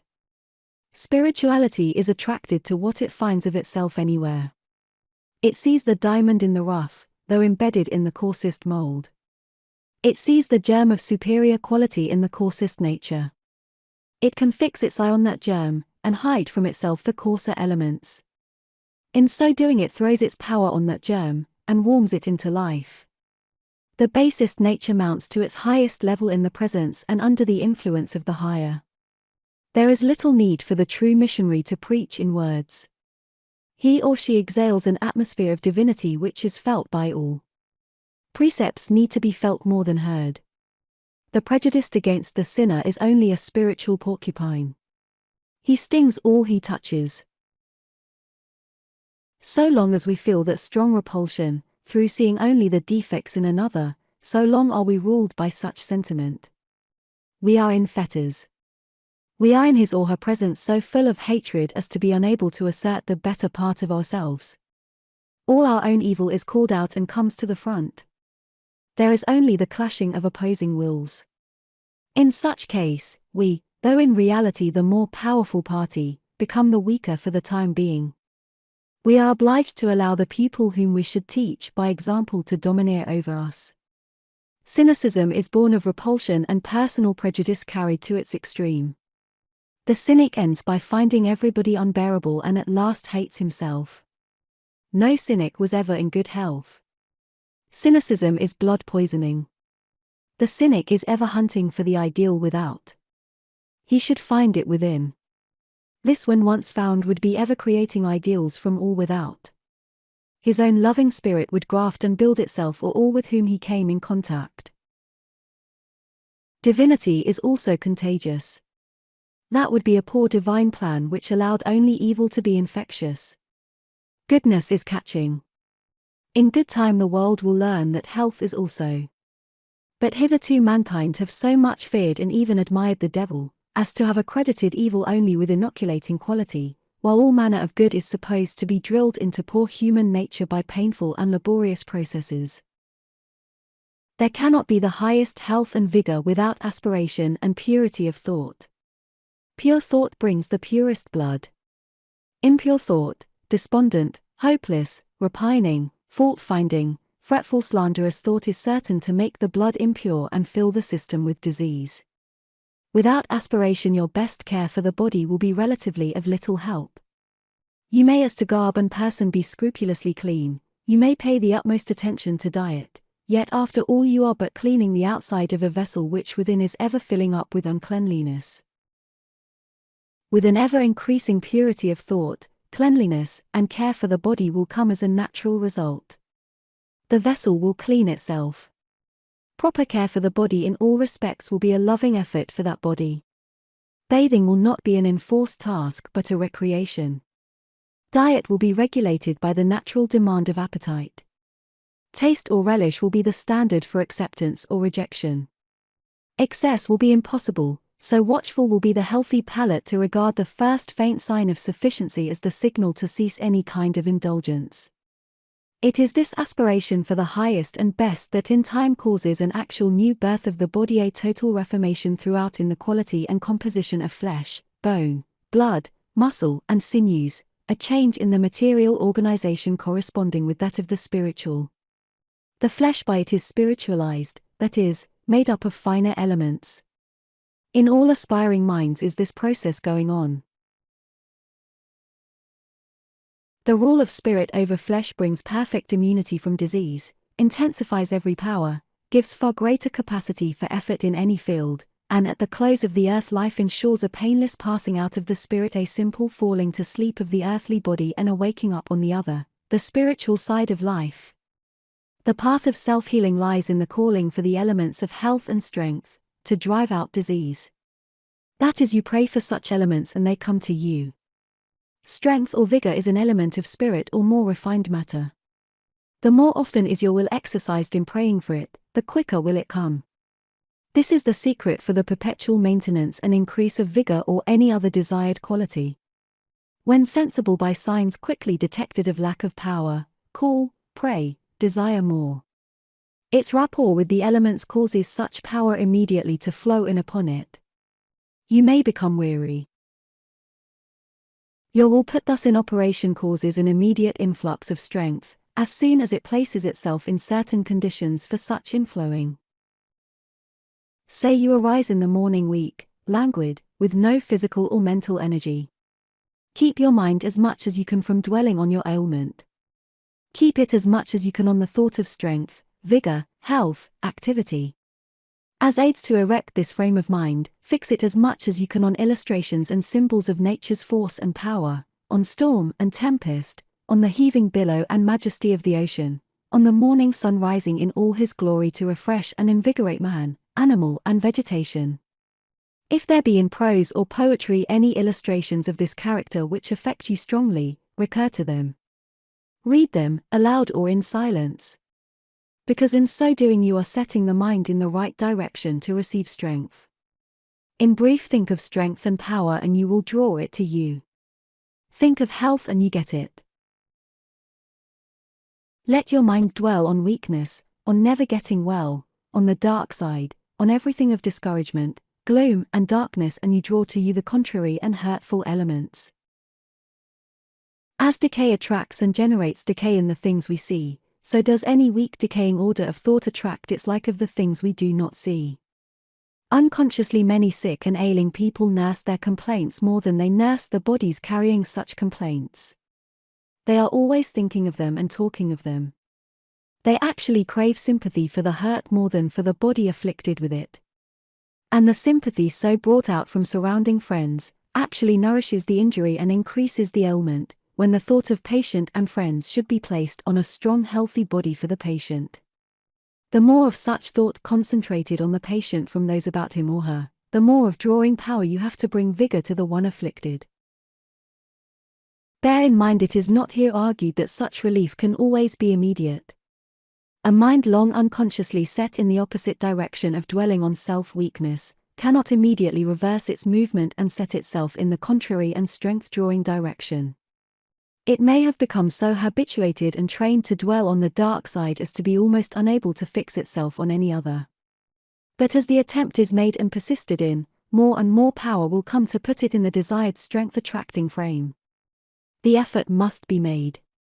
It may take time, but every atom of effort so made is an accretion of strength which can never be lost.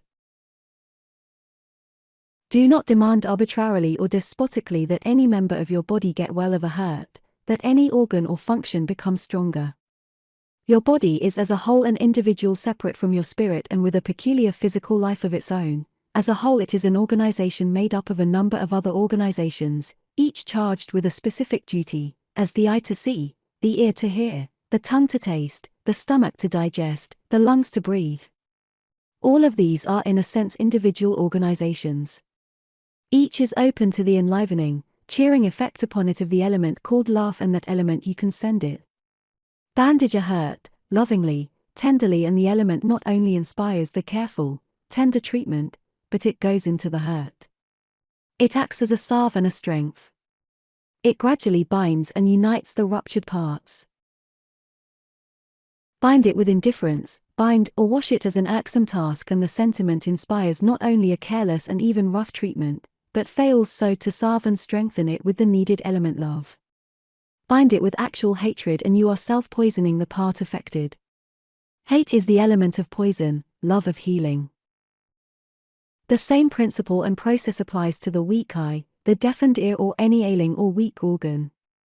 Will at times your affection direct to the ailing member, and in that spirit ask it to recover its strength. Be not deterred by the apparent simplicity of this statement, but try it. If you are impatient or angry at eye, or ear, for not being perfect in their office, you do but throw that element of impatience on those organs. You fret and annoy them in their efforts to do their best. There is as yet no such thing as a relatively perfected life among our race. Because such a life means a life and a body without disease or pain, and also a life without the present form of death to the body.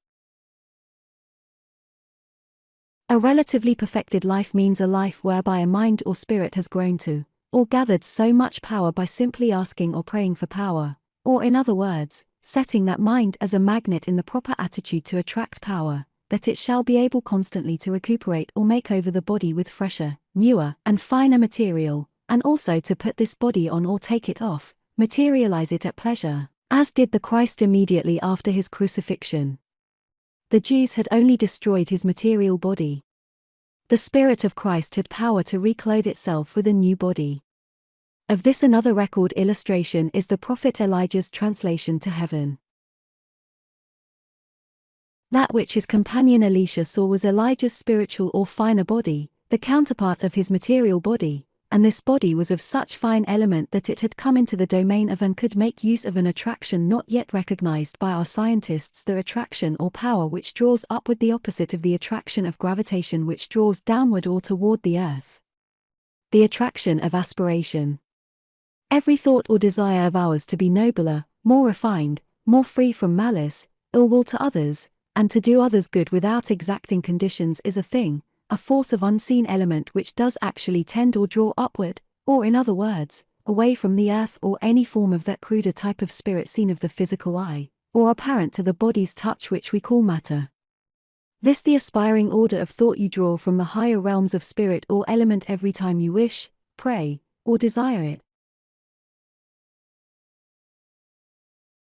You are drawing to you then, that of unseen element which incorporates itself with your body and spirit, and it then commences literally to draw you toward the realm and element of greater, broader, purer life existent in zones or bands about our planet. It will, as you persist in this aspiring thought, make you stand more erect. The phrase the upright man or woman implies that the effect of this unseen element so brought you of aspiration makes you physically as well as spiritually upright. It lifts every physical organ into place. It is the thought current drawing from above the mood of impure or immature thoughts, the mood of unwise or personal selfishness which seeks only personal gratification without thought or care of others. The thought or mood of gloom, discouragement, and self-depreciation comes of the overruling attraction of earthly seen or physical things. When you are ruled by the attraction of gravitation, or, in other words, the attraction of material things, it will tend to make your shoulders rounded and stooping, your head bowed and your eye downcast. Your heart will also in some way be literally bowed down through grief, or worry, or anger, or some form of immature thought or attraction coming of seen things or cruder forms of spirit. Every organ of the body will be similarly displaced and tend toward the earth. There is always between things and forms material and things and forms spiritual, an exact and literal correspondence. The shape of every man and woman's body, the expression of the face, their every gesture and mannerism to the crook of a finger, and their physical health, is an exact correspondence of their spiritual condition or, in other words, of the state of their minds. It is a duplication in seen matter and movement of what they are thinking in unseen matter. As you are ruled more and more by the attraction of aspiration, the desire to be more and more of a god or goddess, the determination to conquer all the evil within you, which is the only way to conquer any and all evil outside of you, your form will in accordance grow more upright, your eye will be more open and uplifted, your heart will be lifted up, your cheeks will bloom with fresher color, your blood will fill more and more with a finer and powerful element, giving to your limbs strength, vigor, suppleness, and elasticity of movement. You are then filling more and more with the elixir of life, which is no myth but a spiritual reality and possibility. Our race hitherto has been dominated by the attraction of physical things or seen element.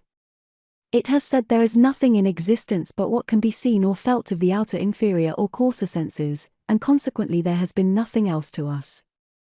A man may perish of thirst surrounded by springs of cool water, and if he know not of such springs there are none for him. Our condition has been analogous to that.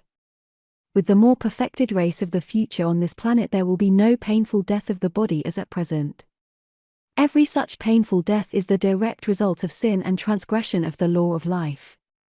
The ending of the body of the future will be the birth or development of a new physical body for which the old one shall serve as a shell or envelope until the new one is ripe and ready to come forth in a manner analogous to the development of the moth or butterfly from the cocoon. Such growths and transitions will take place at lesser and lesser intervals, until at last the spirit will grow to such power that it can will and attract to itself instantly out of surrounding elements a body to use so long as it pleases on this stratum of life. This is the condition foreseen by Paul when he said, "O death, where is thy sting? O grave, where is thy victory?" And again where he writes, "The last great enemy which shall be overcome is death." We quote Paul, because no ancient teacher has more plainly foreshadowed these possibilities than he. Undoubtedly they were known to others both of the recorded and unrecorded human history of this planet, which stretches back to periods far more remote than those inferred in the Mosaic creation. These truths, these possibilities for avoiding decay, death and pain, and growing into and taking on a newer and newer body, and newer, fresher and more vigorous life, vitally affect us of today. We must not regard these statements as affecting only a coming race of people of some far distant future. They affect us. They are possibilities for us. We have belonging to us the powers for bringing to us new life and new bodies. If you are not told of these your powers, how can you ever use them? You are then as a pauper having, unknown to yourself, $1,000 bank note sewed up in the lining of your ragged coat. This knowledge is for you the pearl of great price. You cannot sell this pearl. You cannot trade it for that of your neighbors. You cannot accumulate your neighbor's powers, you can only grow and use yours alone. You wonder perhaps and say, can these truths, these marvels belong to our commonplace age and time?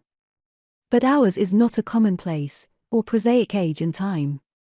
It is only our lack of seeing clearly which may make our times seem commonplace.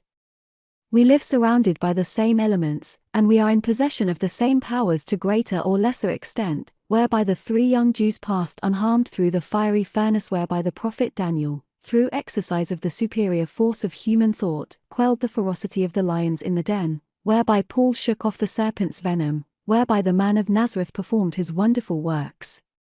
Was not this God's power, you ask? Yes, the power of God, or the infinite and incomprehensible Spirit of eternal good working in and through these His children, as the same power can work in and through us the more we call it to us, demand it, importune it and depend upon it. It is simply the power of the higher mind over the lower or cruder mind.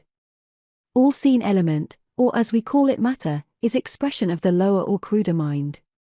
Rocks, hills, clouds, waves, trees, animals, and men, are all varying expressions of the lower cruder mind.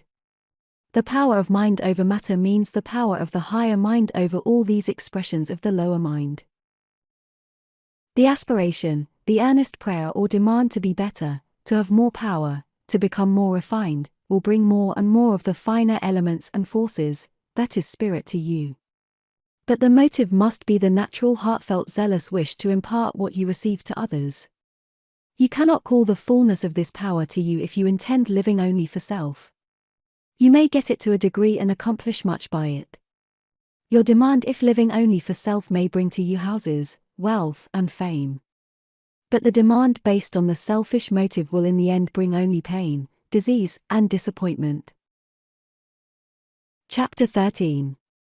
The accession of new thought. New thought is new life. When an invention, a discovery first breaks on the inventor's mind, it fills him with joy. The blood in his veins surges with a fresher impetus.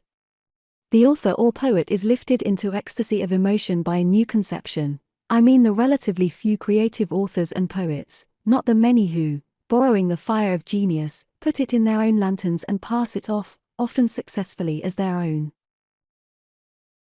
A piece of good news, as we term it in a period of gloom, depression, discouragement, the possible realization of a hope, the removal of an ill or danger, is but a thought after all, is but the picture in the mind of the thing desired, is not the thing itself, yet how it brings strength to the whole body. An entertaining spectacle, a drama so perfectly acted as to absorb all one's attention, an interview with one to whom we are strongly attracted, a pursuit, or exercise, or art, which interests and fascinates, all these are as food and nourishment, stimulation to the body, and in the absorption or excitement of the moment, hunger for material food may pass away or be forgotten. So we do not live by bread alone. But our natures demand ever new and newer food of thought. The play so charming when first seen may become tiresome through repetition. The air so fascinating when first heard becomes worn through familiarity. There may even be longed for, a change from the quality of the thought of the mind most attractive to us. I mean for all these a change, but only for a time. The play, the opera, the artist may in time be seen again and with increase of pleasure, either from the influence of former association, or from new growths and shadings in the artist's rendering, or from new capacity in ourselves to see what we could not see before. Call, then, all new thought, and if you please new emotion, food is necessary to make the relatively perfect physical and mental man or woman, as is the bread we eat. We desire ever fresh food, we similarly desire and need always new and fresh thought. Old thought, constant repetition of the same thought involves decay, sluggishness of mind, sluggishness of body. Suppose that we rose each morn with the absolute certainty that each day was to be a day involving to us more or less of the excitement of discovery in something useful and enjoyable, and also of similar use to others, something endurable for us and others endurable for eternity, some unexpected branching out of yesterday's truth, which for yesterday seemed fully grown, something telling us how life may be made still fuller of durable and harmless enjoyment, some great law principle in nature, recognized possibly for the first time in some heretofore called little thing, in the fall of a leaf, in the coloring of a leaf by the autumnal frost, in its almost equal vividness of color coming through the heat of spring. What must be the pleasure to an open and receptive mind to find today an increase of improvement in the quality almost despaired of yesterday, an increase of patience in doing the perplexing work, an increase of courage, an increase of perception to see beauty in what yesterday it passed by with indifference, an increase of power to control unruly appetite, an increase of power to drive away unpleasant and therefore injurious thought. Would not such be encouraging, cheering, life-giving, health-giving thoughts? This order and accession of ever new thought knows no stop in any direction. It says, "Are you orderly today? You will find some power and room and capacity to be more orderly tomorrow. Was your last effort in music, in painting, in composition, in acting, in oratory, your greatest triumph? You will find some way of making it more perfect tomorrow. That will take nothing from the last effort. It is only a more beautiful and delicate tint for some already beautiful picture. The consciousness of such never-ending growth of improvement is also food for the growing mind, other than bread. Yet it is bread. It is the bread of life, and to be desired as our daily bread. Would not also the thought each morning that a great power, an infinitely wise mind, was always ready to give more knowledge to help you through troubles from without and troubles from within? Would not such thought, and the trust begotten of it, be as food, strength, and healthy stimulation? Especially when the reality of this power and its ability to aid had been proven to you many times, so that the hope had become a conviction. Grant that new thought is healthy stimulation and also a necessary food to a more perfected life, and the question arrives: how shall we get it? In other words, how may we attune ourselves, or how may we become more receptive to all that is beautiful and useful in nature? For in our religion the useful always implies the beautiful.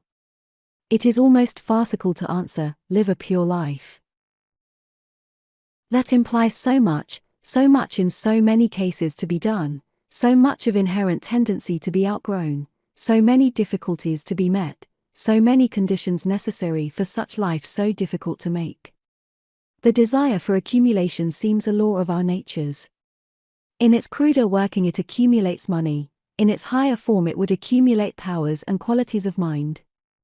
I am $1 or $1 richer than I was this morning, says, with satisfaction and pleasure at night, the money accumulator. That pleasant thought is to him a bit of the bread of life but not of enduring life, or in the end, if at all healthy life. I, may say another man at night, am richer than I was this morning by so much more patience, by a bit more of skill or dexterity in my art, by certain knowledge of which I knew nothing 24 hours ago. Are we yet fully awakened to the thought that we are receptacles for thought and with thought knowledge, and with knowledge power, and that our capacity for receiving all these may be limitless, and that the supply of knowledge, power, new thought in the universe is limitless also, and that it is all ours to draw from, and that the bank can no more break than eternity can end? There are thousands of things, events and scenes in your past life which it is more profitable to forget than to remember. By so forgetting you allow entrance for new idea, which is new life. By remembering you prevent the coming to you of such new idea and life.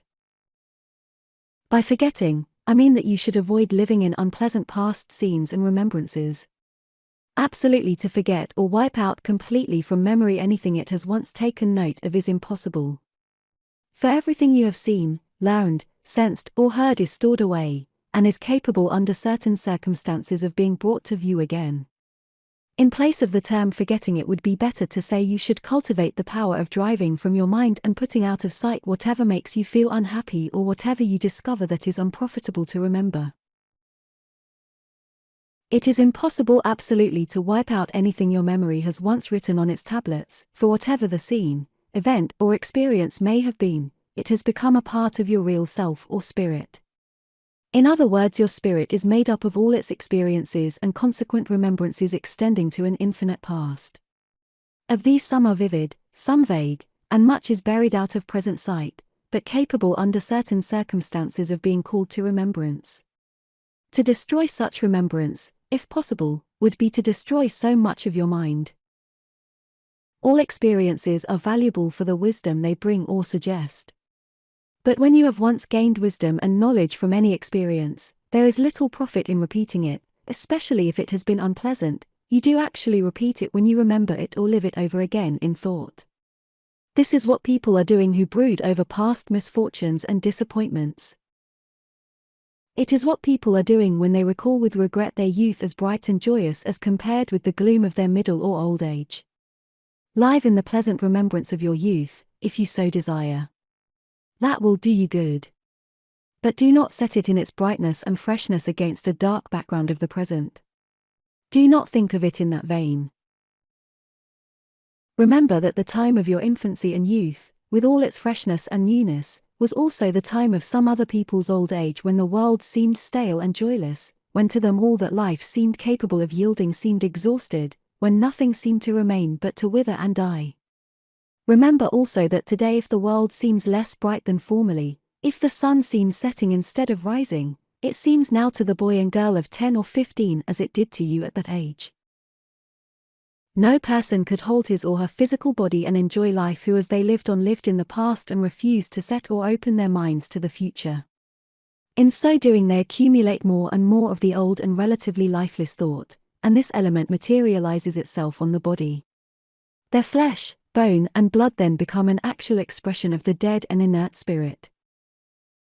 To life carrying such an ever-increasing load must result only in weakness and misery so long as the spirit can carry it. But the mind rejecting the old which it has no use for and ever pressing on to the new, adds the new thought to itself, and this newness of idea will materialize a newer body. You do actually make the things before pleasant or unpleasant for you according as you think of them in advance. There is a class of people who, if in difficulties and anyone suggests a way out, instantly raise objections and find difficulties in the plan proposed. When in thought we so find difficulties, we actually make them. To lay awake nights and brood, devise, turn over or invent possible coming troubles is force and industry ill employed in preparing the way for those troubles. In all business we must press on in mind to the successful result. We must see in mind or imagination the thing we plan completed, the system or method organized and in working order, the movement or undertaking advancing and ever growing stronger and more profitable. To spend time and force in looking back and living past troubles or obstacles over again, and out of such living and mental action to conjure more difficulties or oppositions, is literally to spend time and force in destroying your undertaking, or in manufacturing obstacles to put in your own way. Forgetting the things behind and pressing on to those before is a maxim having 1,000 intensely practical applications. Every business success is founded on it. Men who cease to live in old methods and press forward to new, achieve the greatest financial success. But men who, having started out during their physical youth with the new, allow themselves with advancing years to hold on to what was new in their youth, but which is relatively old now, are really on the back track. Money may continue to pour in upon them, but their methods are really out of date, and a few more years will see their business superseded by the newer system. If you were debilitated, weak or sick yesterday at any hour, do not commence today with living in thought in the same weakness or debility at that hour. Forget it, live away from it, and press onward to the thought of being strong, well and vigorous at that hour. When you in mind look behind and live behind the thought of the sickness, weakness, or indisposition of yesterday, you are actually making the conditions for having the same physical troubles. When you at the day's commencement in thought look before to the new thing, the thought of health and strength at the time your lack of vigor commenced, you are making the conditions for realizing such health and strength. If it does not come the first day of such trial, try the next, and the next after that. The state you seek will come in time. Perhaps you say to me in mind, but how can you prove these assertions? They have not been realized in our time. Decay and death at last overtake all. You can commence yourself to prove them. If you experiment with any of the methods here suggested for working thought to profitable result and you prove for yourself ever so little, you must thereby gain some faith in this law. If the law is by you proven a little, is it unreasonable to say it will prove more if followed in this direction? Unreasoning prejudices are bred out of this continual living in the past. The man of 60 or 70 often lives in moods, usages, and customs peculiar to his youth. He accepts these as the most fit and proper thing for him. He would probably regard with disfavor and prejudice the man who at his daily business should wear the knee breeches, stockings, waistcoat, ruffled shirt, and cocked hat of the 18th century. Yet such style was common 100 years ago.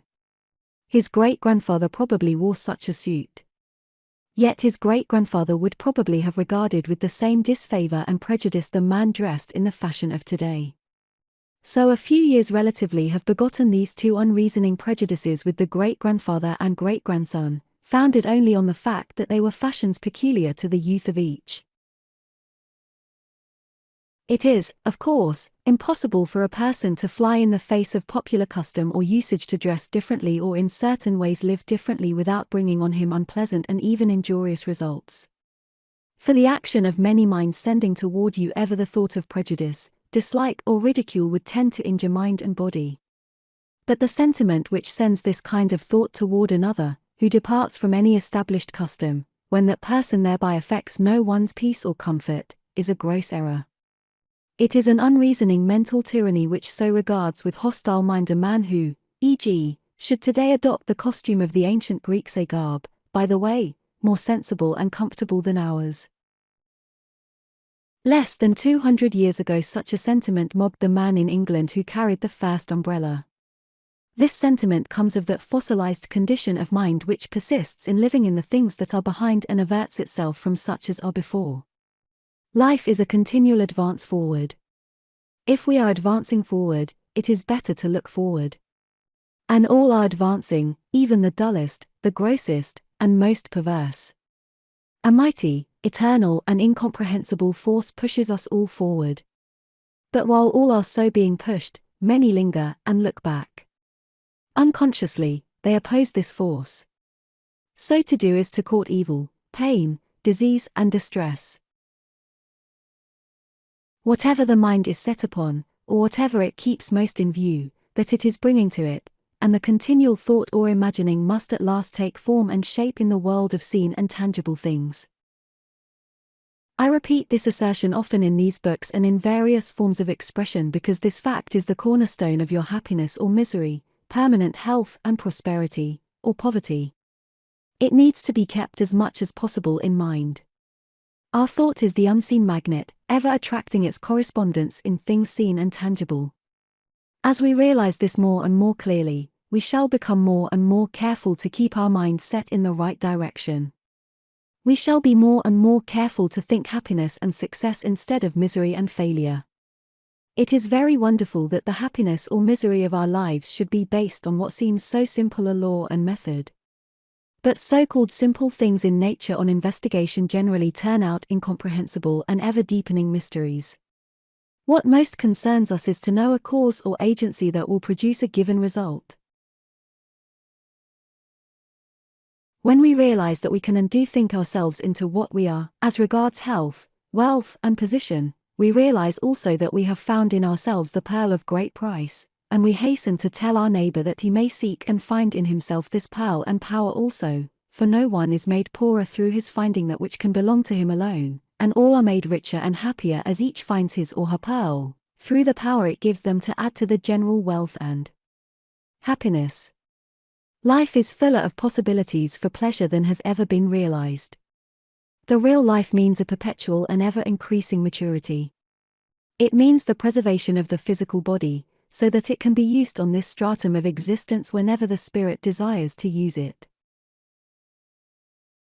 It means the preservation of that body, not only free from pain and sickness, but free from the debility, weakness and decay of what we call old age, which is in reality only the wearing out of the instrument used by the spirit for lack of knowledge to ever recuperate and regenerate it.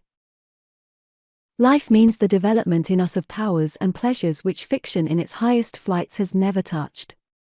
It means an ever-increasing freshness, an ever-increasing perception and realization of all that is grand, wonderful and beautiful in the universe, a constantly increasing discovery of more and more that is grand, beautiful and wonderful, and a constantly increasing capacity for the emotional part of our natures to sense such happiness. Life is eternal in the discovery and realization of these joys. Their source is inexhaustible. Their quality and character must be unknown until they reach us. In the words of the apostolic record, I have not seen nor ear heard, neither have entered into the heart of man the things which God hath prepared for them that love him. In so-called ordinary things we get out of our lives and our senses but the merest fragment of the pleasure they can be made capable of giving us. Our food is capable of giving far more pleasure to the sense of taste than it may now. We do not get nearly as much pleasure from the ear and eye as they are capable of giving. With bodies more highly developed and refined, food when taken into the stomach should act as a healthy stimulant and give that impulse, vigor, and bounding life which it gives to the young animal. The movement of every muscle, as in walking, can be made to give pleasure.